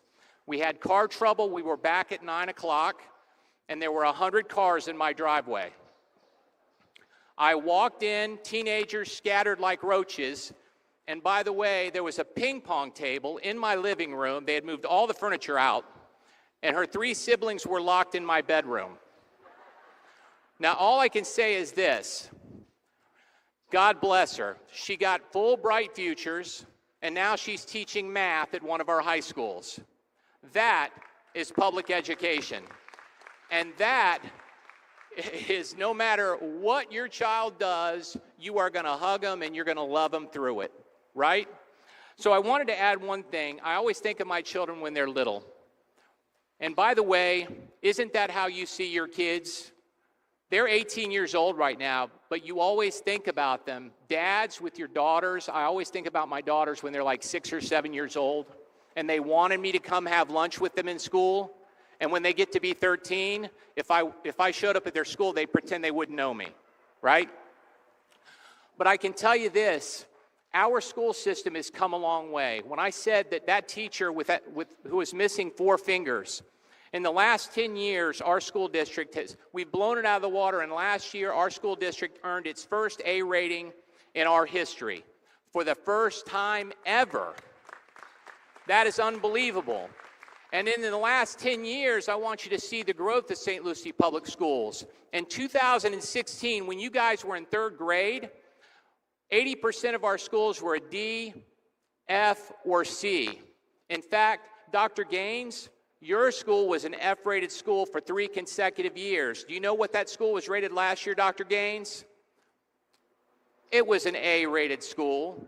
That's how far we've come. Now I'm going to close with this about public education being the genius of our democracy. You young men and women, I'm about to shake your hand. And when I say your parents want better for you, they do. Trust me, they do. They love you more than anything. But you're about to become adults.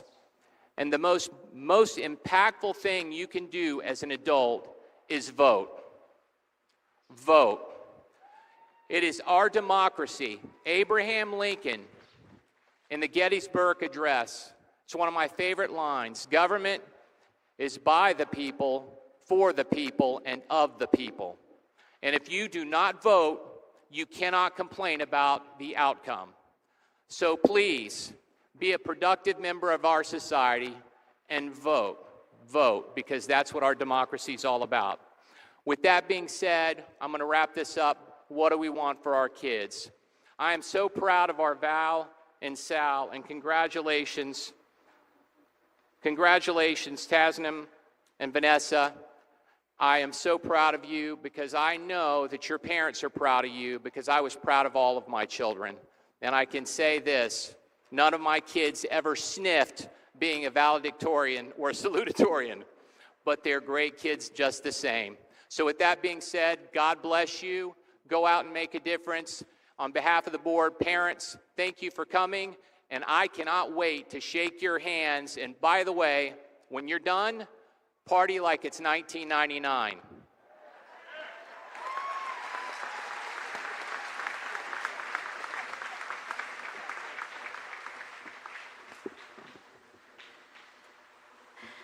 Thank you, Dr. Prince. At this time, it is my honor to introduce the president of the class of 2026. She has been a proud Greyhound at Lincoln Park Academy since the 6th grade and has distinguished herself as one of the top scholars in this class, currently ranked 4th with an impressive weighted GPA of 6.28. In addition to her academic achievements, she earned her associate's degree from Indian River State College this past fall, an outstanding accomplishment that reflects her dedication and drive.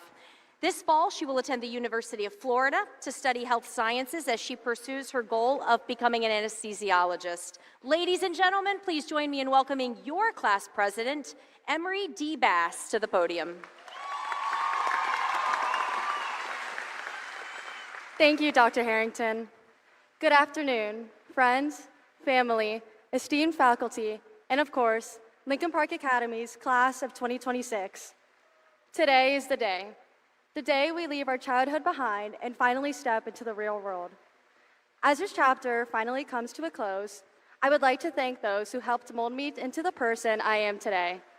To the teachers and faculty who have supported me in every step of my academic career. To my dearest of friends, who helped me find genuine happiness. To my family, who has always pushed me to become my best version. And of course, the entire senior class. I thank you all. I thank those who have been with me since 6th grade, excited to have a longer break because of some random virus. Those who I met in high school, scared of our new advanced classes. And even those whom I did not know until this year when I stepped into this role as president.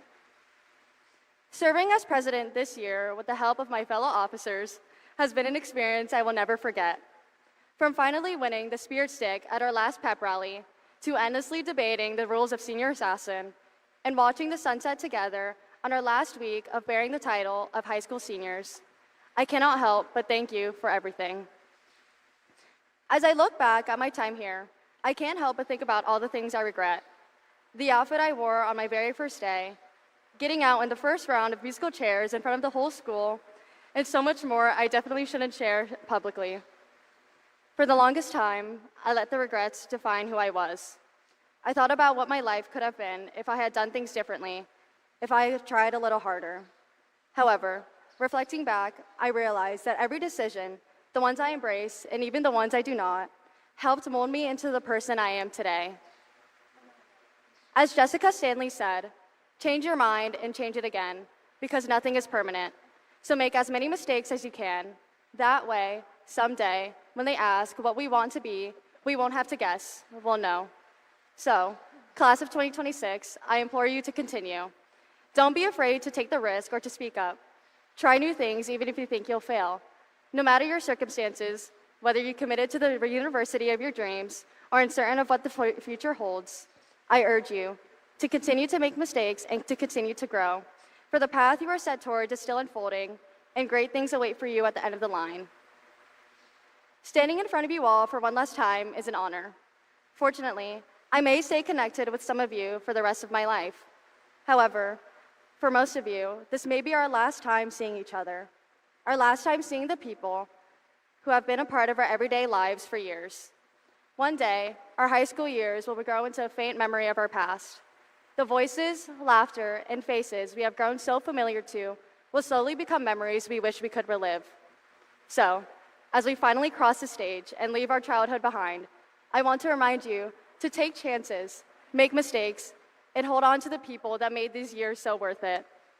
So for one last time, congratulations, Lincoln Park Academy's class of 2026. No matter where life takes us, a part of us will always belong here. Thank you. Thank you, Emery. Would Emery's family please stand to be recognized? Thank you so much. Now it is my honor and privilege to introduce the Salutatorian for the class of 2026.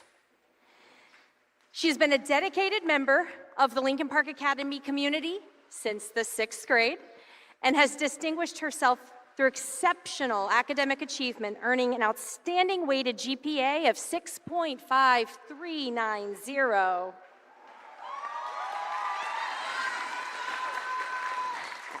As an international baccalaureate diploma candidate, she has demonstrated both intellectual rigor and a commitment to excellence.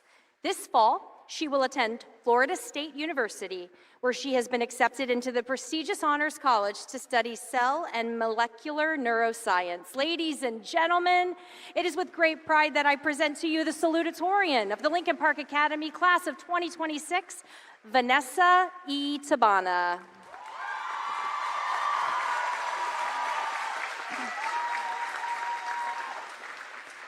Good afternoon, class of 2026. When I first started writing the speech, I kept thinking I needed to have some profound, life-changing quote. I searched everywhere I could think of for inspiration, and to be honest, I couldn't find anything that spoke to me. But then I realized that the quote I had been searching for had been right in front of me the whole time. My senior quote, which is, "If you wait until the last minute, it only takes a minute." Now, before anyone gets the wrong idea, this is not me encouraging procrastination, not publicly anyway. On the surface, this quote sounds like poor time management and terrible advice for high school students. And it is, but there's something deeper there. Because what was I doing during the time before the last minute? I was spending time with my friends. This mattered more than ever, especially during senior year, when we all knew these moments wouldn't last forever. High school has a way of making us feel like the goal is to be the best, whether that's at academics, sports, performing arts, or any other passion that we've pursued. I understand this may be ironic coming from me, but standing here now, I've realized that the purpose of high school is to build relationships that will support you in your future and to create moments with the people around you. Because after today, we won't be seeing each other in the hallways anymore, and look at how quickly our time has run out. It's so important to live in the moment so that when you look back, you don't regret how you spent your time. As we move into this next chapter of our lives, I encourage you to carry that with you. Yes, strive for excellence and chase after your goals, but don't let achievement come at the cost of your personal life. It's the people around you, your friends, your family, your support system, who push you and make those achievements meaningful in the first place. And with that, I'd like to thank the people who have done exactly that for me. teachers and staff, especially Ms. Gonzalez, who has always treated me with the greatest respect and kindness, and Ms. Hertz, who has done the same and helped me tremendously throughout this senior year. Thank you. Of course, I can't forget to thank the director of our outstanding LPA band, Mr. Albert, for giving me so many great opportunities to develop my musical talents. Special thanks to my closest friends, my girls, who always support me and helped me write this speech. Of course, I could not forget to give a big thanks to my family, especially my mother, for putting my success first, always. I'm so proud to be standing here today, continuing the legacy of my sister Danielle, who was LPA's first Black female valedictorian.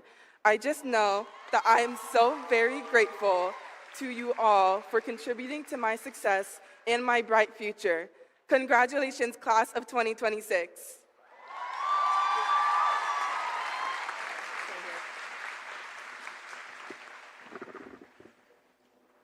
Thank you, Vanessa, for those inspiring words. Would Vanessa's family please stand to be recognized?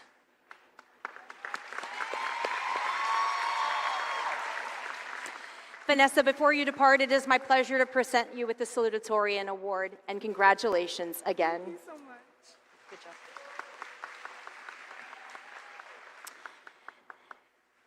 Now it is my honor and privilege to introduce the Valedictorian for the class of 2026.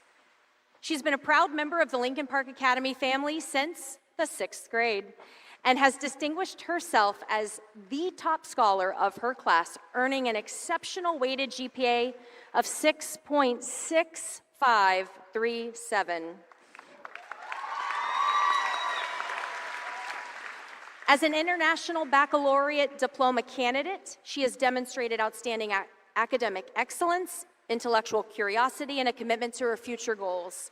This fall, she will attend the University of Florida to study literature on the pre-med track as she pursues her aspiration of becoming an obstetrician gynecologist. Ladies and gentlemen, it is with great pride that I present to you the valedictorian of the Lincoln Park Academy class of 2026, Thasneem M. Akhtar.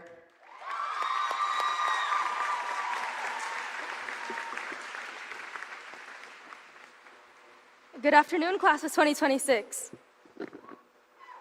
We stand here today as 176 graduates, 176 futures, and 176 stories that brought us to this moment. Though only half of you are listening with the other half thinking about lunch, I couldn't be prouder to stand here today addressing all of you as fellow graduates of Lincoln Park Academy. But truth be told, we know you don't need me to tell you to remind yourself of how far you've come. Instead, as we all go our separate ways and begin the next chapter of our lives, I want to leave you with a little bit of truth. You aren't ready, but that's not a problem. There's a small poem in Bangla. Chol, chol, chol. Urdu gogana bajamado. Cholure, cholure, chol. Move forward. Keep moving. The drums are beating in the heavens above. Go on. Keep going. No one cares that you aren't ready, because you won't ever be ready for everything that will come your way. In this school, we aren't people who wait until we are ready. We start anyway. While everyone hesitates, we move. While everyone doubts, we try. Because we know that there's no path laid out for us.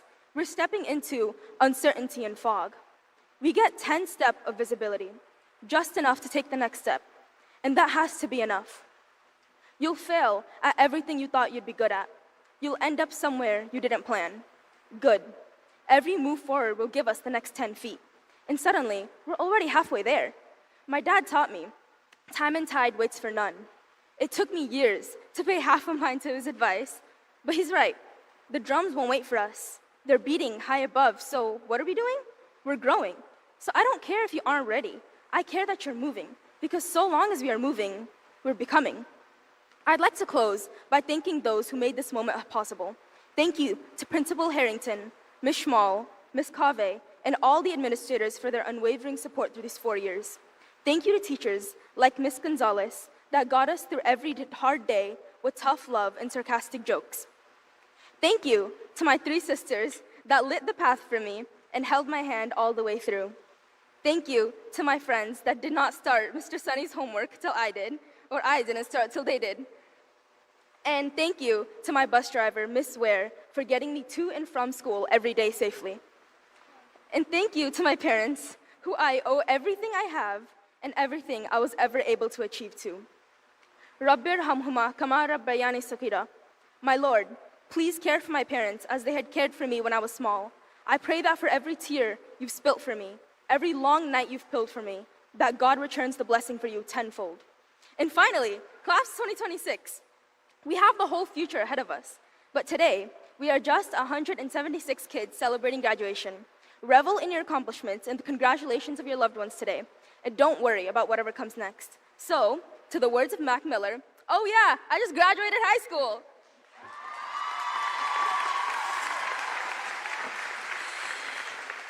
Thank you, Thesneem. Before you depart, I'm going to give you your valedictorian award, Thesneem. And would Thesneem's family please stand and be recognized?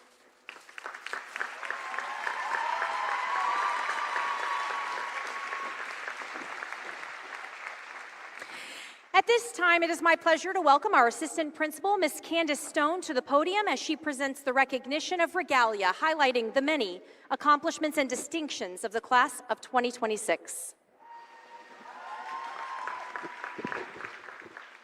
Thank you, Dr. Harrington. Good afternoon, Lincoln Park Academy families, staff, and distinguished guests. As a part of today's ceremony, you will notice many of our graduates wearing special cords and stoles. These pieces of regalia represent an extraordinary achievements, commitments, and talents of our students. Each color tells a story of dedication, excellence, and pride. First, we recognize our academic honors graduates. Students graduating with high honors, earning a GPA of 3.8 or better, are distinguished by a gold stole and tassel. Those graduating with honors with a GPA of 3.0 and 3.7, that's between, wear a gold stole. Students who have earned an associate's degree through Indian River State College are recognized with the IRSC cord, reflecting their commitment to college-level coursework while in high school. Our International Baccalaureate Diploma candidates wear a blue and white stole, while our ACE Diploma candidates and recipients are recognized with a white stole. Members of our National Honor Society wear a gold cord, symbolizing scholarship, leadership, service, and character. In addition, many students proudly wear the cords and stoles representing their academics, their clubs, athletic teams, and extracurricular involvement. Each of these honors represents not only achievement, but dedication to something greater, service to others, commitment to excellence, and pride in being a Greyhound. Today, as you see our graduates adorned in these colors, know that they reflect years of hard work, perseverance, and passion. Please join me in celebrating all that they have accomplished. Congratulations, class of 2026. We are incredibly proud of you. Next, we will have our presentation of the candidates by Dr. Harrington.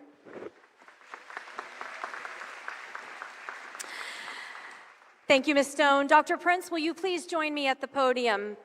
Distinguished members of the school board and Superintendent Prince, as principal of Lincoln Park Academy, it is my honor and privilege to present to you the graduating class of 2026. I certify that these students have successfully met all graduation requirements as established by the School Board of St. Lucie County and the state of Florida. Dr. Harrington, you may award the diplomas. Thank you, Superintendent Dr. Prince. Superintendent, members of the school board, and distinguished guests, please stand and join me in recognizing our graduates as they cross the stage. Will the candidates in the first row please rise and proceed to the stage?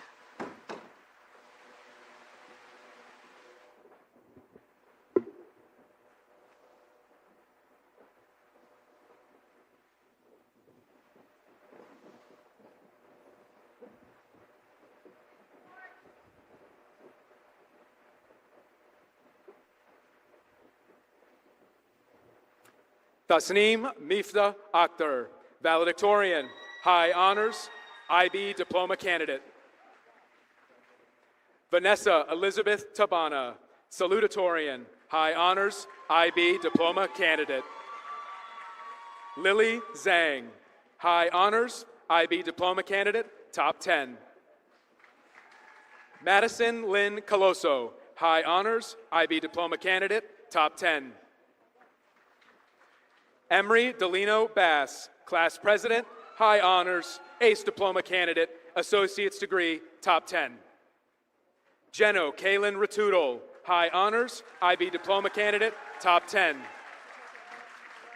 Lucia Cristina Manfreda, High Honors, IB Diploma Candidate, Top 10.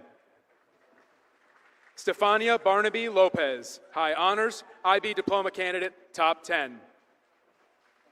Ruji Jaden Murat, High Honors, IB Diploma Candidate, Top 10.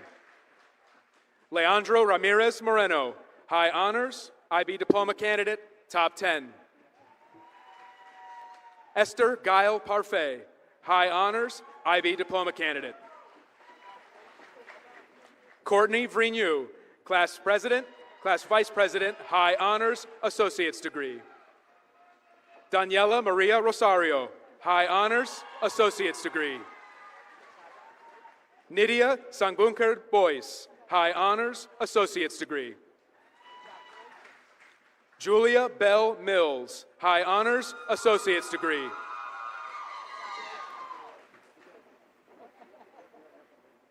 Amina Sehar, High Honors, IB Diploma Candidate. Elena Marie Gahn, High Honors, IB Diploma Candidate.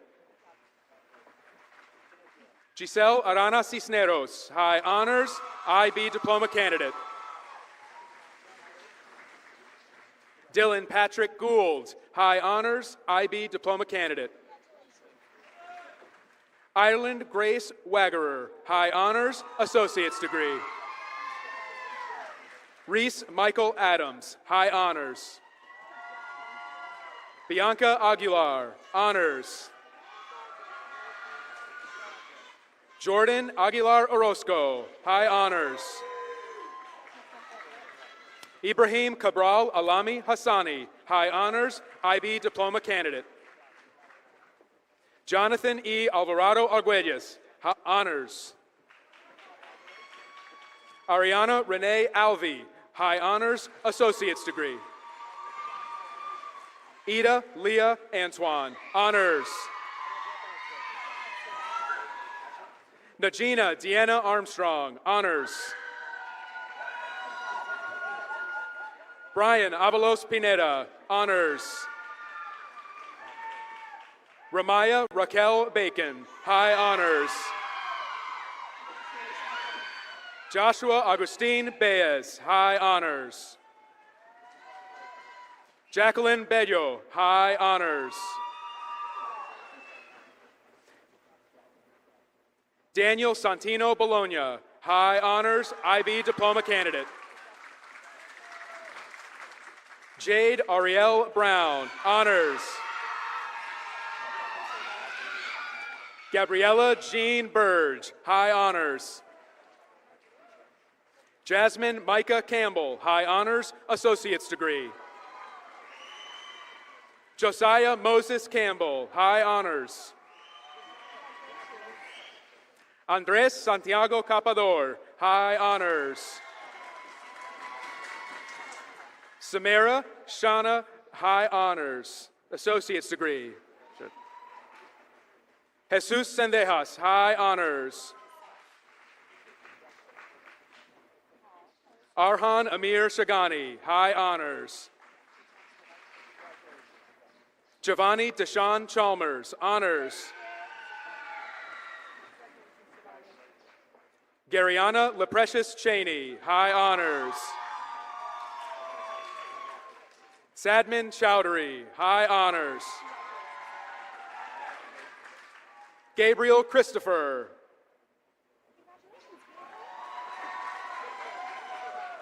Yoldine Sius, High Honors, Associate's Degree. Kiera Nicole Coburn, high honors. Gabrielle Sabria Coughlin, honors. Bianca Lajiki Kokoni, high honors. Rosalind Beatrice Crandall, high honors, ACE diploma candidate. Jeremiah Tervoris Crenshaw, honors. Janessa Diaz, LPA's mascot, high honors, IB diploma candidate. Hugo Dominguez, high honors. Dimitri Berlin de Sos, high honors. Bianca Lee Easterling, high honors, associate's degree. Alyssa Celeste Enriquez, high honors. Nicholas A. Eshelman, high honors. James William Evans, high honors. Haley Marbella Fedema, high honors, IB diploma candidate. Esther Felix, high honors, IB diploma candidate. Dylan Wade Felvis. Carol Flores, high honors, associate's degree. Dylan Friedel, high honors. Amara Sierra Furness, high honors, associate's degree. Daniel Alejandro Gamez, high honors. Olivia Dominga Ganetto Presley, high honors, IB diploma candidate. Jacqueline Garcia. Diego Garcia, high honors. Harrison Bradley Goldberg, high honors. Aaron Golding, high honors. Sophia Jessica Goldman, high honors. Olivia Paige Gomez, high honors. Jeremiah Ezekiel Gonzalez. Jaden Tiana Groothouse, honors. Bella Grace Hambleton, high honors. Piper Mackenzie Hambleton, high honors. Colton Baker Hendry, high honors. Lola Julieta Hernandez. Jacob Dylan Harold, honors. Jeremiah Gregory Hill, honors.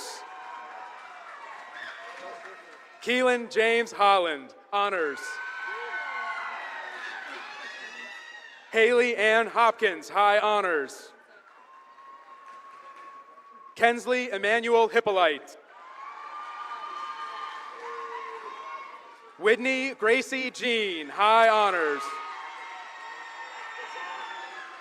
Ariel Ketsia Jean-Louis, high honors, associate's degree. Caitlin Raquel Johnson, class secretary, high honors, IB diploma candidate, ACE diploma recipient. Tyon Amir Johnson, high honors. Sarah Yvonne Jones, high honors. Kalia Dior Joseph. Randy Juarez Hernandez, honors. Fred Nicholas Capsis, high honors, IB diploma candidate. Zaina Zishan Kasimuddin, high honors. Jada Nurian Khan, high honors, IB diploma candidate. Catherine Lynn Kinzer, high honors. Justin Kassoon, honors. Samaria Lorraine Knight, high honors. Jade Alea Lapointe, honors. Everin Renee Latortu, honors. Noah Pierre Lavial, High Honors, IB Diploma Candidate. Lillian Grace Ledlow Bailey, High Honors. Rakia Alexis Lewis, High Honors, Associate's Degree. Alexander Lloyd Lopez, High Honors. Jayla Ismati Lopez, High Honors. Serafina Lourdes, High Honors. Tyree Lewis, Honors. Kevin Lucero, Honors. Jesse David Machado, High Honors, IB Diploma Candidate. Tanner Lane Maggart. Justin Andrew Maitland, Honors. Madeline Reese Maples, High Honors. Logan Maxwell Martin, High Honors. Destiny Kiara Mathis, High Honors. Catherine Grace McDermott, High Honors. Adrian McFarland. James Donald McGarry, High Honors, IB Diploma Candidate. Drayden Ricardo McLaughlin, High Honors. Termaya Elizabeth McQueen, Honors.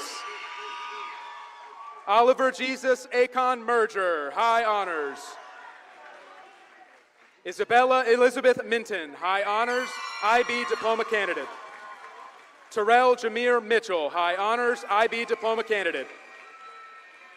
Ayush Mohapatra, High Honors. Maddox William Cisco Montano, Honors.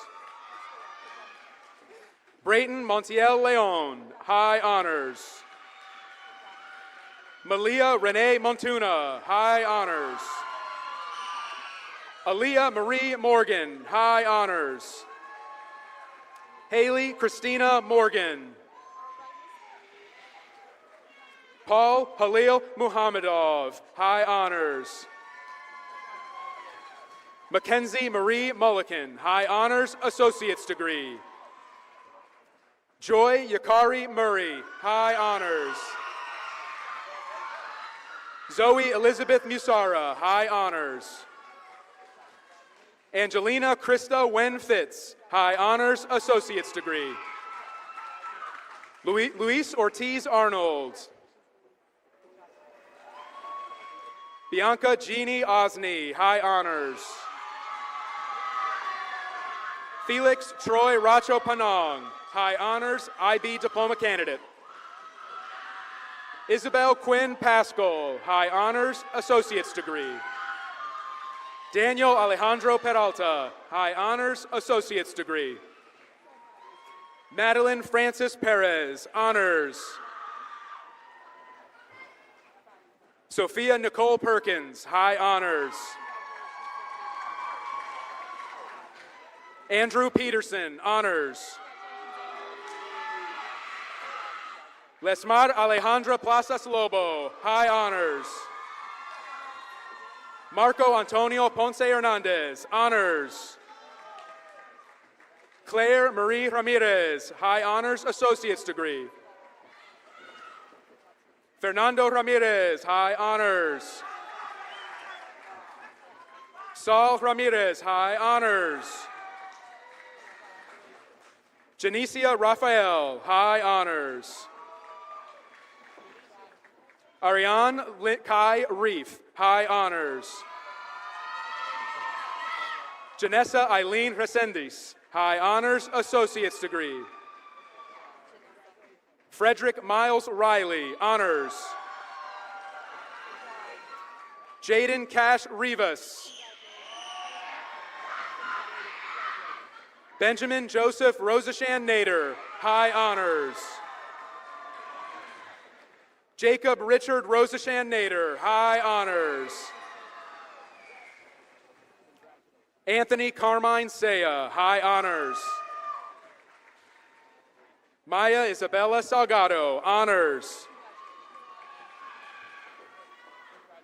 Jacqueline San Juan Noyola, honors. Mary Gloria Santiago Hernandez, honors. Gael Angie Silver, high honors. Kylie Suzanne Self, honors. Alexander Lucas Seguris, high honors. Adam Mahmoud Shalabi, high honors, IB diploma candidate. Cassandra Lou Short, high honors. Michaela Alondra Singh, high honors, IB diploma candidate. Tanaya Janae Singleton, high honors. Vinicius Alva de Soto, high honors. Dylan Giametti Spooner, high honors. Emma Victoria Swanchek, honors. Tatiana Mercedes Thompson, high honors. Alexa Joy Titherington, high honors. Olivia Grace Titherington, high honors.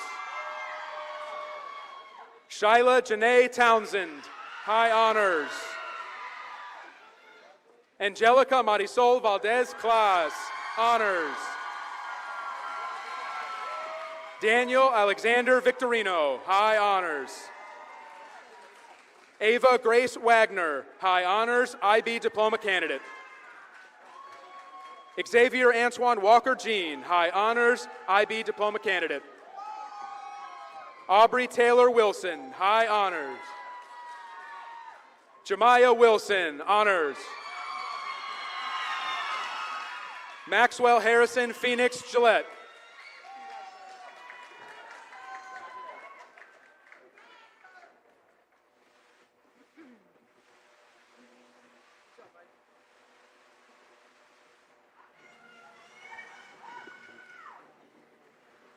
Dr. Prince, will you please join me again at the podium?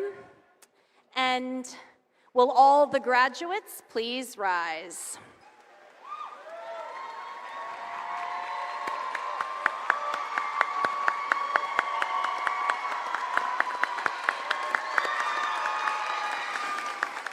Dr. Prince, as principal of Lincoln Park Academy, I proudly present the graduating class of 2026, graduates of St. Lucie Public Schools. They now await your official confirmation. Greyhounds, by the power vested in me as superintendent of St. Lucie Public School and on behalf of the school board, I now pronounce you graduates. You may turn your tassels.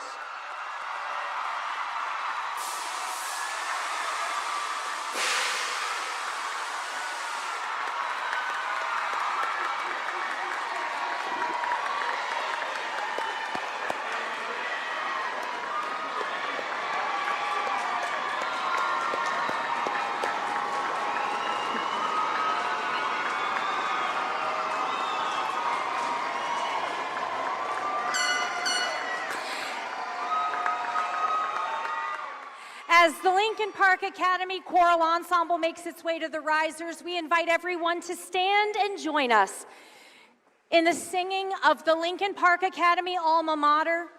Our alma mater, way down in Southland, is more than a song.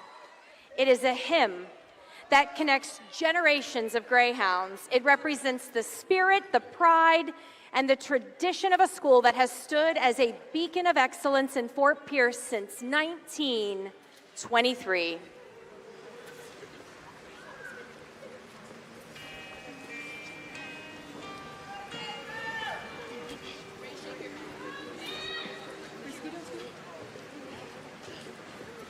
Way down in Southland, where the shadows never fall, lies dear old Lincoln, a school beloved by all.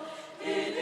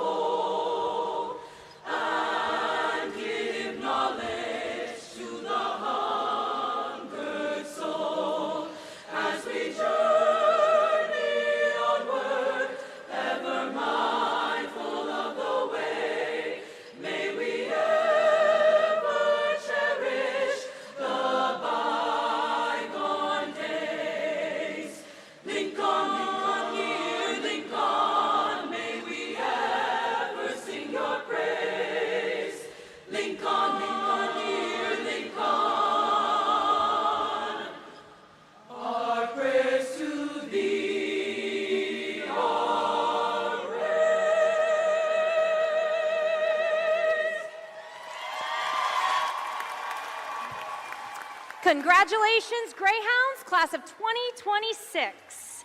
Thank you for joining us as we celebrate the Lincoln Park Academy class of 2026. And as we begin our recessional, I ask that out of respect for the graduates and the dignity of this prestigious ceremony, the audience remain seated until the last graduate has exited the arena.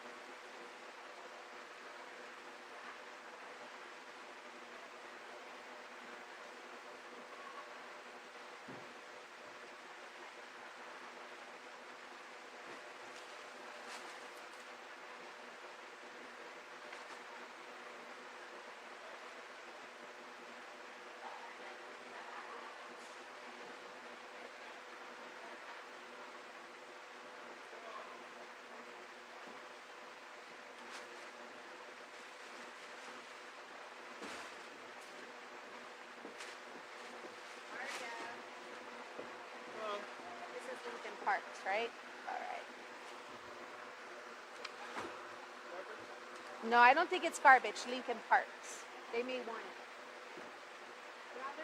I'm just gonna go ahead and put Central's up. Centennial. All right.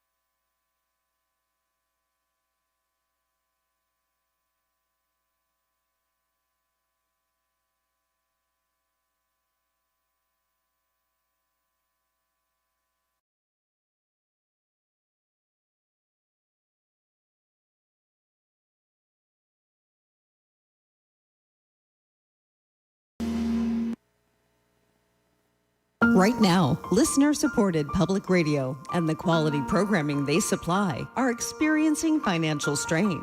WQCS asks you, our valued listeners who may have never thought to make a monetary contribution, to consider supporting us now. Government funding cuts have been in the news, and your donation will help to ease the strain. Visit WQCS.org and click the donate button to become a contributing member. And thank you. On the next Fresh Air, how can a politician lie to the electorate and not face legal consequences? Even a lie as consequential as President Trump's claim that he won the 2020 election? In a new book, Andrew Weissman explains how we got here and suggests ways to hold politicians accountable. Weissman was the lead prosecutor in the Mueller investigation. Join us. This afternoon, beginning at 3, here on WQCS 88.9 FM. Funding for Here and Now comes from the listeners of WBUR Boston and from MathWorks, creator of MATLAB and Simulink, to design and develop engineered systems, accelerating the pace of discovery in engineering and science. Learn more at mathworks.com. And City Space Productions, WBUR's creative studio for custom podcasts that tell a brand's story to ignite engagement, reach new audiences, or establish thought leadership. WBUR.org/creative studio. It's Here and Now. The outdoor recreation gear and apparel company REI is locked in a fight to reach a contract with a group of unionized workers. Those workers are urging customers to boycott the company's biggest sale of the year. Emma McNevin says she's worked at the REI Boston store for almost 2 years. Throughout our fight for a reverse contract, we've learned that while REI might not listen to us workers, it does listen to its co-op members and customer base. So that's why we are asking customers to boycott, to really help amplify our message that REI does need to bargain in good faith and agree to a fair contract. REI isn't the only retailer whose workers formed unions several years ago but still don't have contracts. The company says it remains ready to negotiate in good faith. Let's bring in Dave Jamieson. He's a labor reporter for HuffPost. Dave, welcome back. Thanks for having me. So REI has 195 locations. It's structured as a consumer-owned cooperative. The workers in question represent 11 unionized stores. Explain to us about their call to boycott REI during this sale through Memorial Day. Sure. So the first REI stores started unionizing about 4 years ago. And that's campaign has spread to a number of stores, but a lot of time has gone by without any kind of contract in place. And so the workers I've talked to who are involved in this are pretty frustrated. They viewed the boycott as kind of a major escalation, but one that they felt they needed to take just because this has gone on so long. And this is just kind of a reminder, I think, that as difficult as it is to unionize a workplace, it's often much harder to obtain a contract where you have guaranteed raises and protections. And that's really what this fight is about. So what is REI saying about this? So REI says they're disappointed in the boycott. That was the word they used. They think it's counterproductive, and the last I heard, they're maintaining that that sales are brisk during the sale, but the union has said that they're hearing from workers that certain stores appear to be missing sales marks during the sale. And so I think it may be a little while before we know, and I think at the end of the day, only REI may know really how effective the boycott is at the end of the day. So, Dave, the situation isn't unique to REI. Tell us what the bigger picture is here. Right. So this campaign was part of a kind of a group of pretty splashy campaigns a few years ago, including at REI and Starbucks as well. Excuse me, at Amazon and Starbucks. Hundreds of Starbucks stores have unionized. They still do not have a contract. A major Amazon warehouse on Staten Island unionized, the first of any Amazon fulfillment center in the country to unionize. They still do not have a contract. And in fact, Amazon still does not recognize that the union exists legally.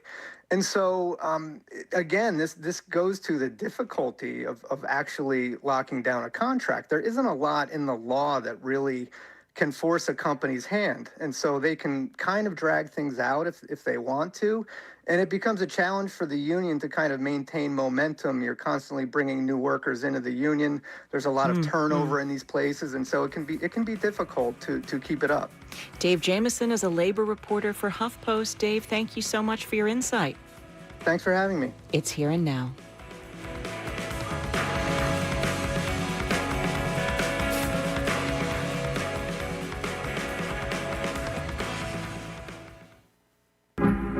Climate change makes heat waves more intense. So to confront this, some communities in the U.S. are planting dense mini forests. The plants talk to each other.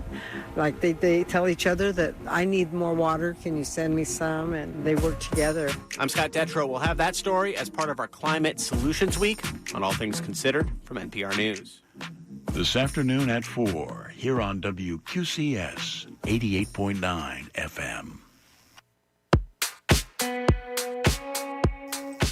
Now, you can connect with your favorite NPR podcasts, including bonus episodes from select shows. It's NPR Plus. Enjoy sponsor-free listening while helping to support local news and information heard here on 88.9 WQCS. To find out more about NPR Plus, visit our homepage at wqcs.org. 88.9 FM WQCS, which is licensed to Indian River State College, is an equal opportunity employer. And when job openings occur, we diligently seek qualified applicants. If your organization would like to receive notification of WQCS's full-time employment opportunities, please contact us in writing. Our address is WQCS 3209 Virginia Avenue, Fort Pierce 34981, or email us at wqcs@irsc.edu. Funding for Here and Now comes from the listeners of WBUR Boston and from Road Scholar, a nonprofit educational travel provider for adults offering programs in more than 100 countries and online. Learn more at roadscholar.org/learning. And the Museum of Science Boston. With winter in the rear view, the museum's spring exhibits include science in action, interactive engineering experiences, and a robot roundup featuring autonomous machines. Information at mos.org. From NPR and WBUR, I'm Indira Lakshmanan. I'm Anthony Brooks. I'm Peter O'Dowd. It's Here and Now. Drought conditions across the United States have many people anxiously bracing for what could be a very busy summer for wildfires. This week in Southern California, a fast-moving grass fire threatened tens of thousands of homes in Simi Valley. And just a few weeks before that, fires erupted in 2 states better known for hurricanes. Developing right now, this wildfire emergency across the southeast, Florida and Georgia. Nearly 90 homes burned to the ground now. Firefighters. As part of our Climate Solutions Week, we're going to take a look at technology that can help detect a fire before it spreads out of control.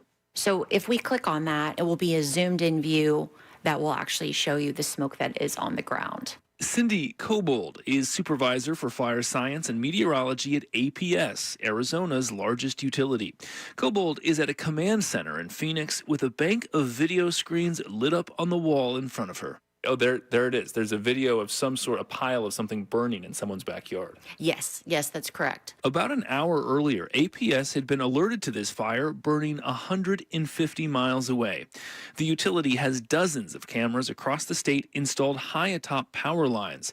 The cameras are equipped with artificial intelligence, alerting APS to the first wisps of smoke curling toward the sky. It looks like someone's possibly burning trash. So not a wildfire. Correct, not a wildfire. But at least it's good to know. Absolutely. Kobold calls the technology a game changer, helping the utility decide if it should turn off its power lines in the event of a major fire. It's one reason why power providers and local fire agencies are installing AI-equipped cameras across the West. Some heavy-duty clips. Yeah.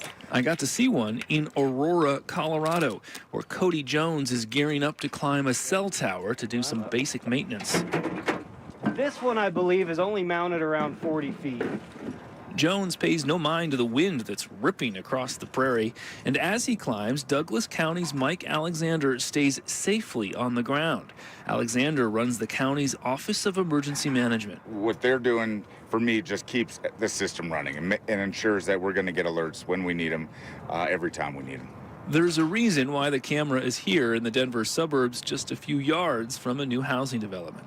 We're out in the plains, the grassland plains of Colorado, and this area is prone to rapidly spreading wildfires. So any spark under windy conditions, when the grass is available to burn, have the potential to grow very quickly, very large, and burn into communities and threaten lives and property. We've seen that in Colorado. Absolutely. The Marshall Fire several years ago proved that grassland fires can become urban conflagrations under the right set of conditions. The Marshall Fire ripped through nearby Boulder County in the winter of 2021, destroying about 1,000 homes and killing 2 people. It was the most destructive fire in Colorado history. Since then, Alexander says AI-equipped cameras have helped avoid disaster. Just last month, cameras alerted officials to the Bear Creek Fire. In a rugged, mountainous part of the county, no humans could see it burning. But the cameras did.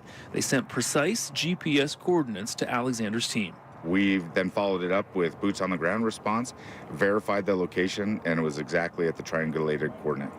If we hadn't had that, we either A, would have spent the whole night looking for it and maybe found it, maybe not, and potentially caused us a situation where we might have lost that fire. Do you think this could save lives? Without a doubt. In wildfire response, every minute matters. Sonia Kastner is CEO of Pano AI, the company that developed the cameras for Douglas County in Colorado and APS in Arizona. She says Pano cameras are monitoring 50 million acres across 17 U.S. states and parts of Australia and Canada. The system can alert fire officials to danger before a 911 call comes in. When we founded Pano in 2020, we never would have guessed that we'd be sitting here in 2026 doing deployments in Georgia, in the Dakotas, in New Jersey. Wildfire risk is spreading east at an alarming rate as conditions get worse and worse and worse. But AI systems are not perfect. In the early days, there were some funny occasions where we detected what we thought was smoke, but it was actually a snowblower. A cloud of dust can also look like smoke. The algorithms get more precise as they collect more data, but Kastner says a human still reviews every alert before it's sent out. If you're in the middle of fire season, battling active blazes, the last thing you want is false alarms. There's no time in an emergency to deal with hallucinating AI. Arizona State University's Hannah Kerner says that while artificial intelligence can help detect a fire faster, it cannot be the solution to catastrophic wildfires. We also control what's happening on the ground. Kerner uses AI and satellite data to predict fire hazards, but she says the technology can't fix every problem. The federal government has fired workers and fallen behind on its goal to reduce fuels on public land. AI can't thin trees in an overgrown forest in Idaho, and it can't reduce fuel that's quick to burn houses in Hawaii. We know that invasive grasses in Maui are a huge problem. And so it's important to remember that there are on the ground solutions that can also help to reduce fires, not just letting those continue while we develop systems to detect them better. Meanwhile, there's the question of who should benefit from this technology. Not far from the crashing waves on the beaches of La Jolla, researchers at the University of California, San Diego are hard at work on AI fire detection. So we are now going into one of our command and control environments called the Wave Lab.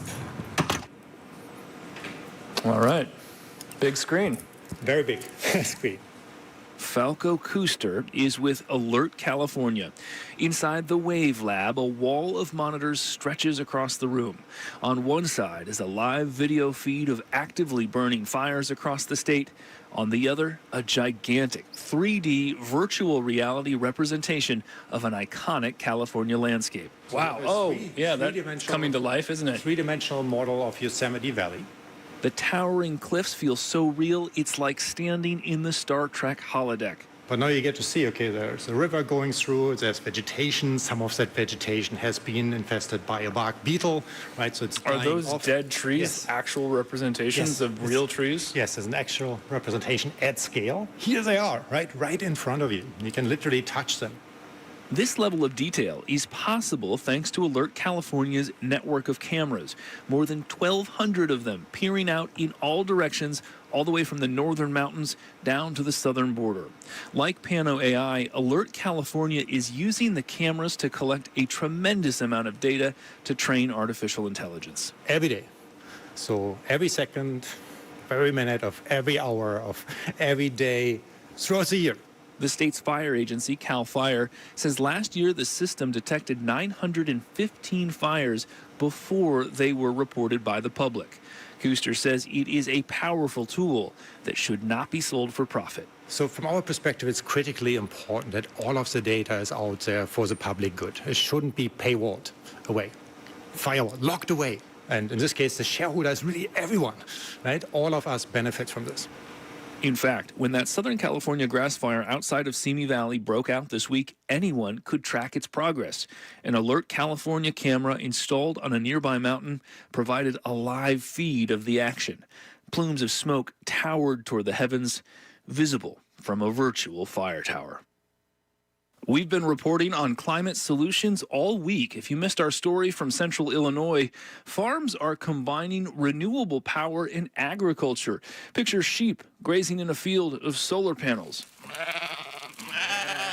Agrivoltaics could help preserve farmland while renewable energy expands in rural America. That's at hereandnow.org.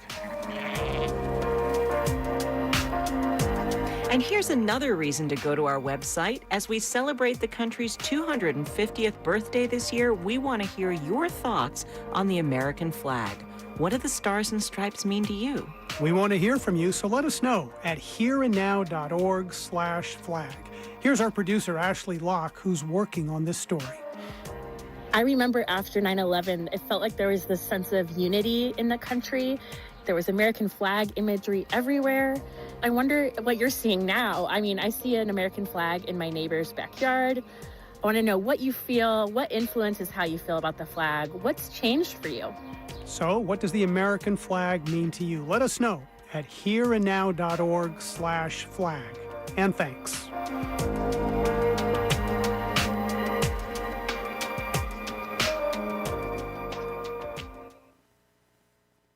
Spring is the perfect time for clearing out the old to bring in the new.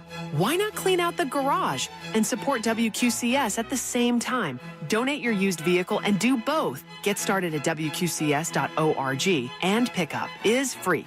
WQCS is on your radio and streams live on the internet at WQCS.org, where you can access all of our digital channels. You can also listen on any of your smart devices. Details are at WQCS.org. Stephen Colbert hosts The Late Show one last time. Fellow late-night hosts The Jimmys, Kimmel and Fallon, will air reruns to give Colbert the spotlight.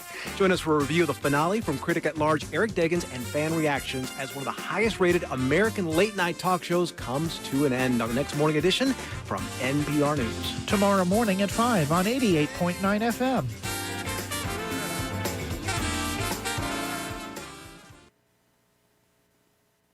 Funding for Here and Now comes from the listeners of WBUR Boston and from MathWorks, creator of MATLAB and Simulink, to design and develop engineered systems, accelerating the pace of discovery in engineering and science. Learn more at mathworks.com.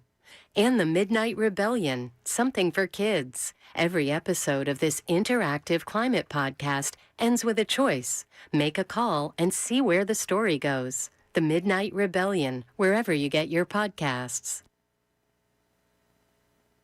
It's Here and Now. Memorial Day is coming up, the unofficial start of summer, and perhaps the official start of grilling season. And Indira, I love to grill chicken, fish, vegetables, never on gas, always on real hardwood charcoal. What about you? Well, la-di-da. We do use gas, and I think it tastes just as good. And at our house, we spend most summer evenings in the backyard grilling racks of ribs coated in soy glaze, white corn, slices of eggplant. Now I'm getting hungry. Me too. Okay, gas versus charcoal. We can still be friends. All right. So here and now, resident chef Kathy Gunst has already fired up her grill. She's come up with 3 recipes to share with us. Kathy, hi there. Hi, you guys are very sophisticated. We try. Yeah. So, Kathy, remind us, as we get ready to light the fire, what kind of prep work should we be doing first? Well, for a lot of people, this weekend will be the first time they use their grill in a long time, maybe since last summer. So it's probably filled with all kinds of old, crusty food, which can not only be disgusting, but it can potentially be dangerous because it can carry bacteria. So you want to light up the grill, whether it's gas or charcoal, and get it really hot. And then you want to use a sturdy brush, not a wire brush, which is very controversial because the little wires come off and people have gotten really in trouble with that. And you want to clean off all the grates. Some people use stainless steel scrubbing pads, but when the grates are hot, it is so easy to clean it. So that's step one. Another thing to think about is, do you have a thermometer on your grill? Many of the newer models come with those, but some of us have older ones that don't have all these fancy little gadgets. You can buy yourself a cheap grilling thermometer, because my recipes and many recipes, instead of just saying place on a hot fire, I'm going to say specifically look for 400 degrees, look for 350, and you want to be spot on with that so you don't burn or overcook or undercook your food. All right. Well, speaking of food, let's talk about the recipes you've brought us, starting with one that sounds amazing, your take on grilled eggplant parmesan. God, I love the sound of that.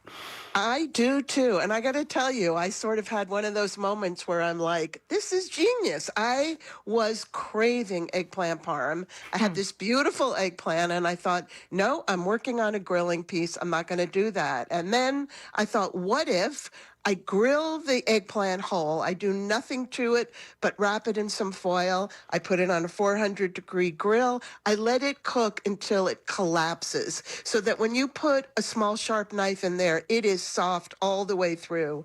I heat up my favorite tomato sauce. I had some left over that I jarred last year, but you can use anything. I put the hot tomato sauce on a beautiful platter. I took my cooked grilled eggplant off the heat. I cut the stem end off. I cut it in half lengthwise. I poured some extra tomato sauce on there. I sprinkled on a good amount of Parmesan cheese, some fresh basil leaves, and it was like, wow, this really tastes like eggplant parm. But it's got that.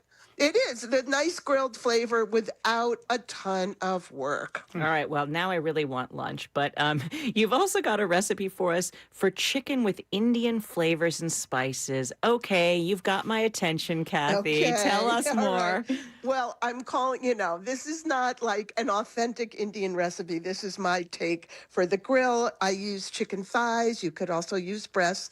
And you marinate them in yogurt and lots of beautiful spices. Turmeric, cinnamon, ground fennel seeds, chili paste. And the yogurt does two things. It acts as an actual tenderizer for the chicken, but when the chicken's grilled, it creates these gorgeous crusty little edges on it. And then the flavor profile kind of mimics a tandoor chicken with these big spices, and so simple. You can marinate it for 15 minutes or overnight and serve it with cucumber and radishes or Indian breads or some yogurt and cucumbers. Really easy. All right, you're selling me on this. I'm going to try it. All right, Great. yeah, it sounds amazing. Okay, we've got time. Report back. We've got time for one more.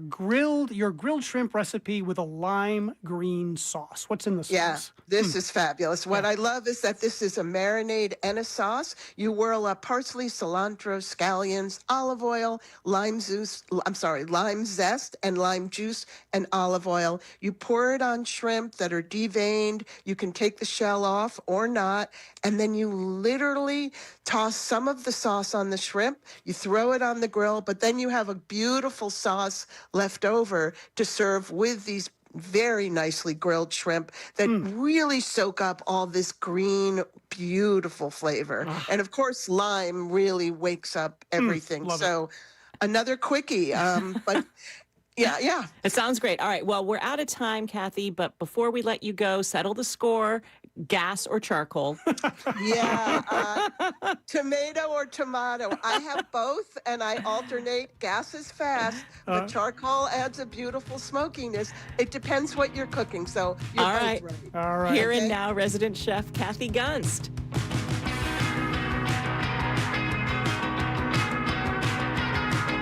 Here and Now is a production of NPR and WBUR. I'm Anthony Brooks. I'm Indira Lakshmanan. It's Here and Now.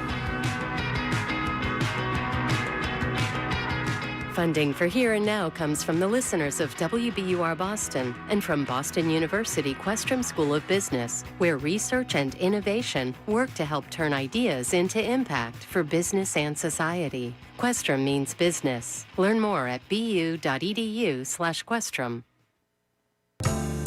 If you have real estate assets that are costing you money and not being utilized, donate it to WQCS. Our program accepts land, homes, even commercial property in any location, so long as there's equity. Even if there's back taxes, a mortgage balance, or deferred maintenance, it's no problem. Loans, liens, commissions, and closing costs are covered. It's easy, free, and a possible tax deduction. Get started online at WQCS.org. My name is Tony Cavan, and I'm the managing editor for Standards and Practices at NPR. I try and lead the conversation on newsroom ethics. Are we representing all viewpoints in a given story? Are we being fair to the people and institutions we're reporting on? These are just some of the questions we deal with every day before every story goes on the air, and we do it for you. This is NPR. For NPR News on the Treasure Coast, count on 88.9 WQCS and WQCS.org. This is 88.9 WQCS Fort Pierce. Partly cloudy skies today. We'll see a high around 86. Partly to mostly cloudy tonight with a low of 79. Tomorrow, mostly cloudy with a high of 86. And tomorrow night, partly cloudy with a low near 80. We'll see sunshine and clouds mixed on Saturday, have a high of 87. Saturday night, mostly clear with a low around 80. And our Sunday forecast is calling for a shower or two possible early with partly cloudy skies, a high near 87 and a low near 80.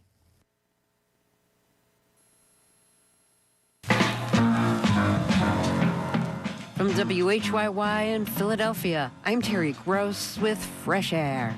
Today, Rose Byrne. She starred in Bridesmaids, Neighbors, Platonic, Damages, and If I Had Legs, I'd Kick You, about a woman who's spiraling, trying to care for her sick daughter while her own life is unraveling. She really sort of plays with the edge of consciousness, I think, in many ways, and tapped into sort of like the monster within and the fear of being a parent and the horror of being a parent.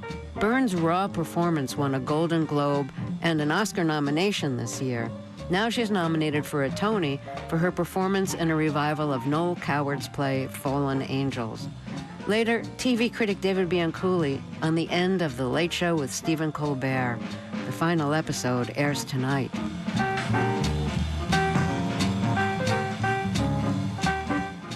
First News. Live from NPR News in Washington, I'm Kristen Wright. The Senate has canceled its remaining sessions for the week and is leaving Washington for a week-long recess. This delays votes on funding for immigration enforcement until after June 1st. Tensions have risen between some Republicans and the president over his announcement of a nearly $1.8 billion reparations fund for what he calls victims of government weaponization during the Biden administration. Swing voters in North Carolina say President Trump is out of touch with their economic concerns. However, as the midterms get closer, the group says they're not ready to vote against Republicans. NPR's Ashley Lopez observed these voters in two focus groups this week. These online focus groups featured 12 voters in North Carolina who voted for Joe Biden in 2020 and then Trump in 2024. They were conducted by messaging and market research firms Engagis and Sago. 8 out of the 12 voters said Trump is out of touch with their economic concerns, and 9 are more anxious about the economy than they were before Trump took office again. Leslie B., who participated under the condition her last name would not be used, blamed Trump's war in Iran. I'm glad he's concerned about the nuclear weapon, but what about people needing to put food on the table and get to their job? None of the 12 voters who identify as independents, Republicans, and a Democrat said they plan to vote for Democrats in November. Ashley Lopez, NPR News. Secretary of State Marco Rubio is heading to Sweden for a NATO foreign ministers meeting. NPR's Michelle Kellerman reports that before taking off, Rubio again expressed disappointment that some NATO countries did not let the U.S. military use their bases in the war with Iran. Secretary Rubio says the reason why NATO is good for America is that it gives the United States bases in Europe to project power in the Middle East. So he says he needs to discuss this with his counterparts in a meeting in Sweden. Another big topic is the Strait of Hormuz and Iran's efforts to get money from tolls. No one in the world is in favor of a tolling system. It can't happen. It would be unacceptable. It would make a diplomatic deal unfeasible if they were to continue to pursue that.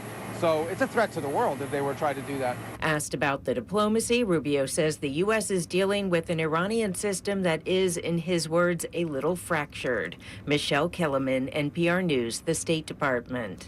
The Democratic Republic of Congo's national soccer team has canceled a World Cup training camp because of the Ebola outbreak in the country. Michael Koloki reports. Following the recent Ebola outbreak, the U.S. Centers for Disease Control and Prevention has prohibited the entry of foreign nationals who have been in the Democratic Republic of Congo, Uganda, and South Sudan 21 days prior to their arrival in the U.S. The Congolese team is due to play Portugal in Houston next month in the opening World Cup match. For NPR News, I'm Michael Kaloki in Nairobi. You're listening to NPR News from Washington. Government weather forecasters expect 8 to 14 named storms will form in the Atlantic this hurricane season. NPR's Rebecca Hersher reports that's a slightly smaller number than average. The main reason for the relatively small number of storms is El Niño, the cyclic weather pattern that makes it harder for hurricanes to form in the Atlantic. But that doesn't mean people in hurricane-prone parts of the U.S. can rest easy, says Neil Jacobs, who leads the National Oceanic and Atmospheric Administration. Even though we're expecting a below-average season in the Atlantic, it's very important to understand that it only takes one. We have had Category 5s make landfall in the past during below-average seasons. And he says it's not just people on the coast who are at risk. Hurricanes and tropical storms have caused deadly flooding thousands of miles inland. Rebecca Hersher, NPR News. The Atlantic hurricane season is June 1st through November 30th. There's an oppressive heat wave in India. It hit 113 degrees in the capital, New Delhi, today. Some schools are letting out early for summer break, and farmers are trying to do their work at night. It's not supposed to get any better all week. Climate experts say India's rising temperatures are because of human-driven climate change. Stephen Colbert says goodbye tonight. He'll host the final broadcast of The Late Show. What's planned for tonight's lineup has been kept a surprise. CBS announced it was canceling Colbert last year, citing financial reasons, but Colbert and others have been skeptical that the decision didn't have to do with President Trump. The Late Show premiered in 1993 with host David Letterman. I'm Kristen Wright, NPR News from Washington. Support for NPR comes from NPR stations. Other contributors include Made in Cookware. Made in Cookware is crafted by chefs for chefs and designed for restaurants and home kitchens around the world. Their cookware can be found at madeincookware.com. This is NPR. This is Fresh Air. I'm Terry Gross. Our guest today is actor Rose Byrne. Known for both drama and comedy, she's now one of the few actresses to be nominated for an Oscar and a Tony in the same year. She's currently on Broadway in the revival of the Noel Coward play Fallen Angels. She spoke with Fresh Air's Anne-Marie Baldonado. When Rose Byrne appeared on American TV in 2007 in the show Damages, it was clear she was a dramatic force. Playing opposite Glenn Close, she was nominated for 2 Emmys and 2 Golden Globe Awards. Then she starred in a series of comedies, Get 'Em to the Greek, Bridesmaids, and Neighbors, and it became apparent that she's also one of our most gifted comedic actors. Her work in the last year alone shows that she's so good at playing complex characters in any genre. She stars opposite Seth Rogen in the Apple TV comedy Platonic, and she received an Oscar nomination for her raw performance in the film If I Had Legs, I'd Kick You. Now Rose Byrne is on Broadway in the play Fallen Angels. It's a revival of the 1925 Noel Coward play, a farce about 2 wealthy women, married, English, who go a bit crazy when they hear that the man they had both been involved with before they were married is coming to town. Both Byrne and her co-star, Kelly O'Hara, have been nominated for Tonys for Best Actress in a Play. Rose Byrne, welcome to Fresh Air. Hi, thanks so much. Now, this play is from the 1920s. It was scandalous back then because it was about 2 women talking about having affairs with the same man before they were married. Had you known this play or had you performed Noel Coward before? And I'll say that Coward is a British playwright known for writing sophisticated, witty comedies about the upper class, funny with a lot going on underneath. I wasn't familiar with the play. Scott Ellis, who's the artistic director of the Roundabout Theatre, brought it to me and Kelly O'Hara for a benefit reading for the Roundabout. So that's how I discovered the play. Obviously, I was familiar with Noel Coward. I'd seen productions of his more popular plays, I guess, that are done sort of very frequently. Like I'd seen Private Lives, I'd seen Hay Fever. Like I've seen productions of his other plays. But Fallen Angels I didn't know it. It's a lesser done play, so it was a really interesting discovery.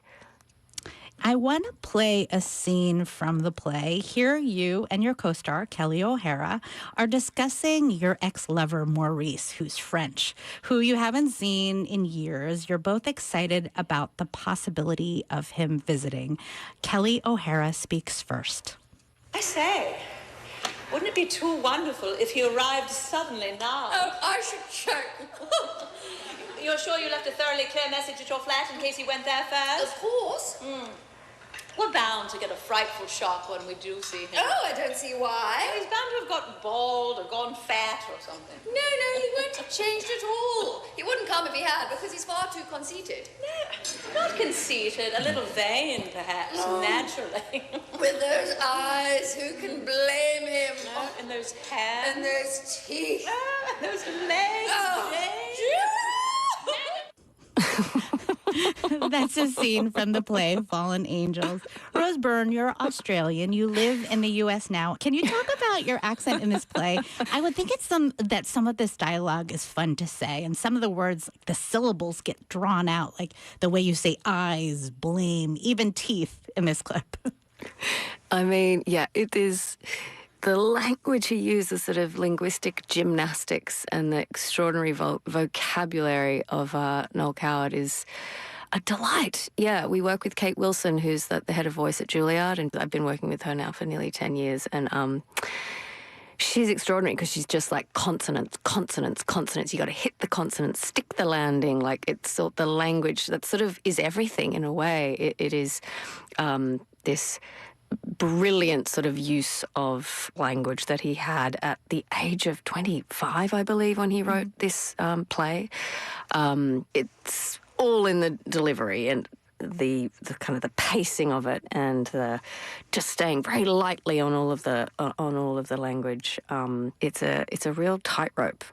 Yeah, I never tire of sitting backstage and I'm constantly rediscovering the words and he peppers throughout, like the word callous is throughout, which I just love. It's so delicious and just brilliant. And bitterly is used a lot. It was a bitter time, bitterly, and it's just these brilliant words that he uses that I've started to use in my day-to-day as I walk around in my life now. You're doing everything bitterly now. Exactly. It was a bitter time, I say in the morning to my children, and they're like, what? Well, it's interesting you said that thing about consonants, but in that clip we just heard too, it's like the vowels too. It's like what happens to the vowels in an upper crusty British accent, maybe. Yeah. And also, the lover, his name is Maurice, which is a wonderful name because it's like Maurice. It's like hidden truths in there and a hidden kind of subtext that we just dig and mine for every night. And vulgarity, words like that. It's just brilliant. It's so fun. For a lot of the show, you and your co-star Kelly O'Hara are playing drunk. Both of your like characters. an hour. Yes, Just you're getting drunk. Yes, slowly but surely you're getting drunk over the course of the evening. And so much of the comedy comes from that. How do you prepare to act drunk, and how do you actually do it?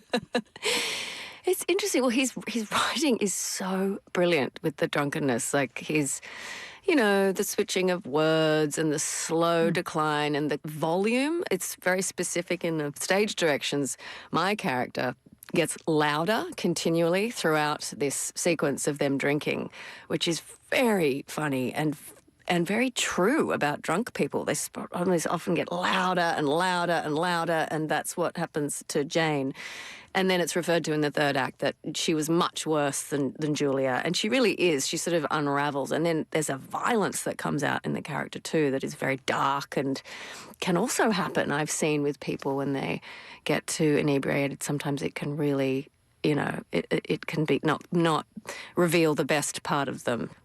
Yeah, there's a lot of physical comedy in this play. It reminded me actually of kind of Lucie and Ethel and I Love Lucy as far as the physicality of it. Or maybe you're both Lucy as far as how over the top. Such an honor. I mean, that we stand on the shoulders of those women, of those and like Carol Burnett, they're just on a pedestal. Kristen Wiig, the physical comedy of those performances. Julia Louis-Dreyfus. I mean, John Cleese. These are the people I put on pedestals. Maya Rudolph, just brilliant physical comedians. So we've definitely pushed that side of things, which has been very fun.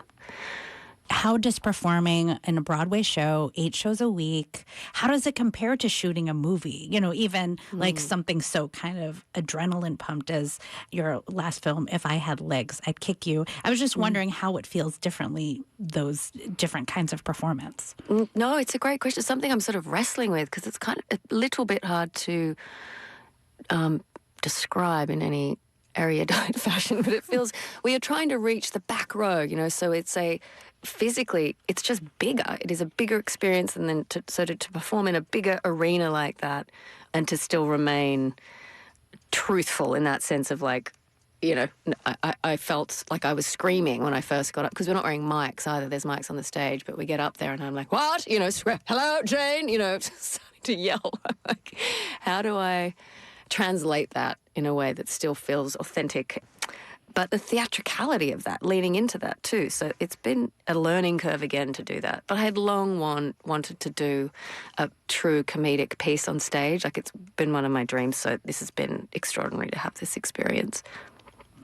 I also like that you do some hair acting in this play. At one point, your hair shows how drunk you are and what may have happened to you over the course of the evening because your hair is really big. And it actually reminded me of your hair acting in the movie Spy from 2015. I'm glad you threaded that needle, Anne-Marie. I appreciate that. There are so many fun things like your hair, what you do with a napkin, and you and your co-star, Kelly O'Hara, are constantly repouring yourself champagne. So there's there's champagne all over. So it's just interesting all the different kind of props that you use. Yeah, and that's listening to that clip. The main thing about that clip is timing when I drink and when I eat, because you're constantly drinking and I'm constantly eating throughout that sequence, which is fine. But it did take a minute through the previews to really figure out how to time that technically so it's funny, to get the breath on the beats for the comedy and also to establish how much they're drinking, So it's that was, again, sort of a technical, physical feat to figure that out. Do you eat the same things are you ingesting the same amount of water? That was also a process of of figuring out, what could be an oyster, what can we eat that is, described in the play of what they're eating, and then figure. Yeah, so that was also a process of figuring out all of that stuff, and but also really fun. I mean, it's so fun and delicious. Well, what are you eating? You're not eating oysters? So the oysters is a Jello. Ooh. It's a yellow, like a lemon-flavored Jello, which is actually good. It's like very bland. And then there's one chicken sausage that we, kind of nibble on. And then these like weird sort of like potato things with the steak. And then we have like donut holes when we're eating. It's supposed to be profiteroles. Yes. Yeah, you eat a lot of those profiteroles throughout. I'm eating a lot of them, and they've sort of become, again, a source of some of the comedy, like playing with the food and all that kind of stuff. Well, let's take a short break here, and then we'll talk some more. My guest is Golden Globe-winning actor Rose Byrne. Her films include If I Had Legs, I'd Kick You, Bridesmaids, and Neighbors. Her TV series include Platonic, Physical, and Damages. She's currently on Broadway in the revival of the play Fallen Angels. She received a Tony nomination for her performance. More after a break. This is Fresh Air. Support for 88.9 WQCS comes from Lexus and the Lexus TX. Room for all your passions in 3 rows of luxurious comfort. Experience amazing at your local Lexus dealer. Listen to WQCS 88.9 FM throughout hurricane season for tips designed to help you get and stay prepared for a storm. Learn more at our website. Under News, select hurricane information from our homepage, WQCS.org. On the next Florida Roundup, our annual summer reading special, we have 2 Florida thrillers for you. One from a first-time novelist who credits heavenly inspiration for a dark tale. It was divine intervention. The other thriller is part autobiography and part investigation into the author's father's life and death as a Florida drug smuggler. I did not have the nerve to ask him if he killed my father. I'm Tom Hudson. Join us Friday noon until 1. Here on WQCS. This is Fresh Air. I'm Anne-Marie Baldonado, back with actor Rose Byrne. She's one of the few actresses to be nominated for both a Tony and Oscar in the same year. She received the Tony nomination for her role in the play Fallen Angels, and she received the Oscar nomination for her role in the film If I Had Legs, I'd Kick You. Now, I want to ask about the film, If I Had Legs, I'd Kick You. And I have to say, I feel a little bad about asking you about it because you talked about it for so long. It premiered in Sundance back in January of 2025. And, it seems like you've been talking about it. It came out late last year, and then you were nominated for the Oscar earlier this year. And it's such a great film, and you're so great in it, but it's kind of relentless, and I wondered if speaking about it was also relentless. No, it was an extraordinary experience for me, honestly. That Mary Bronstein wrote this incendiary screenplay, and I just did not want to mess it up, and it was such a creative opportunity, and her and I have we hit it off and had a real experience, one of those experiences in life that, sort of creatively has kind of changed me. How would you describe the film and your character, Linda? I've loved speaking to other people about the film because it really is, it sort of defies generalization or description because it's sort of like a fever dream in a way. It has gallows humor in there. It's also obviously extremely, there's horror kind of tropes in the film too. I think Mary Bronstein really kind of broke the mold with the tone of the film in many ways. And she really sort of plays with the edge of consciousness, I think, in many ways, and tapped into sort of like the monster within and the fear of being a parent and the horror of being a parent and some of the joy too, but obviously she's in a really extraordinarily difficult situation, this woman. But I still can't believe the film kind of got as far as it did just because it was, it's a small independent film, so it was just extraordinary. Yes, the film is written and directed by Mary Bronstein, and it's based on some of her own experiences. Her daughter had become ill when she was younger, and she had that similar experience about trying to get her well and feeling trapped or the weight while doing it. And I read that you both did a lot to prepare for the role, that the two of you would meet after dropping off your kids at school and just talk about the script, about motherhood. Did any of the stories that you shared make it into the movie? Yeah, we were really lucky. We had a period of really like 5 or 6 weeks where I would go to her apartment, and we just started from page one and just went through every single, comma and syllable and dialogue and everything, just carving through and sharing stories. And as to your point, Mary Bronstein has shared that too. It was based on something she went through with her own child. And obviously she didn't behave like my character does in the film, but the fears behind that and what went into it. And she shared her journals from that time. And I shared my own personal experience of being a parent and how that feels and struggles. And it was really a incredible period we had there. So then when we got to set, obviously it was a short shoot. It was only 25 or 6 days or something. We sort of had every conversation, so we could really leap off and play the scene and discover stuff. And as an actress, I can't make any sort of decision until the other actor's in front of me and I'm, responding to what's happening. So I'm so grateful we had that period. Mary Bronstein has said that, she wanted to capture that visceral feeling of, desperation, that mental state when you feel everything is falling apart because all these things. She has a child who's ill, and then there are all these other things that are happening too. And as these things feel like they're falling apart, you feel like it's your fault. Like it's this state of where you're so stressed that all these problems become equal. Then that felt real to me. And I was wondering how you and Mary Bronstein wanted to convey that, and if you've ever had that kind of feeling before yourself. What Linda's going through of having a seriously critically ill child, knock on wood, most parents won't have to go through that. 99% of it, isn't it? It's a very extraordinarily specific illness that she has too.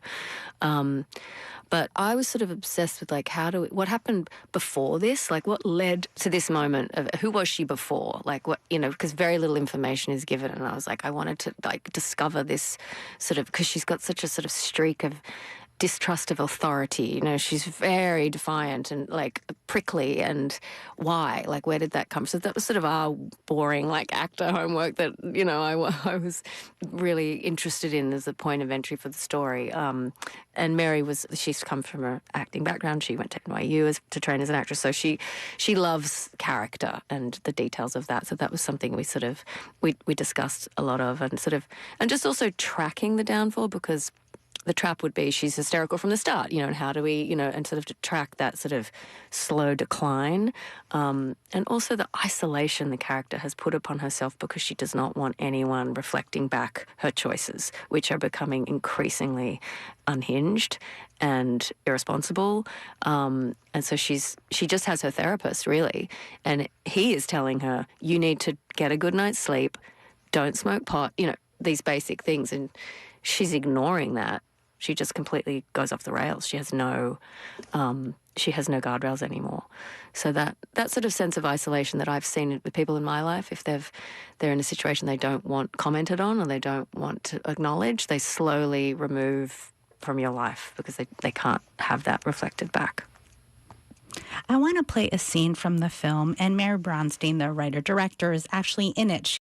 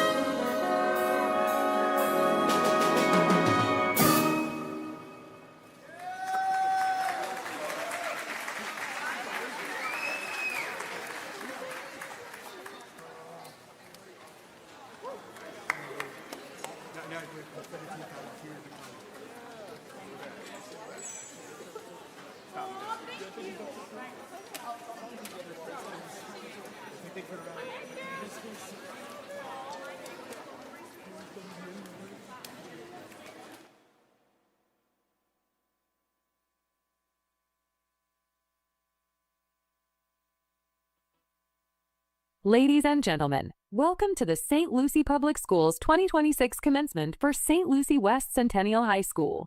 Our ceremony will begin momentarily. Please take your seats and make yourself comfortable. If possible, please move a little closer together to make room for other guests. Restrooms are located behind the east bleachers of the arena. Thank you and welcome to the 2026 commencement ceremony.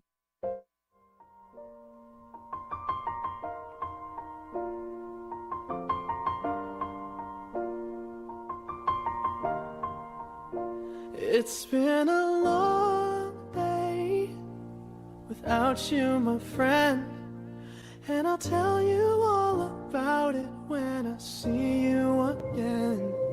We've come a long way from where we began. Oh, I'll tell you all about it when I see you again. When I see you again. All the planes we flew, good things we've been through, that I'll be standing right here talking to you about another path. I know we love to hit the road and laugh, but something told me that it wouldn't last. Had to switch up, look at things different, see the bigger picture. Those were the days, hard work forever pays. Now I see you in a better place.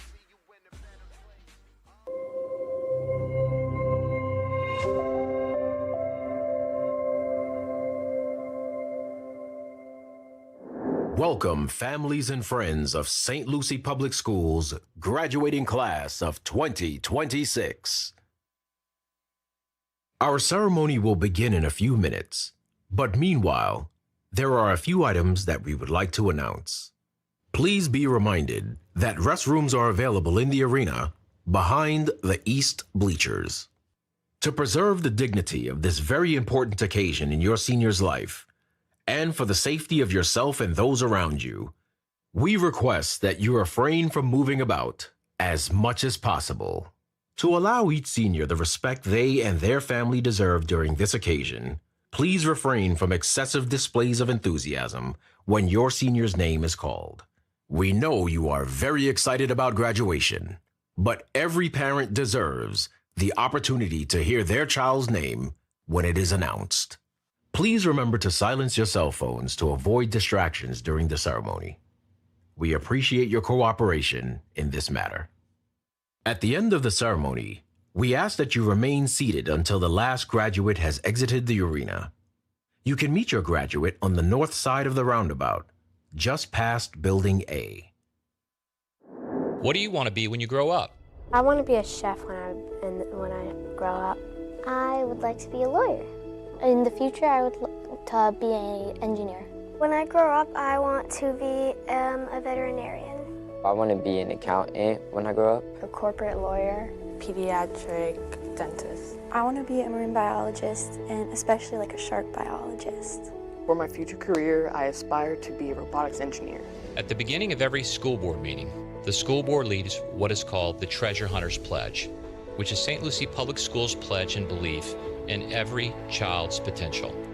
The Treasure Hunter's Pledge goes like this. As an adult and treasure hunter, I'm committed to search for all the talents, skills, and intelligence that exists in all children and youth. I believe all children are capable of success. No exceptions. No exceptions. No exceptions.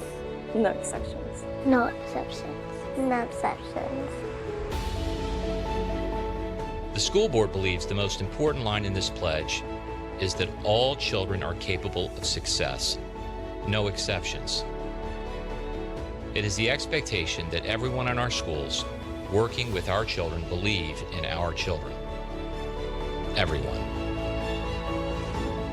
St. Lucie Public Schools has a dynamic school board made up of 5 individuals elected by you, the citizens, to represent them and forge the direction of the public school experience for our children through commitment, teamwork, and dedication.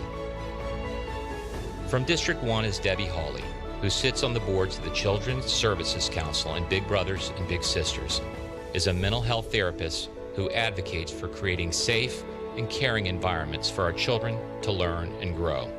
From District 2 is Teresa Aronson, who is the president of the St. Lucie Chamber of Commerce and prioritizes real-world experiences for our students.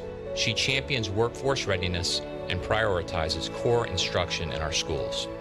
From District 3 is Dr. Donna Mills, a passionate leader and civic advocate who, along with her husband, founded the Save Our Children organization.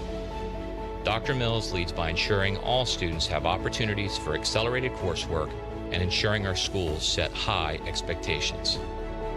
From District 4 is Jennifer Richardson, whose expectations include prioritizing early literacy and the equitable distribution of resources. Mrs. Richardson believes that every school in our district should maintain a high-quality learning environment. And finally, from District 5 is Mr. Troy Ingersoll, whose experience as a pastor and a business owner informs his advocacy for operational efficiency, purposeful spending, and accountability.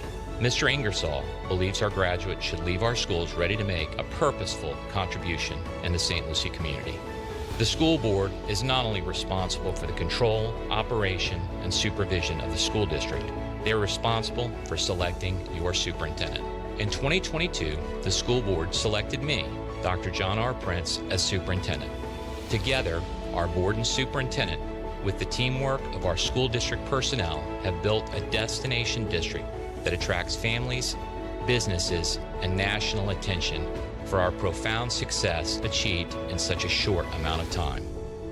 Everyone plays a role in a child's success, starting with our parents at home. And in the summer of 2025, working hand in hand with our school communities and our families, our school district made history. St. Lucie Public Schools earned its first A rating from the State Board of Education, a feat we intend to repeat year after year. On behalf of our school board, our amazing teachers, administrators, support staff, food service members, bus drivers, maintenance staff, and all the dedicated employees who serve our children, welcome. We believe that all children are capable of success. No exceptions. No exceptions. No exceptions. No exceptions. No exceptions. No exceptions. No exceptions.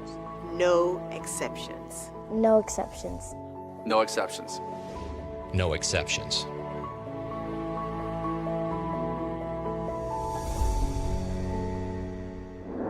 And now, ladies and gentlemen, please join the school board, superintendent of schools, faculty and staff of St. Lucie Public Schools as we honor your sons and daughters for their hard work, dedication, and achievement.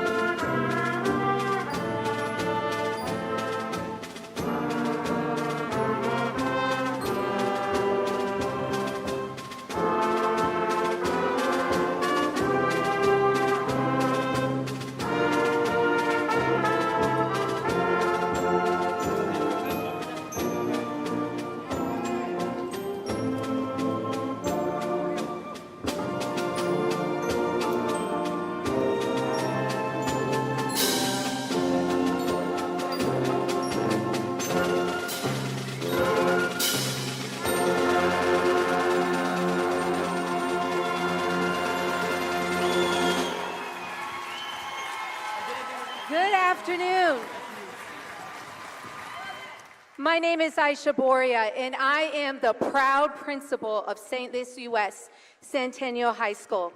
And I have the great pleasure of declaring the official start of this graduation ceremony. To begin this memorable celebration, please continue standing and welcome to the podium, JRTC Cadet Lieutenant Commander Brittany Burke to lead us in the Pledge of Allegiance. Colors, attention, carry, colors, ready, cut,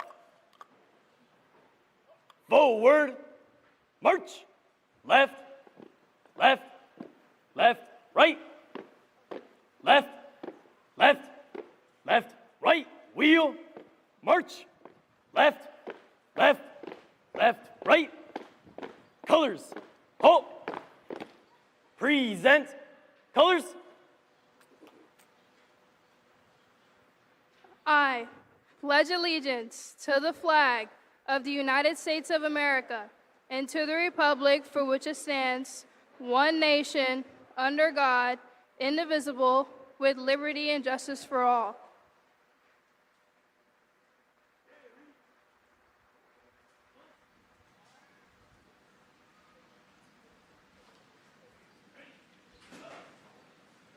Right, face, forward, march, left, left, left, right, left, left, ready, execute. Thank you. Please be seated.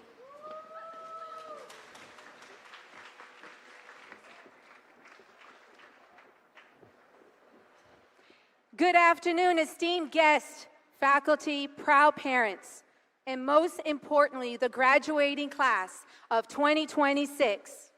Today, we proudly recognize the many accomplishments that define the excellence of this graduating class.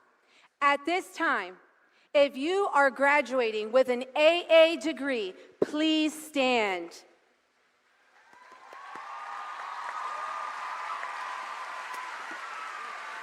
Thank you.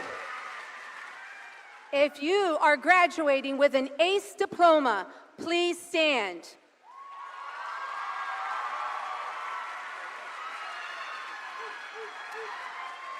You will notice graduates wearing single silver cords, which designate a graduating GPA of 3.0 and above. If you are an honors recipient, please stand at this time.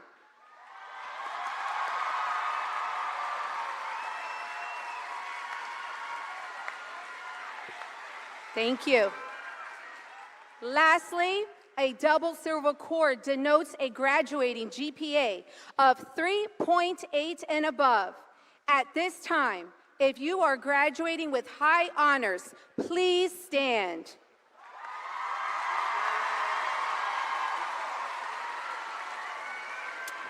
Thank you. This is a class that has earned $7 million in academic and athletic scholarships. The class that has 27 students who have already received their associate's degree. The class that has 519 industry scholar designations and has 26 scholar diploma designations. The class that has students receiving the Florida Seal of Biliteracy and 13 students who are receiving the Florida Seal of Fine Arts. The class that has 15 brave young women and men entering the military to serve our country. The class that has 42 students who signed the Promises of Promise Pledge and are committed to returning to St. Lucie County to teach. The class that has 48 ACE Diploma recipients and 16 ACE Diploma candidates. Together, these achievements highlight a class that's not only prepared for the future, but ready to shape it.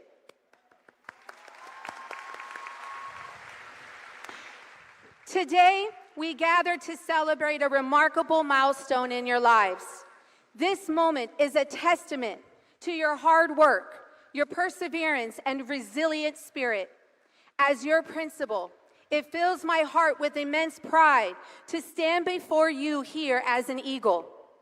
Seniors, I see a group of young individuals who have faced challenges, and you faced them head on. You embraced opportunities and grown into extraordinary leaders. So each of you carries a unique story. You have overcome obstacles that once felt insurmountable. You have made sacrifices and demonstrated a level of resilience that is truly admirable. Today is not just an end of your high school journey. It is the beginning of a new chapter filled with infinite possibilities. As we reflect on the last 4 years, think about the lessons you learned within the walls of Centennial. These lessons went far beyond textbooks and exams. You learned perseverance when things didn't go your way. You learned responsibility and expectations were high. You learned the value of teamwork, integrity, and showing up even when it was hard. Most importantly, remember the teachers and staff, those who pushed you, supported you, and believed in you even when you did not believe in yourself. The qualities you have learned from them and the influence they have on you will stay with you. One day, you will have the opportunity to share those same traits and positive effects on not only individuals, but entire groups. Carry those lessons and those people with you because they are now part of who you are becoming. As you prepare to spread your wings and fly, I challenge you, seniors, to rise above the ordinary. The world is changing rapidly, and you will face changes you cannot imagine.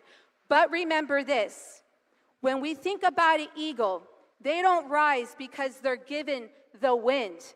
They rise because they trust their wings.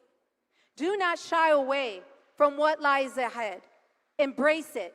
Step boldly into the unknown courage and curiosity.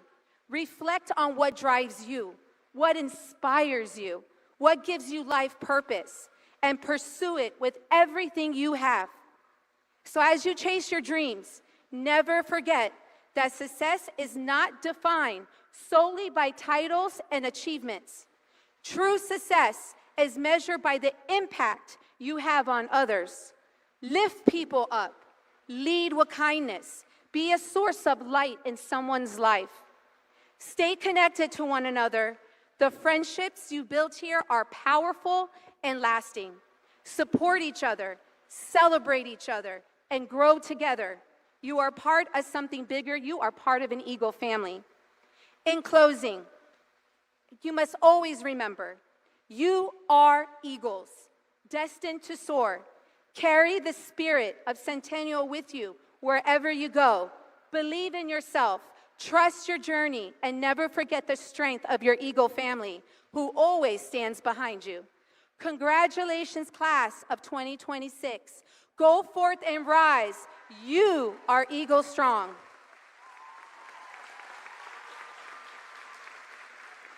At this time, we invite the St. Lucie West Centennial High School Choir to perform Jonathan Larson's Seasons of Love.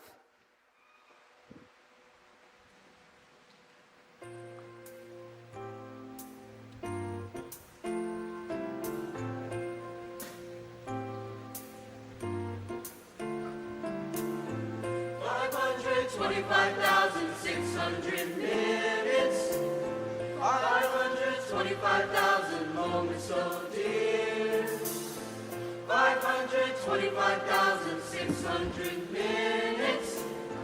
How do you measure a year? In daylights, in sunsets, in midnights, in cups of coffee, in inches, in miles, in laughter, in strides, in 525,600 minutes. How do you measure a year in the life? How about love? How about love?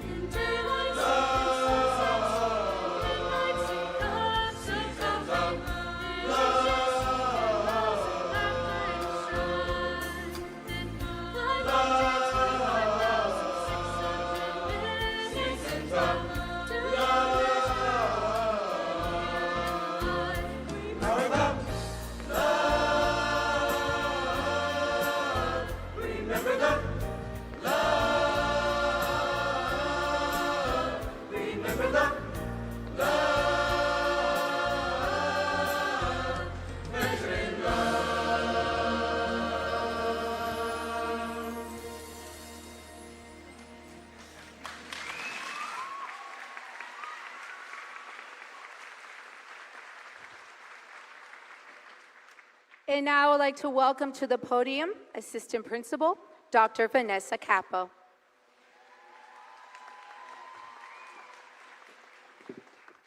It is my privilege to welcome and introduce our special guest. Please stand to be recognized. School Board Chair Troy Ingersoll, Chairman, District 5. School Board Chair Debbie Hawley, Vice Chairman, District 1. School Board Member Dr. Donna Mills, District 3. School Board Member Jennifer Richardson, District 4. Deputy Superintendent Dr. Helen Wild. Superintendent Dr. John Prince.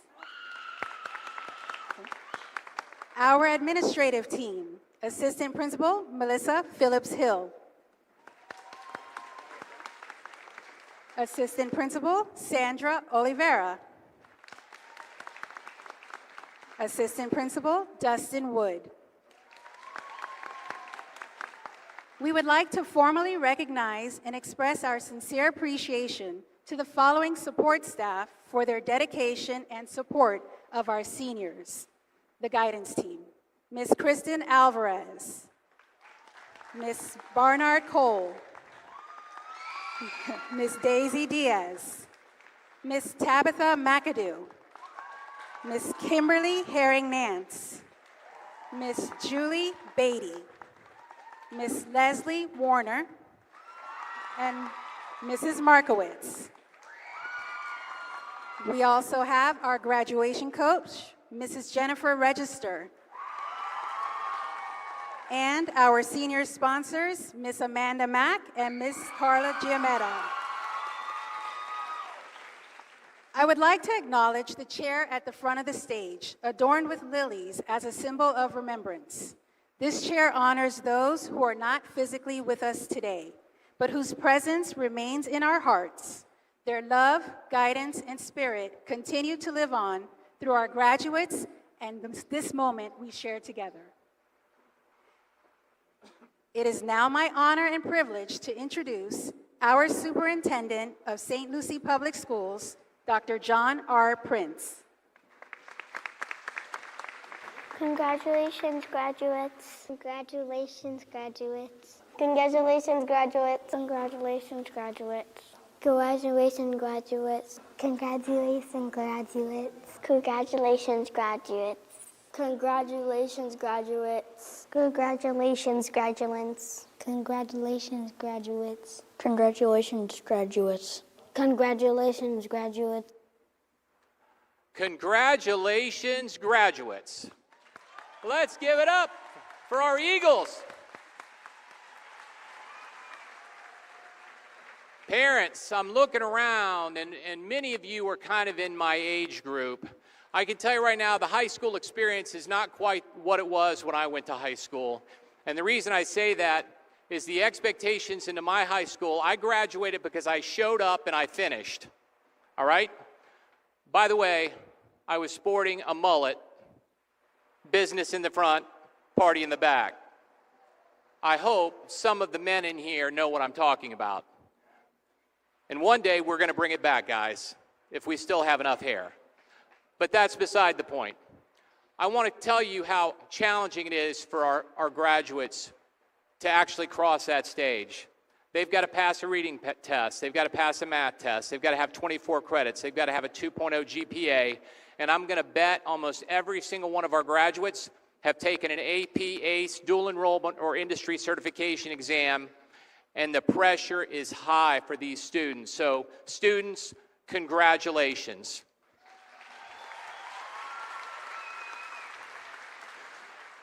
Now, I believe that public education is the genius of our democracy, and I'm going to tell you why. Your educators, the people that are sitting at the end of your lines, the people that cooked your food, the people that bus you, they don't become educators or public educators because they're going to get rich. In fact, public education is the only industry in education where we're not out to make a profit. Parents, do you know what the profit is? Our profit margin is your child. Your child is our prophet, and you are the future. I can tell you right now, I have 4 children. Look at those beautiful kids. Look at them. Everybody thinks their kids are just so beautiful. The oldest, this is the order. Ashley is 30, Zoe is 26, Maverick is 22, and Meredith is 17. And let me tell you about my youngest daughter, Meredith. Parents, when your kid was like 6 or 7 years old, didn't they get so excited and want you to come have lunch with them? Wasn't that so awesome? You walked into the classroom and they gave you the hug. They were so excited to see you. And then when they're like 15, if you were to visit their school, it was like, I don't know you. I don't know you. Okay? Well, guess what? Meredith goes to one of our public schools, and she happens to be here today. Oh my gosh, Meredith is holding the yellow flowers. And she did not know I was going to do that, and that's the reason I did it. So, with that being said, our district has had unprecedented success because of the people that work to help and support your kids. And last year, our school district did something it has never done before. It earned its first A rating. That is huge. And they've been grading districts for 30 years, and it's the first time we've ever done it.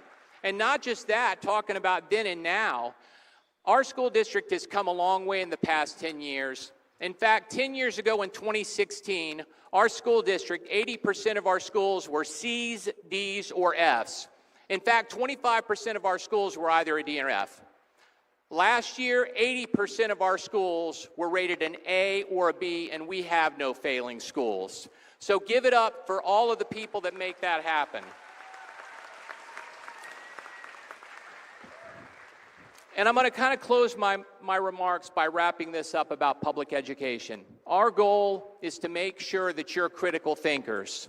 You know, I hate to tell you this, but when you go on social media, your media literally feeds you what you want to see and what you keep clicking on. We have to be critical consumers of information. And when you cross this stage today, you're going to be graduates, but more than graduates, you're going to be citizens. Our democracy, as Abraham Lincoln said in the Gettysburg Address, our government is by the people, of the people, for the people. That's what makes us a democracy, and we are the greatest nation in the world because of it. And the reason I say that, graduates, I need you to vote. Vote. Parents, families, vote. If you're 18 years old, you need to go to the polls, because if you don't vote, you can't complain about the outcomes. Now, with that being said, I always see my kids when they were little, and I want to congratulate the Val and Sal. I met the families. Ashley Otero is the valedictorian. Michaela Talbot is the salutatorian. Look how cute they were. And by the way, they're just as cute now as they were then. Parents, I want to say congratulations. I want to say God bless you. Please enjoy the ceremony. And most importantly, graduates, I am so proud of you. You humble me, and our country is in good hands because of you. Go Eagles. I'm going to party like it's 1999.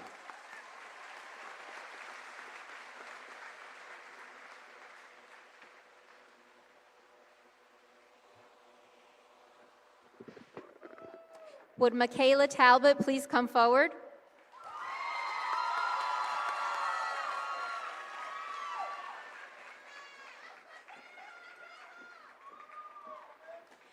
It is my honor and pleasure to introduce to you St. Lucie West Centennial High School's Salutatorian for the class of 2026. Michaela Talbot was born in Leadentown, Maryland, and has lived in Port St. Lucie for approximately 10 years. She is the daughter of Doreen and Glenn Talbot. Michaela comes from a close-knit family and has 2 sisters, Sharnika and Chambray, as well as one brother, CJ. She is the youngest of her siblings. Would the parents and family of Michaela Talbot please stand to be recognized?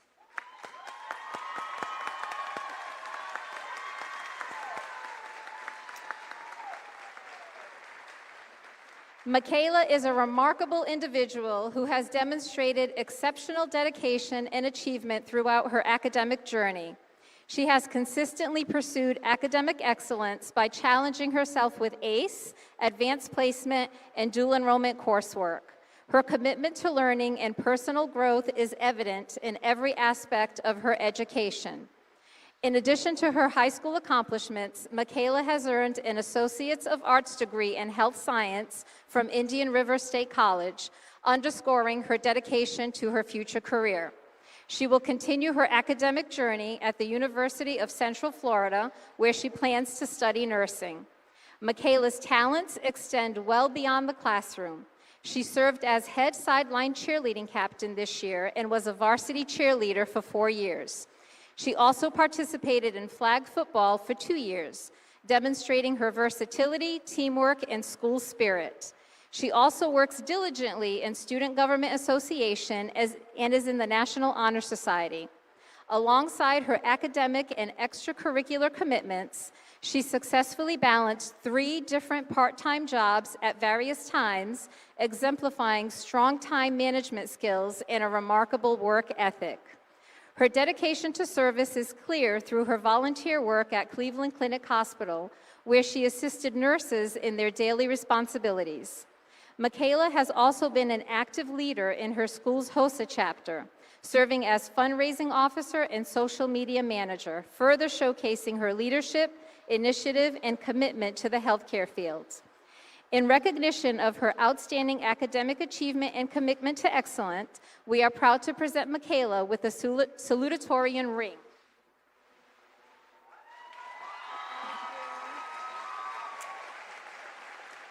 Please join me in congratulating our Salutatorian with her hard work, perseverance, and multifaceted talents, and an impressive weighted GPA of 6.02.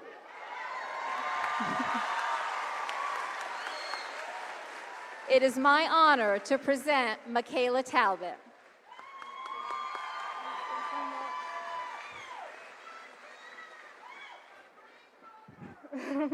Good afternoon to all who could be here today.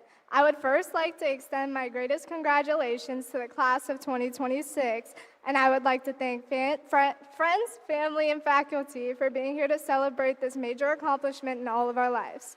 My name is Michaela Talbot, and I'm extremely honored to be standing here today as the class of 2026 salutatorian. I know that getting to this point was no easy task for any of us. 4 years of staying up late to finish assignments, studying, and trying to go out and have fun with your friends is definitely hard to balance.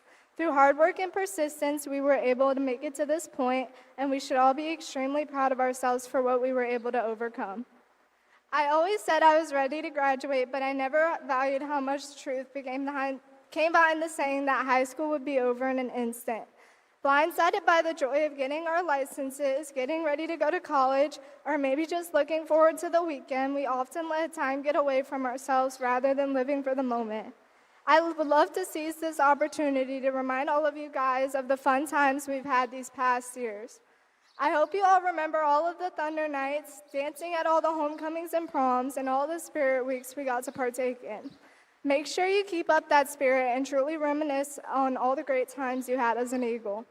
I know that I certainly would not be standing where I am today if it wasn't for the support of all those around me.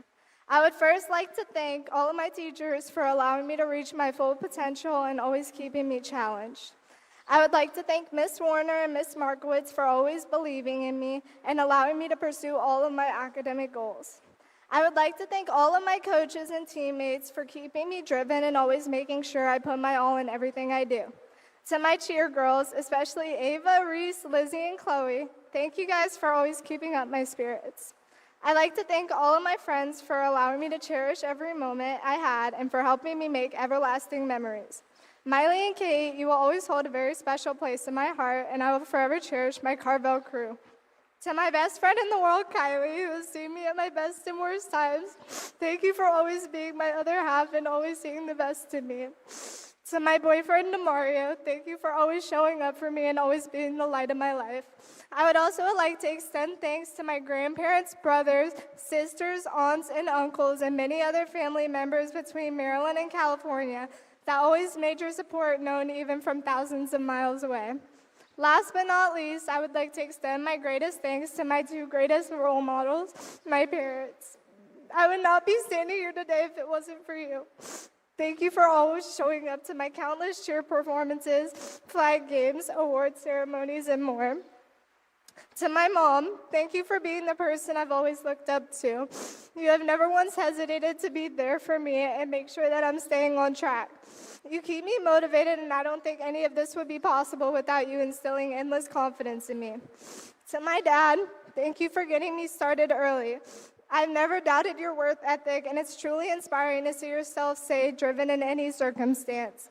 Even though your dream of me becoming an engineer like you wanted won't come true, I hope being a CRNA will suffice. I guess making me do math problems and reading chapter books at 3 years old has certainly paid off. To the class of 2026, you guys have made it. Throughout the past 4 years, you guys have adapted to any challenges you were faced with and proved yourself to be resilient. No matter what path you're going down, there's one thing for certain. You have possibly just accomplished the biggest honor in your life this far. However, I must remind all of you that it certainly doesn't stop here. Even though it may seem like your life is coming to an end, this is just the start. Although we have the same roots planted at Centennial, now is the time where we'll all begin to branch out. I hope everyone here dares to take a chance at achieving greatness, no matter the losses you may endure on your journey to this goal. Whether you are headed into college, into the workforce, into trade school, or have no clue where you're going in life, you are at the start of something big. Seize all the opportunities given to you and pave your path wisely. As long as you stay humble, determined, and courageous, you will have no problems in achieving any goals you set for yourself. I hope if you take one thing away from my words today, it is this: don't be afraid to fail. Even though I'm standing here today as a result of my academic achievements, I wouldn't have been here if I didn't get that 20% on my first test from Miss Reiki and give myself a mini panic attack. I wouldn't be the person I am today without thinking I was going to fail all my ACE exams, especially because I did my global perspective projects the day before they were due. I wouldn't be standing here today if it wasn't for almost ruining my GPA on my statistics class at IRSC. Ultimately, without making any mistakes, there's no room to grow. I hope you all learn to roll with the punches and not be afraid to fail. Instead, use your failures as a learning opportunity and learn to have a love for learning. After all, you are the biggest hurdle to your own goals. Break those barriers down and continue to progress in life, because every dream you have is worth chasing. Although this is a very high honor for me, I would like to remind you all that this is your honor as well. You have sacrificed so much to be where you are today. Congratulations to all of you in the class of 2026, and continue to chase the impossible. Thank you.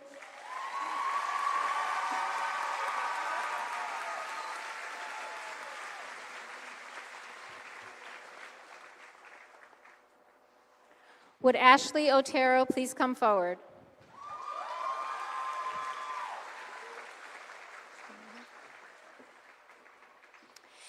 It is my distinct honor and pleasure to introduce St. Lucie West Centennial High School's valedictorian for the class of 2026, Miss Ashley Otero. Ashley is the daughter of Olga Castillo and Hiladio Otero. She is the fourth of 5 children with siblings Jonathan, Daniel, Jennifer, and Evelyn, whose support has helped shape the remarkable young woman she is today. Would the parents and family of Ashley Otero please stand to be recognized?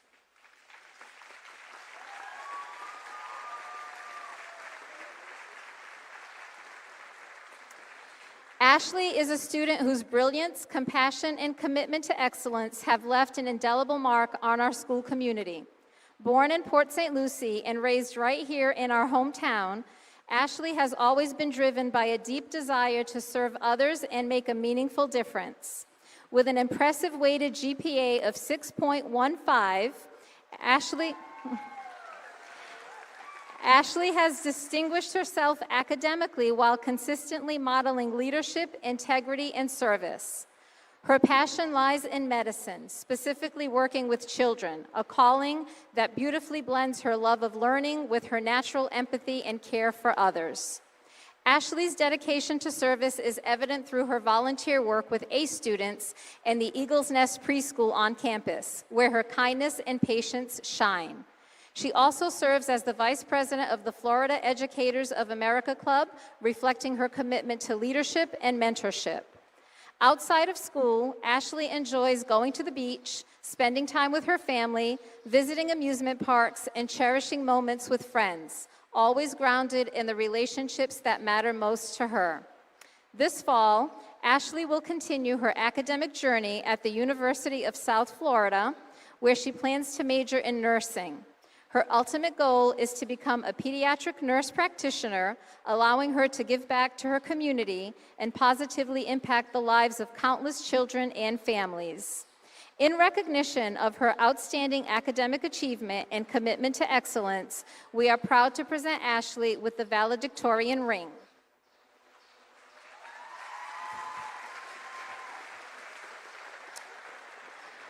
Please join me in congratulating and welcoming the Valedictorian of St. Lucie West Centennial High School, class of 2026, Miss Ashley Otero.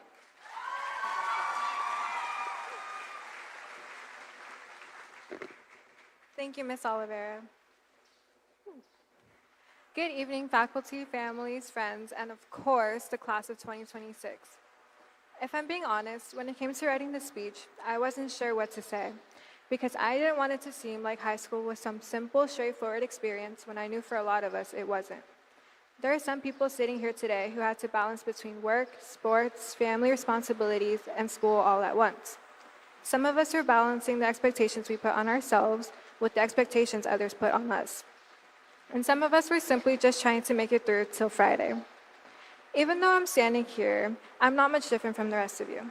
Some might think that I must have everything about my future figured out, like I know exactly where I'm going and exactly how my life is going to turn out, but that couldn't be farther from the truth. Just like many of you, I still carry that uncertainty about what comes next. I still worry sometimes that the plans I made won't happen the way I imagined them. I'm scared of the change and not knowing what that change will bring. I have fear that all the hard work I put in was for nothing. However, I understand now that uncertainty and change shouldn't be something to fear, because that change is what makes us grow. Without change, we wouldn't be the people we are today. And without everything we've gone through, we wouldn't be sitting here experiencing this very moment together. If anything, the uncertainty just means that we still have room to grow, explore, and surprise even ourselves. I'm sure we remember being those COVID sixth graders when the world stopped. And then all of a sudden, we were starting high school and everything started moving very quickly. We faced the pressure to succeed, to fit in, and to have our future all planned out. But despite all of that, I think we should be very proud of getting this far, because there truly is so much more left to live. Over the last 4 years, we've gone from clueless freshmen walking onto campus for the very first time to young adults who might still be just as clueless, but carry a little bit more confidence in ourselves. I know getting here wasn't always easy, not only high school itself, but all of the life choices we've made getting here. I am the daughter of 2 immigrant parents who came to this country having left their home, families, friends, and everything they have ever known in order to give my siblings and I the opportunity to be the people we are today. My parents have taught me to work hard for everything that I want to accomplish. They have taught me to give back to the world even when the world wasn't always in your favor.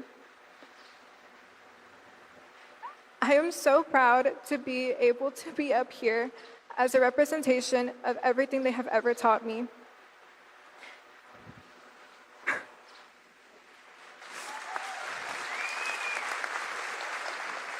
They don't know that my entire life I have spent trying to live up to half the people that they are. I hope I made you proud. I was absent a lot during school, and I'm pretty sure some teachers like Coach C might be able to vouch for that.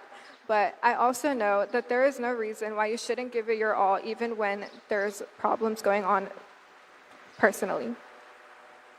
I also remember something Mr. Castle used to say. Procrastination is the devil. And I'm sure a lot of us remember those countless assignments that we left till the last minute because we were convinced that if it was due tomorrow, we could just do it tomorrow. I remember a specific moment in ACE Marine when Miss Willems told us that we couldn't start her midterm the night before and still get a 100 unless we were like valedictorian or something. And I'd like to think that she manifested that for me because I did in fact start the night before and get a 100. All jokes aside, even if some of us didn't interact with each other every day, we shared something during these past 4 years, that little by little we were experiencing our last first day of school, our last dance, our last exam, our last class, our last time walking the hallways as centennial students. None of us actually know what the future has in store. We know that we have goals, dreams, and that we want to become the best versions of ourselves. But sometimes we're not entirely sure how we're going to get there, and that's okay. Every late night studying, every stressful exam, every random conversation we had in the hallways, and every moment where we thought we wouldn't make it anymore all helped shape who we are today. So to my fellow classmates who in just a few minutes will become my fellow graduates, I truly believe that every single one of us is capable of doing incredible things. Maybe our past won't look exactly the way we planned, but that doesn't mean they won't be great. And if there's one thing to take from this speech, it's to build a life that actually feels like yours, not just one that looks good on paper. As Drake said, everybody dies, but not everybody lives. So make sure that the life you're living is worth living and that you are truly proud of everything you've done. Most importantly, I want you to not forget where you came from, not just this school or PSL, but this very version that is sitting here right now. This is the person who made it through and kept pushing even when they thought they couldn't anymore. This person is the one that got you to this exact moment and will take you even further. To future graduating classes, I won't stand here and say that senior year was easy. For some people that might have been true, and academically maybe, but mentally, when the time moves faster than you know, you start to stress about everything ending. One day you're walking through high school thinking you have forever, and then the next it just went by. So I say to take advantage of every opportunity, try new things, take chances, and push yourself further than you think you can go. Because one day, those moments will become the memories you wish you could relive. Shoot for the stars and don't be afraid to fall, because the chances are, even if you fall, you might land somewhere higher than you started. To my teachers, I want to say thank you to Ms. Westner, Mr. Castle, Mr. Skernick, Ms. Willems, Mr. Swalwell, Ms. Millett. Thank you for all of your support, patience, life lessons, and random conversations that were filled with sarcasm and laughter. I want to say especially thank you to Ms. Nooner for being one of the biggest supporters in everything I have ever done. And to Coach C, thank you for making high school one of the most memorable experiences ever. I will truly never forget the random debriefs we had in class, and I want to say thank you for taking the time to get to know me as a student, but also as an individual. To my friends, Fatima, Haley, Shanae, JJ, Angie, Veronica, Emily, Shayna, Cami, and Celine, thank you for making high school feel lighter with the random side quests, laughter, crash outs, and everything in between. To my family, gracias por todo lo que me han dado. Estoy muy agradecida por todo, el apoyo y sacrificio de ustedes. No hubiera podido estar aquí si no era por todo lo que han hecho.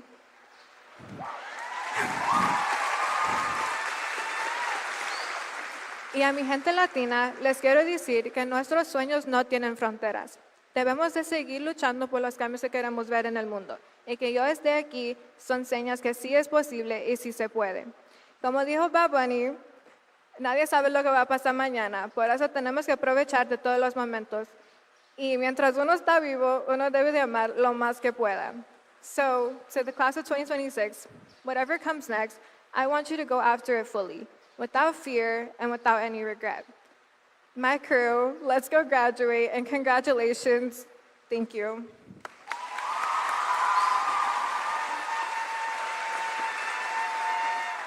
All right, Dr. Prince, please join me at the podium.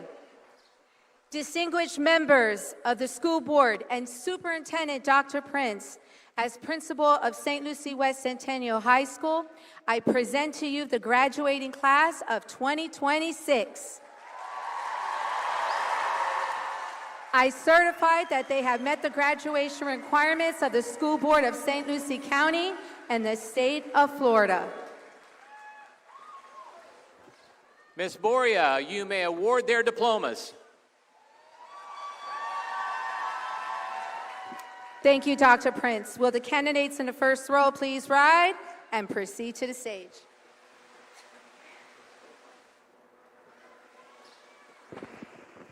Ashley Otero, High Honors Ace Diploma.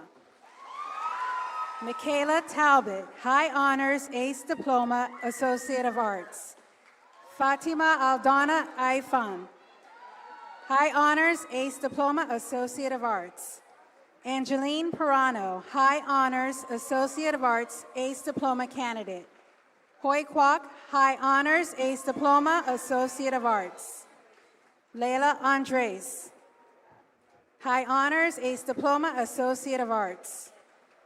Kate Latham, High Honors Ace Diploma, Associate of Arts. Celine Cuffey, High Honors Ace Diploma, Associate of Arts. Connor Kugley, High Honors Ace Diploma, Associate of Arts. Kelsey Boyd, High Honors Associate of Arts. Aubrey Jefferson Abreu Valdez, Honors. Cedric Adams, High Honors. Kaylin Adams, Honors. Beverly Adelson. Brennan Atkins. Alyssa African, Honors. Evelyn Aguilar Luna, Honors. Francesca Alexis. Hugo Alexis. Guillermo Alicea. Danielle Almonte, High Honors, Ace Diploma. Pablo Almonte, High Honors. Adriana Andrade Franco, High Honors. Daniel Antoine, Honors. Naya Antoine. Valentina Araque Fragoso, Honors. Giovanni Arbla, Honors. Reese Aronson, High Honors. Talia Arevalo, High Honors Associate of Arts. Greg Kliggy Armand. Madison Arpin. Julissa Ariola Fuentes, High Honors. DeQuayne Beckford, Diploma awarded posthumously by his mother and father, Aniel and Courtney Beckford. Elias Cabral Corona, Honors. Jasmine Marrero, Honors. Lucas Stevens, Honors.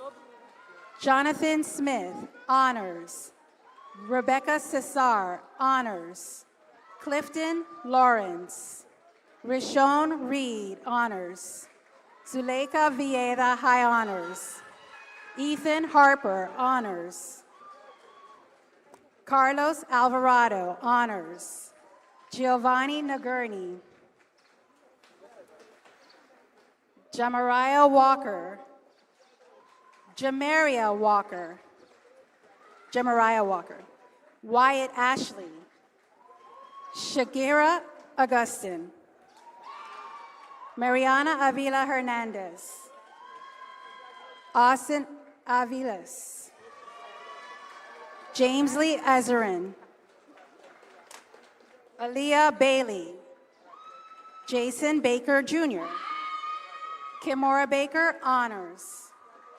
Derek Balam Argueta. Julie Balthasar, Honors. Noel Bancroft, Honors. Maya Banks. Julian Baptiste. Christian Boblitz. Jaden Baudier, High Honors. Leandra Bean, High Honors. Rose Balance, High Honors. Zoe Benson, High Honors. Jaden Bent. Braden Benzer, High Honors, Ace Diploma. Arthur Bernate, Honors. Cassidy Bernero. Ashley Berry, Honors. Abraham Betancourt, Honors. Anthony Bedetti. Christopher Bedetti. Keyshawn Biggins, Honors. Bianca Blake, Honors. Kyra Blumraya. Reagan Bohauri. Adrian Bonick, honors. Lazaro Borges Lopez. Trey Bott. Etiana Bourbon, high honors, Associate of Arts. Davion Bowen, honors. Brady Boyce, high honors. John Boyd. Broderick Brewer, honors. Sydney Briglaw. Matthew Brines, high honors. Mason Brown, honors.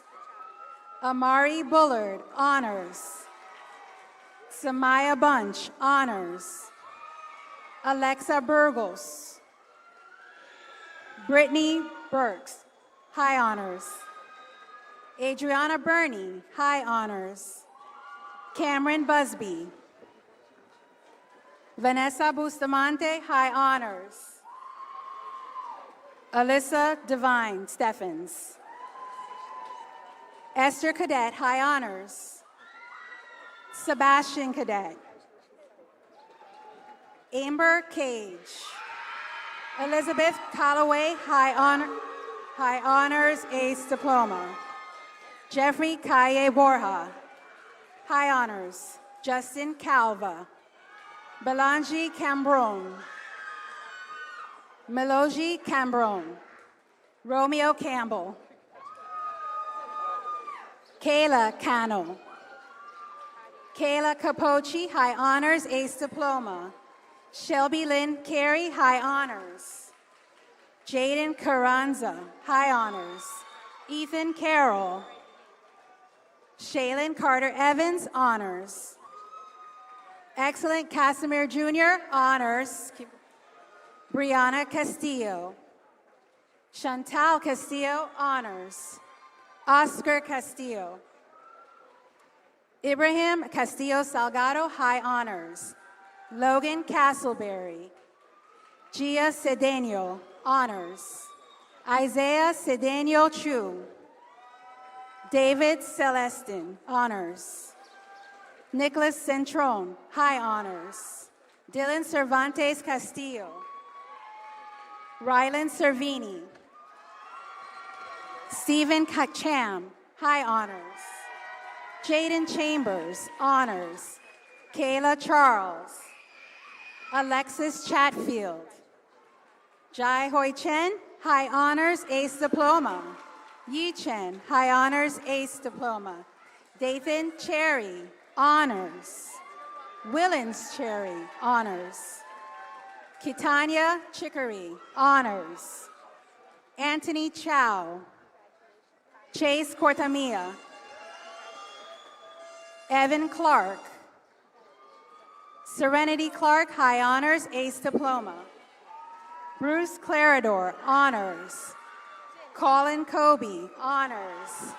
Bobby Coe, Jr. Alexandra Kojin. Alicia Collins, honors. Michael Cologne. Michelin Constant, honors. Snyder Contreras, honors. Jacqueline Cordero. Amaya Caron. Stone Costa, high honors. Wyatt Cox. Jada Chris Colo, honors. Kayla Davis. Carlos Cruz. Darwin Cuevas Jr. Charles Cumberland III, honors. Marley DeIT. Jafrens Dabalos, high honors. Panelson Daniston. Tallulah Danners, high honors. Azariah Darville. Diana Davila Hernandez, high honors. Noah Davis, high honors. Brooklyn DeAngelis. Shayna DeGraff. Aiden Decker. Jay DeGraff, high honors. Jonathan DeGraff Jr., high honors. Ender Delgado Maldonado, honors. RJ Delgado Barrero, high honors. Brandon DeMurchi. Brianna Desar, honors. Marley De Sulma. Kevin Diaz. Jeremiah DiCaprio, honors. Azela Dixon, high honors. Laura Dieges. Edison Dimanche, honors. Enz Dimanche, honors. Jalen Dinsey, high honors, ace diploma. Jeremiah Dirksen. Hunter Dolson, high honors, Associate of Arts. Gabriella Dora, high honors, ace diploma candidate. Ruth Maya Dorson, honors. Emmanuel Dorelis Jr., high honors. Marcus Doherty.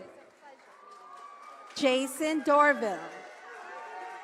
Diana Dorvillis, high honors. Deja Douglas, honors. Samora Dow, honors. Haley Duarte. Chase Duguay. Devin Dunlap, honors. Brianna Duplessis. Megan Ebby. Camila Echezaria, high honors. Dylan Edwards. Edwina Eliasaint, high honors. Malik Enoch, high honors, ace diploma, Associate of Arts. Gavin Espinar. Lorraine Espinera. Armani Estevez, honors. Warren Eustace, honors. David Anthony Fabre. Miles Finelli, high honors. Jayla Farron, honors. Aiden Fellman. Julian Fernandez. Christian Fernandez. Etzer Ferreira Cruz. Lucas Ferrero, high honors. Kaylin Fields, high honors, ace diploma. Bianca Filote, high honors. Faith Flash, honors. Ryan Fleeth. Araceli Florentino. Genesis Flores Ramirez, honors. Giselle Flores Telica, honors. Gabriel Fong, high honors. Gabriela Forgris, honors. Mavis Forte. Yasmin Foster. Alani Francis. Naden Francois, honors. Ava Friedrichsen, high honors, ace diploma. Eric Fuentes. Carlos Fumero Jr. Lovely Gabriel, high honors, Associates of Arts. Dylan Gagnon. Saeed Galan, honors. Ethan Gallo Robayo. Eric Galos Zepeda. Michael Gamboa, high honors. Michael Gamboa Aguilar. Genesis Garabis, high honors, ace diploma. Janae Garcia. Jasmine Garcia, honors.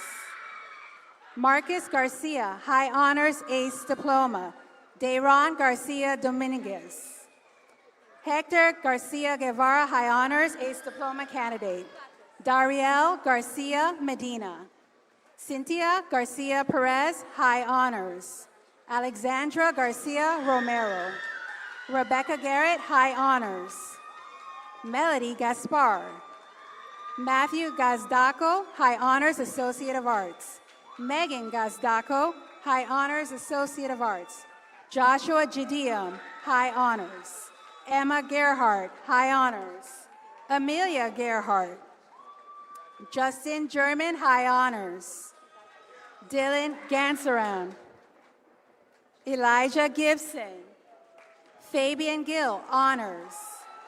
Mia Golding, honors. Jacob Gomez, high honors. Alexandra Gonzalez, high honors. Angelo Gonzalez, high honors. Christian Gonzalez. Okira Gooden, honors. Zoe Gormley. Noah Grace, honors. Naya Grace, honors. Renisha Grant, high honors, Associate of Art. Olivia Green, high honors. Jack Green, honors. Daniel Grimaldo Hernandez, high honors, ACE diploma candidate. Tyler Grove, high honors. Isabella Garnuccio, high honors. Gabriel Guerrero, Ern Guerrier, Jamar Gustav. Jose Gutierrez Perez, honors. Juliana Gutierrez Garcia, honors. Brandon Guzman. Pauline Guinard. Tyler Hagan, high honors. Paige Hager, high honors. Kayla Hall. Alicia Hallenberg, honors. Ernst Hallenberg. Nolan Hamill, honors. Dylan Hamilton, honors. Jeffrey Hampson Jr. Javon Hardy. Emily Heron. Andrew Harper, honors. Demaine Harvey, honors. Max Mary Hawkins, honors. Annalise Hayes, high honors. Janiyah Henry, high honors. Alfonso Hernandez, high honors, Associate of Arts. Ava Hernandez, honors. Darwin Hernandez, high honors. Jada Hernandez. Jasenia Hernandez. Jocelyn Hernandez. Chantel Hernandez Bustillo, high honors. Julio Hernandez Galeano. Haley Hernandez Landeverde, honors. Jocelyn Hernandez Mayo, honors. Juan Herrera, high honors. Heaven Hewitt, high honors. Jaheim Hewitt. Oliviana Higgs. Eli Holmes. Mia Honig, honors. Ethan Howe Barton. Javion Huggins. Zachary Hughes, honors. Shazan Hussein. Vanessa Hypolite, high honors. Michael Iniguez, honors. John Intendola. Maciel Izquierdo Leyva, honors. Ava Jax, honors. Jelena James, honors. Makai James, high honors. Shanique James, high honors. Diana Jean, honors. Richie Jean. Kelsey Jean Charles. Darlene Jean Baptiste, honors. Kiana Jean Baptiste, honors. Dearion Jenkins. Lynn Judy, high honors. Kiera Jemison, high honors. Nevea Jock, high honors. Kayla Johnson, high honors. Kishana Johnson. Wyatt Johnson. Ethan Jones, honors. Jaden Jones. Ermsley Joseph, honors. Evings Joseph Jr. Hermisen Joseph. Kiana Joseph, honors. Wesley Joseph. Faith Carr, high honors, ACE diploma. Gavin Kaplan. Taj Kashkush. Cameron Keaton. Mason Kennedy, honors. Braden Kesselman, high honors, ACE diploma. Alexis Ketz, high honors. Vung Kim, high honors. Jermoria Kimbrough, high honors, ACE diploma candidate. Mila King, high honors. Oceana Kirk, high honors, ACE diploma candidate. Chloe Klein, high honors. Elena Knapp, high honors. Ava Khan. Gleb Komogortsev, high honors, ACE diploma candidate. Peter Kaneko. Glenn Corenda, honors. Gage Crom, high honors, ACE diploma candidate. Tide Labastida. Adriana Labrada Granda. Chloe Lance, high honors. Malachi Landrin, High Honors, Associate of Arts. Jordan Landrin, Honors. Tori Larson, Honors. Daniel Lativodor, High Honors. Jessica Larore, High Honors. Natalie Lazard, Honors. Zoe Lynn Lazard, High Honors. Quentin Lespinace. Kylie Levy. Alyssa Lures, Honors. Hannah Lewis, Honors. Aiden Lexer, High Honors. Christine Lichtman, Honors. Aiden Lightburn, High Honors, Ace Diploma. Davi Lima, High Honors. Samora Linton, Honors. Jose Lobos, Honors. Zoe Lockett. Clarissa Lopez, High Honors.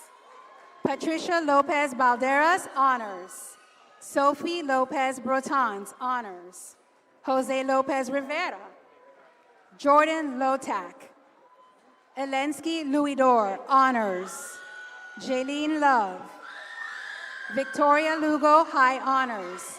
Haley Lundgren, Honors. Hannah Lundgren, Honors. Charles Lundy, High Honors.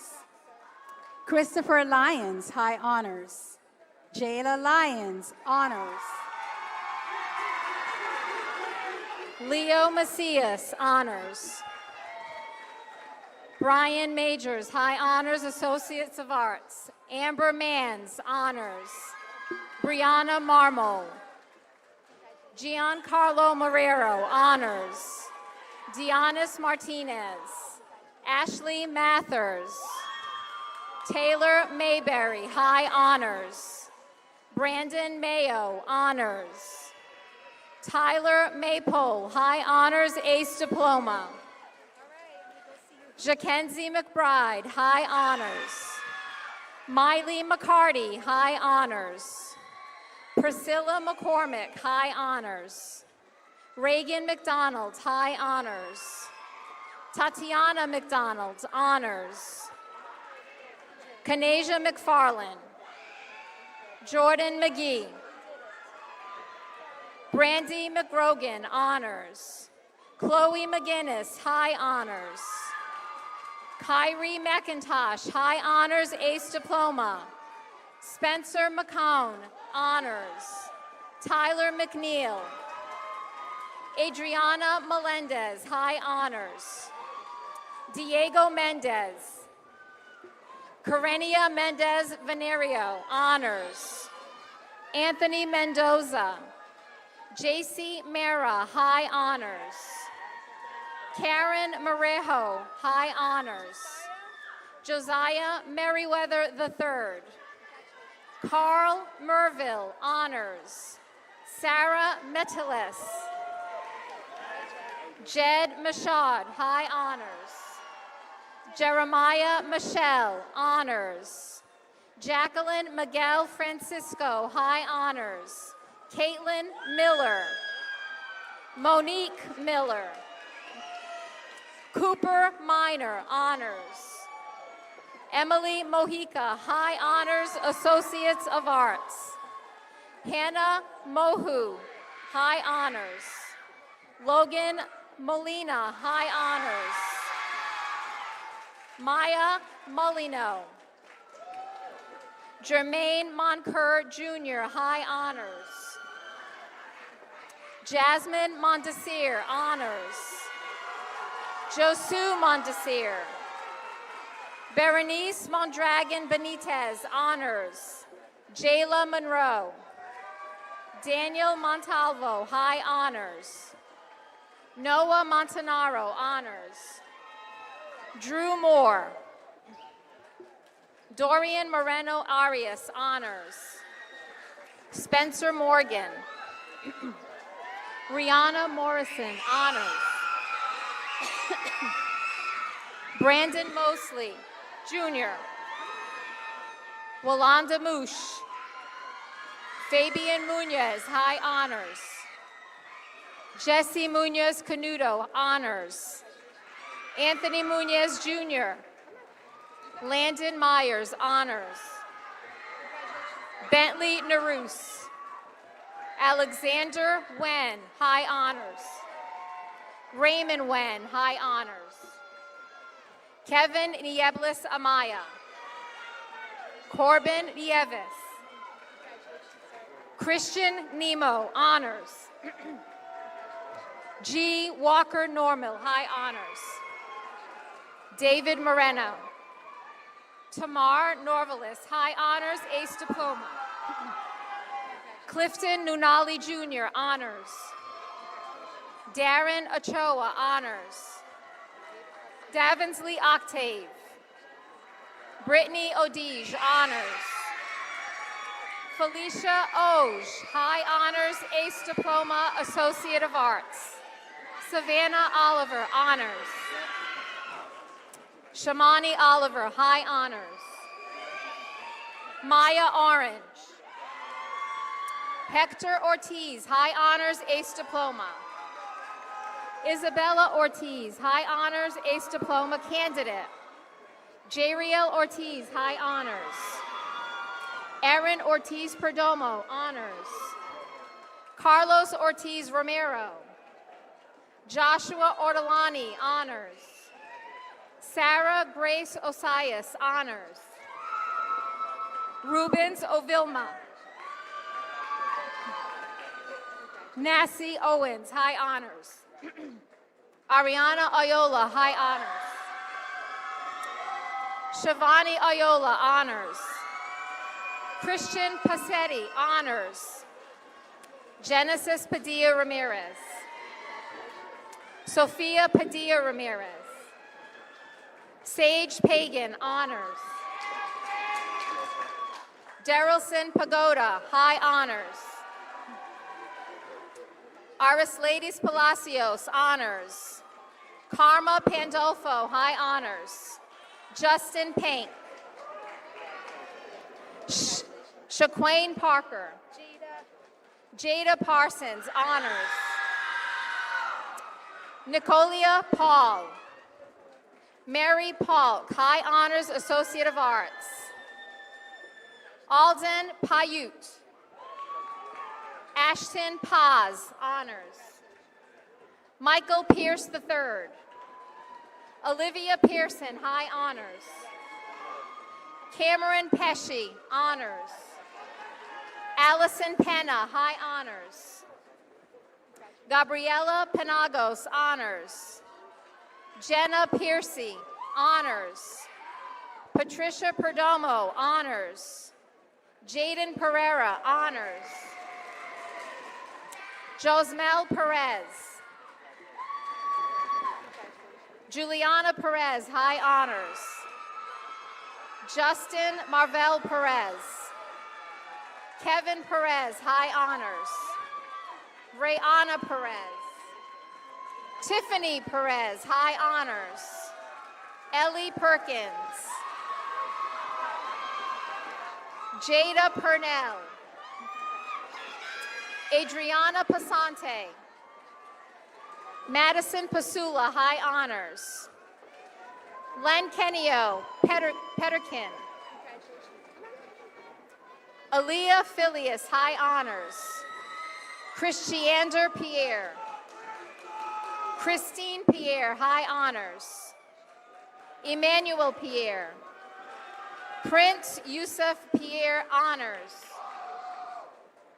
Amanadad Pierre, high honors. Yuvika Pierre, high honors. France Pierre Louis, high honors, ace diploma.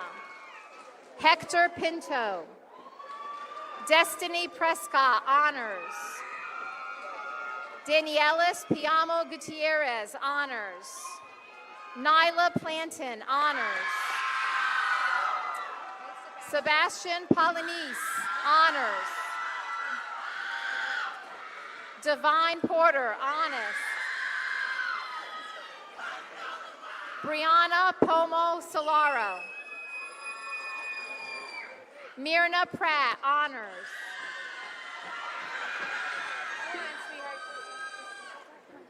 Mecky Pitts, honors. Giselle Pittman, honors. Amarian Presley. Devon Presley, honors. Cheyenne Price, honors. Vincent Proctor. Jaden Prosper, honors. Valerie Carino, honors.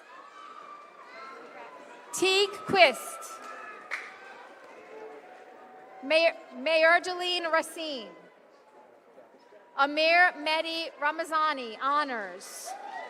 Genesis Ramirez, honors. Matthew Ramirez, honors. Sebastian Ramirez, honors. Stephanie Ramirez Bonilla. Yarisbeth Ramirez Rivera, honors. Ryan Rampersad, honors. Jakaya Randall, high honors, ACE diploma candidate. Brennan Roush. Angela Robestillo, Metza, honors. Braden Reed. Iana Reed. Max Reimer. Benjamin Renee, honors. Jesslyn Resendiz. Jonathan Resto. Mauricio Reyes. James Reyes Uraco. Terrell Reynolds Jr., honors. Sanjay Reimer, honors. Eduardo Ribeiro Cruz, honors. Paige Richards, high honors, ACE diploma. Isaiah Richardson, high honors, ACE diploma. Kylie Richardson, honors. DeJean Ricketts, honors. Heath Ritchie. Cheyenne Ritter, high honors, ACE diploma. Anthony Rivera. Destiny Rivera. Sydney Robinson, high honors. Kimberly Robles Acevedo, honors. Dylan Rodriguez. Jaden Rodriguez. Janet Rodriguez, honors. Kiara Rodriguez, high honors, ACE diploma. Nathaniel Rodriguez, high honors. May Rodriguez Arias, honors. Geronimo Rodriguez Castaneda, high honors, ACE diploma. Alex Rodriguez Soto, honors. Angel Rodriguez Ponce de Leon. Leonardo Roldan. Elijah Romulus, high honors. Trotsky Romulus. Jamal Rowley, honors. Melanie Ruiz, honors. Anthony Russo, honors. McKinley Sanville. Dayana Salas, honors. Loana Salazar Rodriguez, honors. Justin Saltos.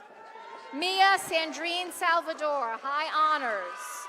Marcos Sanchez, high honors. Jason Sandoval Ochoa. Roman Santos, high honors. Narateeth Sarafan. Angelica Sardinero Crespo, honors. Denise Saria Tuero, high honors. Kaylin Saray, high honors, ACE diploma candidate. Angelina Schmook, high honors, ACE diploma. Haley Schneider, high honors. Shanice Sweeter, high honors. Lamenthea Scott, high honors. Kevin Senna. Aiden Sonatus, honors. Anahi Sepulveda Soso, honors. Kevin Serrano Medina. Caden Sachuan, high honors. Julian Severe. Jewel Shader. Angana Shah, high honors, Associate of Arts. Maya Shaw, honors. Malak Shrita, high honors. Giovanni Cecilia. Ebony Silas, high honors. Olivia Simmons, honors.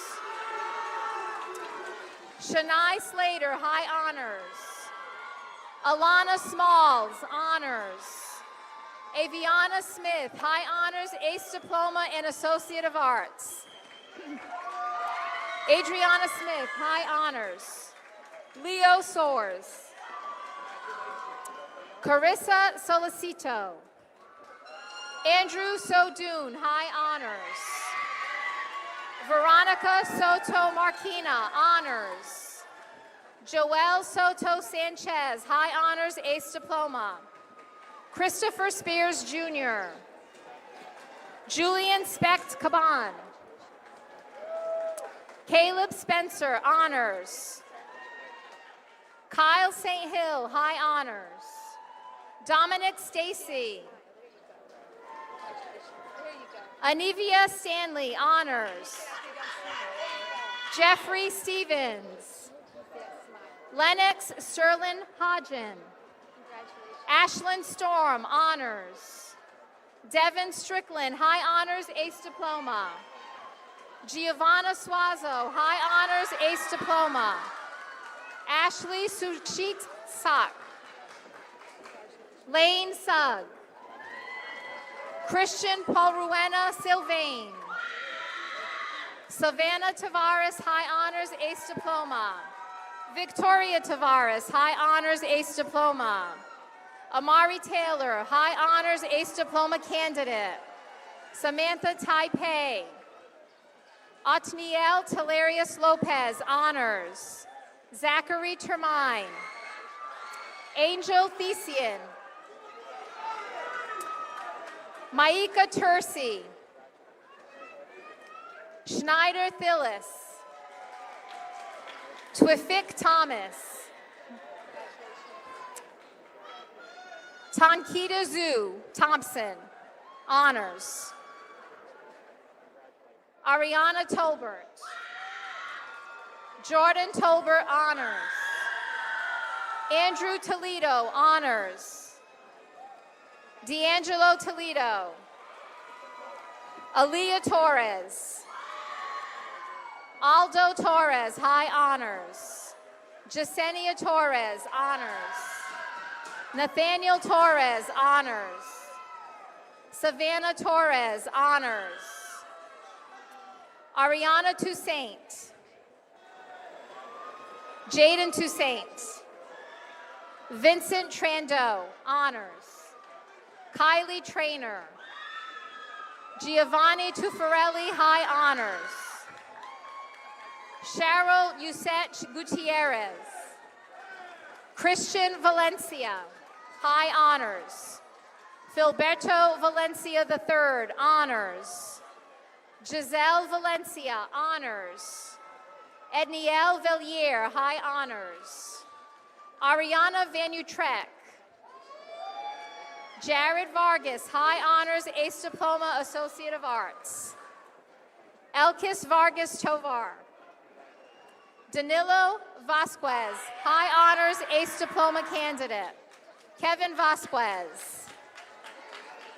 Dashley Verdiel Sharino, honors. Maya Vernon, high honors. Jefferson Ville. Kermi Vilbrun. Liana Villa, high honors. Jadalyn Villanueva. Katie Volson. Daniel Wagner. Ava Waldrop. Trinity Walker, honors. Shanara Wallace Wilson. Addison Washington, honors. Ethan Wayne. Summer Wayne, high honors, Associate of Arts, ACE Diploma candidate. Elsa Joaquin. Madison Wheeler, high honors, ACE Diploma. Abigail Wiley, high honors, ACE Diploma. Corey Williams. Essence Williams. Jalen Williams, honors. Jemiah Williams, high honors. Danae Williamson, High Honors Ace Diploma candidate. Ava Willis, High Honors. Trelia Wilson, Honors.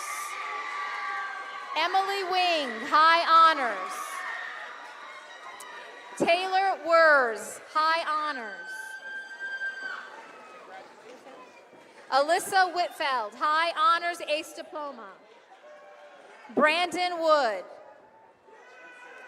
Michael Woodley, Honors. Kaylee York, High Honors Ace Diploma. Ariana Urwex, High Honors. John Patrick Zamora. Benicia Zavallo Maldonado, Honors. Rachel Zeller. Berlancia Belizaire, High Honors. Maria Manetti. Philip Martinez. Arena Uditsky, Honors. Alyssa Jackson. Nevaeh Baptiste. Anisha Rondeau, Honors. David Marizier, High Honors. Sydney Griffin. All right.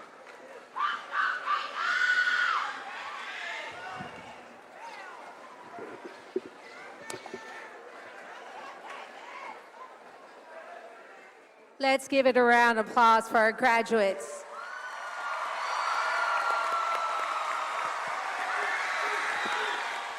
Dr. Prince, will you join me again at the podium? Will all the graduates rise? Dr. Prince, as principal of St. Lucie West Centennial High School, I present the graduating class of 2026, graduates of St. Lucie Public Schools. They await your confirmation.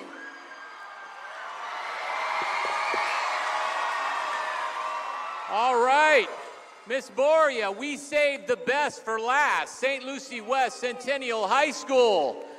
By the power vested in me as your superintendent and on behalf of the best school board in the state of Florida, I now pronounce you graduates. You may turn your tassels.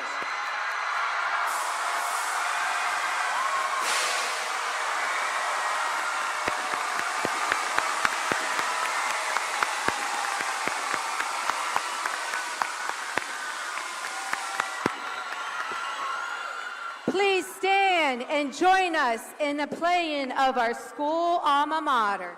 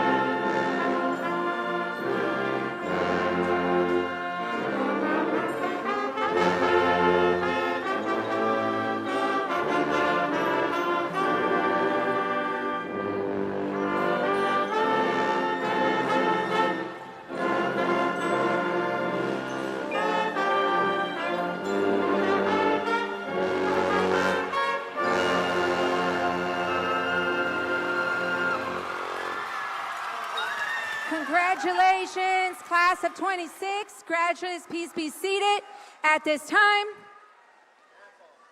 Dr. Prince and distinguished guests on stage, and to all of our parents, family, and friends, thank you for joining us in this celebration of the St. Lucie West Centennial High School class of 2026.